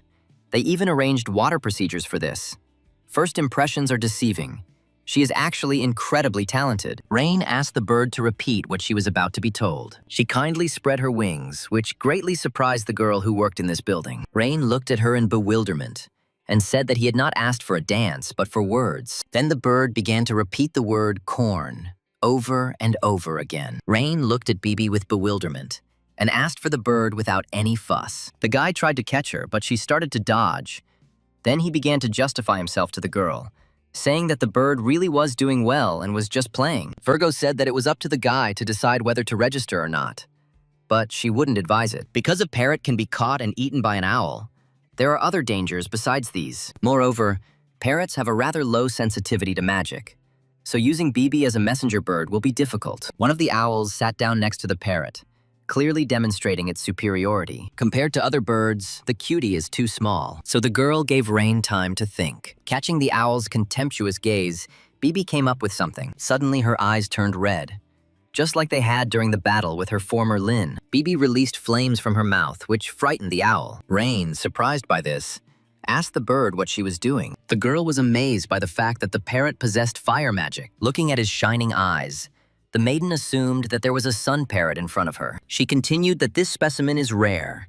There are no more than 100 of them on all the continents. Deciding to play along, Rain began to nod, saying yes, it was a sun parrot. When the excited girl asked where the guy had found such a bird, he reluctantly replied that he had picked it up somewhere. She wanted to touch the parrot, adding that it was an honor for such a famous magical family to have their own such pet. Rain allowed her to do so, and watched the girl's childish joy in it. After all the manipulations, the girl handed the registration to the guy. Taking the bird in his arms, mistakenly calling it Beezy, he announced that it was time for them to go. She clearly wanted to say something to Rain one last time, but the young man was no longer listening to her. The conversation with her clearly tired him out. The young man conveyed the information to the bird that this was now her new home, and that from tomorrow they would attend school together. She started to pull his hair and said that they would do it together with Lin. Meanwhile, night had already fallen outside. While in the room, Rain glanced at BB. The bird was tired. She had been defending the temple for so long and had not been able to rest for a day. After turning off the light, he wished her good night. I wanted her to finally have a good rest. The next day, the professor met the young man in the square. He noticed that Rain looked tired after the exams and asked if everything was okay with the boy. The boy thanked him for his concern and said that he was just thinking. The professor said that the guy shouldn't relax now. If everything is going well, then something could start today. When I asked what to start, I received the answer that it was about the student council. The man added that it was good to withdraw into oneself. But how about looking around and paying attention to the world around us? There was no one among Rain's peers who could match his skill level, which is probably why school feels so alien to him. The professor, hearing that this was not at all the case, was glad. A senior student who is able to push Rain takes over as student council president. The young man asked again about the position of this person. The professor hoped that the two boys would be good stimulants for each other. He added that he had a good eye for people and was looking forward to their cooperation. After a short period of time, Rain found himself in a large hall. There he saw his friend Logan, who was waving his hand at the hero. The guy sat down next to him, and his friend praised him for passing all his exams with the highest score. Logan asked Rain not to be shy. Even Lillian dropped out of the race. The boy hoped that, given the young man's results, he would be elected as the first-year student council president. Rain talked about his conversation with Kyle and didn't understand how it all fit together. Starting from their first year, students who perform the best in exams will be awarded the right to join the student council, and most student council presidents take this path. Rain asked his friend if it was necessary to do this.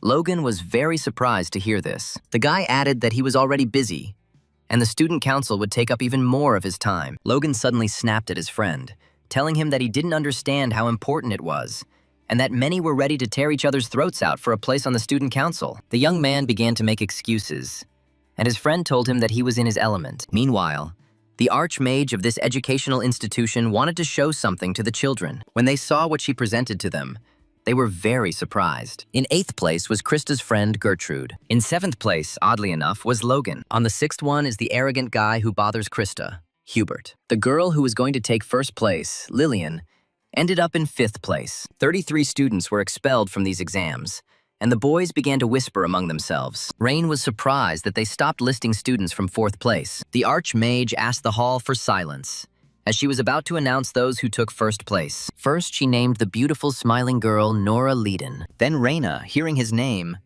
the young man was very taken aback. Next up was Caden, a boy with long white hair that covered his face. And of course, Krista Varden, a maiden who strives to restore her family to its former glory. The archmage asked all of the above to come to the podium. Rain, standing on the stage, experienced a previously unknown feeling. It appeared because the guys looked at him with admiration. He smiled at them a little in response. The archmage was about to read out the distribution of additional points that had been decided upon by the Council of Professors. These 4 students earned an E grade on all of their midterm exams, proving their superiority over the others by demonstrating their knowledge, understanding of magic, and skill. However, Only one has the talent and potential to create the future of magic, and it is he who will be awarded the title of Best Student of the class. Creativity that surpasses knowledge and excellent craftsmanship. This was the main requirement for the best student of Delighton. Among all this multitude of uncut diamonds, there is only one unique one from which the light comes. The protagonist's cousin sat in the distance and hummed a song. Kyle approached her and said that the girl seemed to be in a good mood today, to which she replied that it made her sick to think how high her relative could climb. The professor noticed how Elin was again hiding her true feelings. Looking at these students,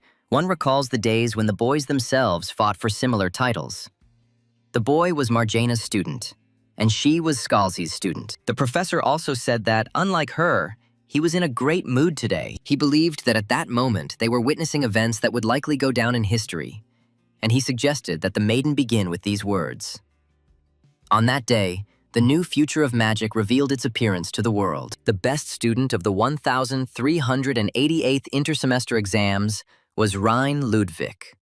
He immediately remembered his grandfather's words, who said that if the young man graduated from the university as the best student, he would get a chance to meet Archmage Lin. Isn't the boy curious about what brave Esther left in her letter for Lin? After these memories, the guy clenched his fists tightly. He wondered if he was one step closer to his goal. The Archmage said that when Caroline first told her about him, she doubted the young man and didn't expect him to be so good. Extending her hand to him, she added that the hallmark of a top student is that he must do everything possible if he does not want to be deprived of it. Once again, I congratulated the best first-year student. From now on, she expected active actions from the young man. Hubert called the guy a loser and didn't understand at all how he became the best. Gertrude, in turn, was sincerely happy for her friend. Logan also did not stand aside.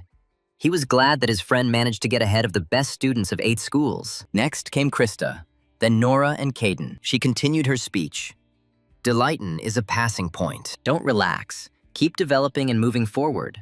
That's all. The Archmage expected the boys to take active actions and initiative. Nora suddenly looked at Rain with confusion. Smiling slyly, she said that things would only get more interesting. Caden, his expression was completely blank. It was as if Krista was having another attack. She thought that this time she would accept her defeat, just as she had during the exam in the labyrinth. However, the difference was not that great. There was still a chance to catch up with Rhine. Her face changed a little. It seemed like she was about to burst into tears. Suddenly, her face became aggressive and angry. With a menacing step, she hurried away from the podium. Caroline had been watching her all this time and noticed that tears wouldn't help grief. Without difficulties, there will be no victories.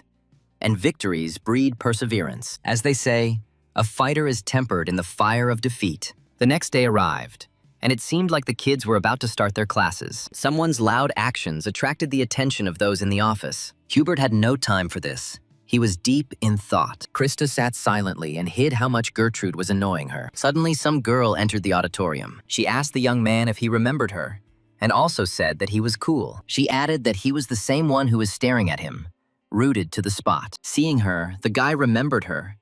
He saw her at the family council. I think her name was Sandra Keppel, a second-year student. She was still acquainted with Krista and said hello to her. The second-year girl was sure that Varden would be the best student. This girl was the daughter of a Western magical family. Rumor has it that she became the best student in her first exams. Rain looked at her with his power. For some reason, her mana looked unusual. She wanted to take the young man with her somewhere, adding that everyone was already waiting. The Virgin took his hand. Rain did not understand what was happening. It turns out that she came for him because he forgot about the student council. He asked if the girl was the president, to which he received the answer that for now, she was a secretary.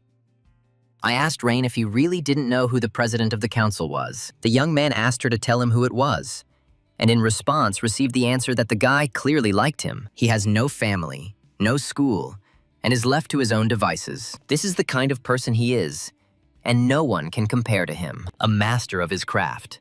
That's what they call him. In his mind, Rain imagined his image. The student council room was located on the 4th floor of the Mountain Dragon building. The girl introduced him as the best first-year student, the new face of their company. According to Professor Kyle, the guy is an excellent candidate. Next, Levo was going to introduce all the council members to the guy. The first was Felix Drake, a third-year student and vice president. He greeted the guys awkwardly. Next was Travis, who used to be a clerk but now does accounting. She didn't react to Rain at all. The guy was amazed at how much work she could handle. He decided to ask her how she was coping with it. To which the girl who had brought him here said that part of this work would fall on Rain starting tomorrow. The guy was very puzzled by what he heard. This will continue until a new council member appears. The kids will have to meet every day after classes.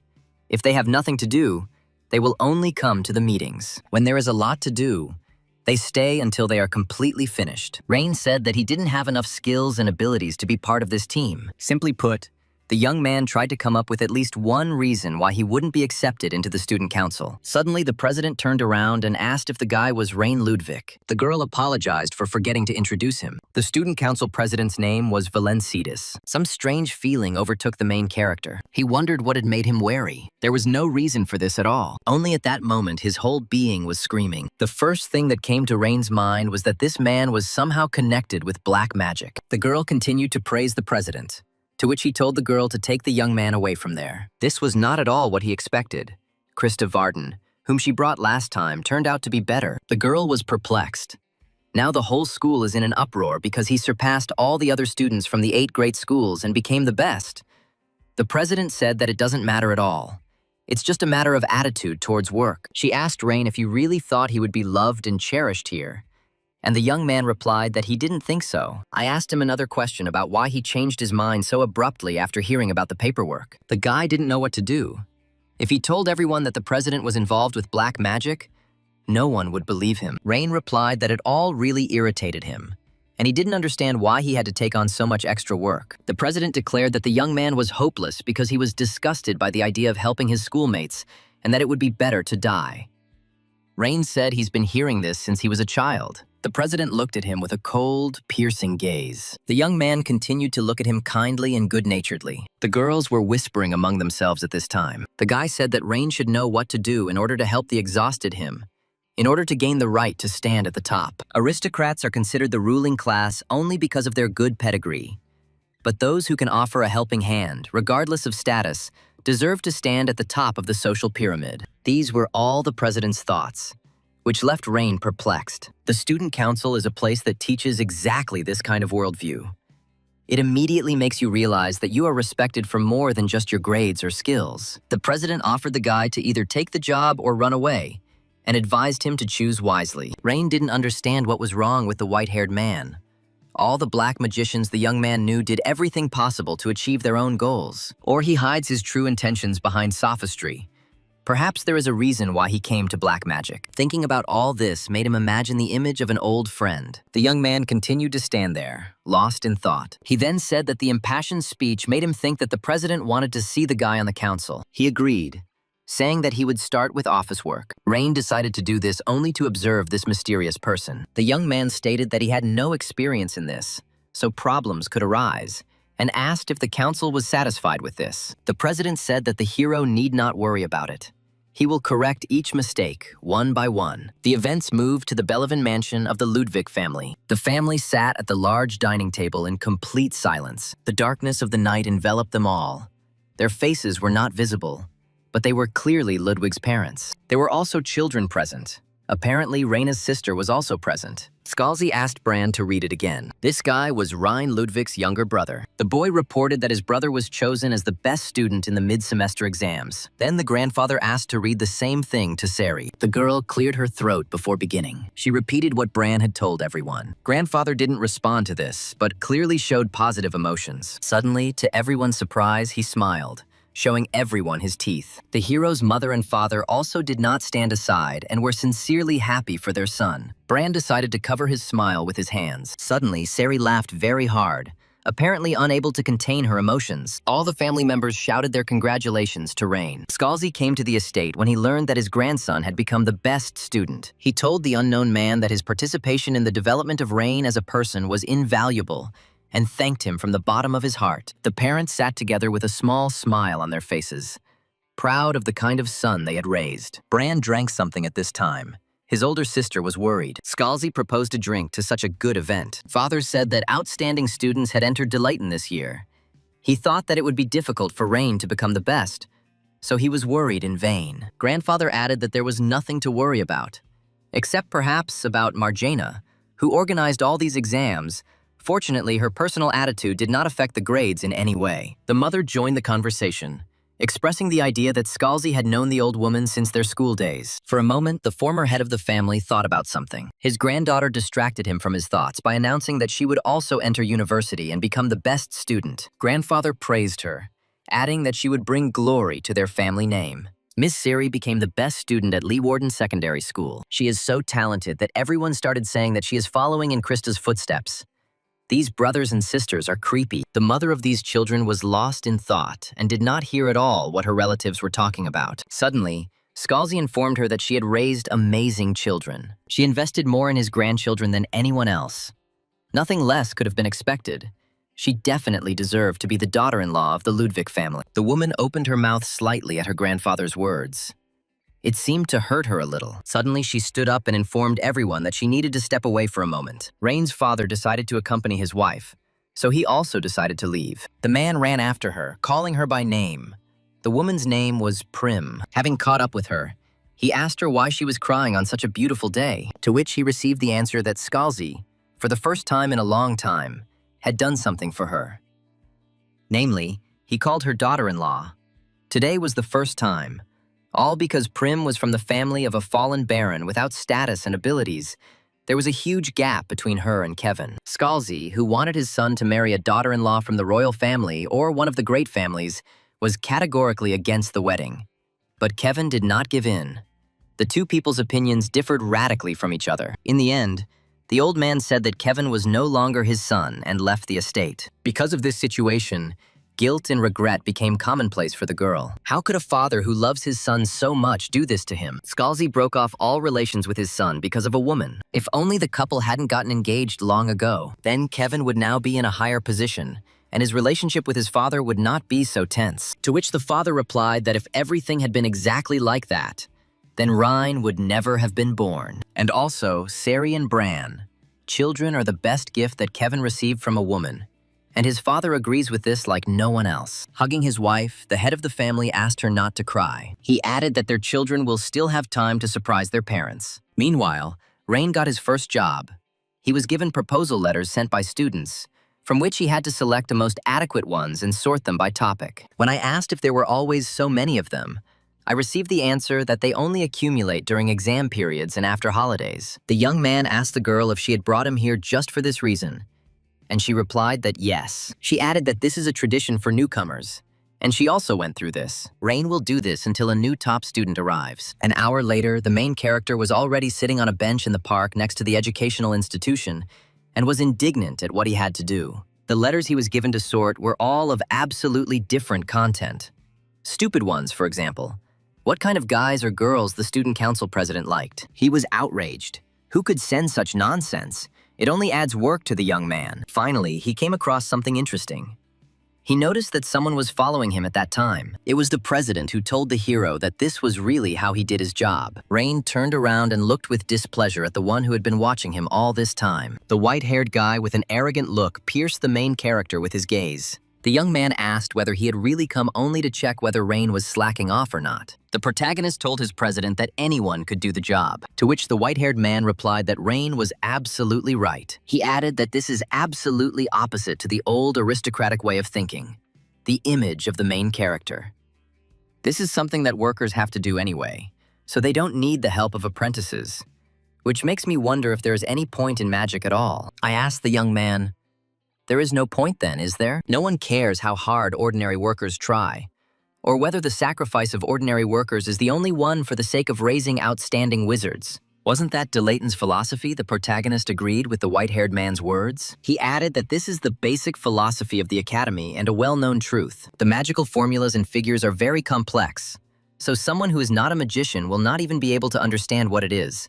And no effort has been made to ensure that magic is used by a wide group of people. For them to be able to blow even one whistle in the end, ordinary people are perceived as having no value. The reality is that while we have developed high-level magic, there is nothing that can restore the soil. And in rural and mountainous areas where magic is not as developed, all the work is still done by hand. Looking at the sun, the white-haired man said, "Truly a beautiful world." He added that he believes that one day, a truly golden age will come, and then, finally, The miracle will be fairly divided among all people. This was exactly the world that the white-haired man wanted to achieve. He handed Rain a document and asked him to take it to the local magical development club. It wasn't enough right now, but at least it was something. The young man continued to sit on the bench and watched as the president left him. He was puzzled as to why the guy had told him all this. The young man was even more worried about the question of why, with such good intentions, the white-haired man got involved with black magic. Valencidus was becoming more and more interesting to Rain. He was going to find something on this guy on the black market. 2 days later, the protagonist visited the Adventurers Union. The girl who worked there asked how she could help the hero. They accepted various orders, from searching for robbers to exterminating goblins in the eastern waters. The young man stated that he would like to go as a security guard on the road if possible, his destination being the Ladatable area. When the girl asked him to show his badge, the guy realized that they were letting just anyone in there. It seems that the head of the Special Assignments Department was not lying. Rain showed the girl a copper-level card. After this, the girl went up to the board and started checking something. She reported that the young man was a little late, since most of the errands were completed yesterday. Luckily, there is one order left, which expires tonight, but it seems that it will not be possible to start working on it right away, since it was necessary to complete the ability test. It turns out that the customer could only trust those who earned his trust. This suited Reina, and he asked the girl where it was. The customer had prepared a cart for the adventurers, which would take them to the desired location. The departure was soon, so it was better to go straight to the cart. As a parting gift, she wished the main character good luck. On leaving the building, the young man focused his attention on the document he received from the girl. Suddenly, a girl with blue hair walked slowly towards him. She called the main character a cutie with a boy's haircut. These words made the protagonist feel embarrassed. To make sure that they were talking about him, he began to look around. Then, unexpectedly for the blue-haired girl, he turned around. She caught up with him, told him that she was talking to him, adding that she now saw that the main character was a guy, and that she had frightened Rain with her actions. The girl asked the guy not to be so cruel. She suggested that they team up since they had the same task. When I asked why all this was happening, I received the answer that it was to have someone to talk to. Having received the answer, the main character turned around and walked quickly, not forgetting to say goodbye to the blue-haired girl who shouted after him for the guy to wait. Having caught up with Rain, I asked him why he didn't want to go with such a beautiful lady. The hero had already reached the cart by this time, and the girl had been trailing behind him all this time. He hurried to take his place in it, and the maiden did not lag behind. And now, finally, both of them were inside. Attempts to talk about herself strained the young man. She said that she wanted to become a sword hero, then a bronze-level adventurer. For the first time, Rain wished to go deaf. Then the girl remembered that they didn't even introduce themselves. Her name was Harpian.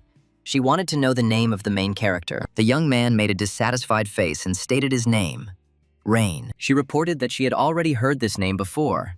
At that time, someone unknown approached the cart. A huge man with a serious face hastened to open the curtains of the carriage. He apologized to the guys and said that he was going with them. His weapon was a huge pike, and the man hastened to announce that 2 more people would be joining them. The first of these was a shy boy with a cute little green cap on his head. The second was a fighting girl with a menacing face. The maiden who had desired Rhine's company was glad to see the addition of people to the carriage. The shy guy told everyone that he was a little afraid.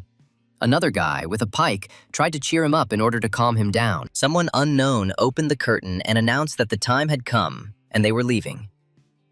As soon as the boys began their journey, they all immediately felt sleepy. The shy boy wanted to take a nap, but the blue-haired girl didn't let him. The girl with a serious face was able to do this without any problems. Rain only yawned.